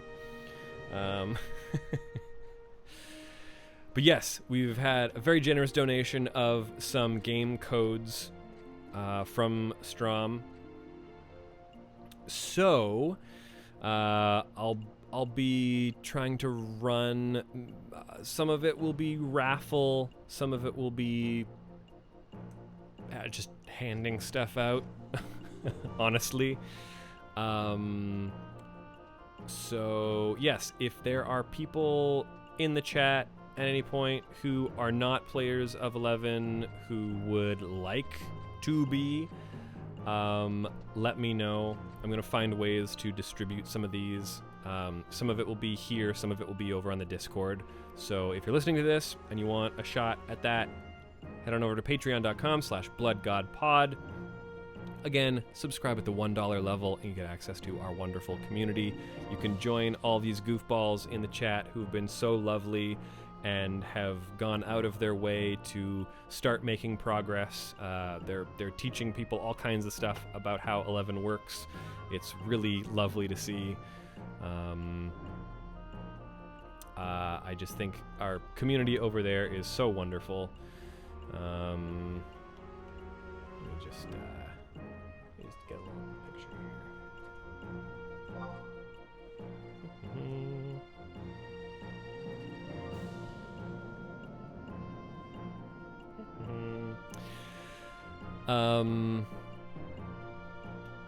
Yeah.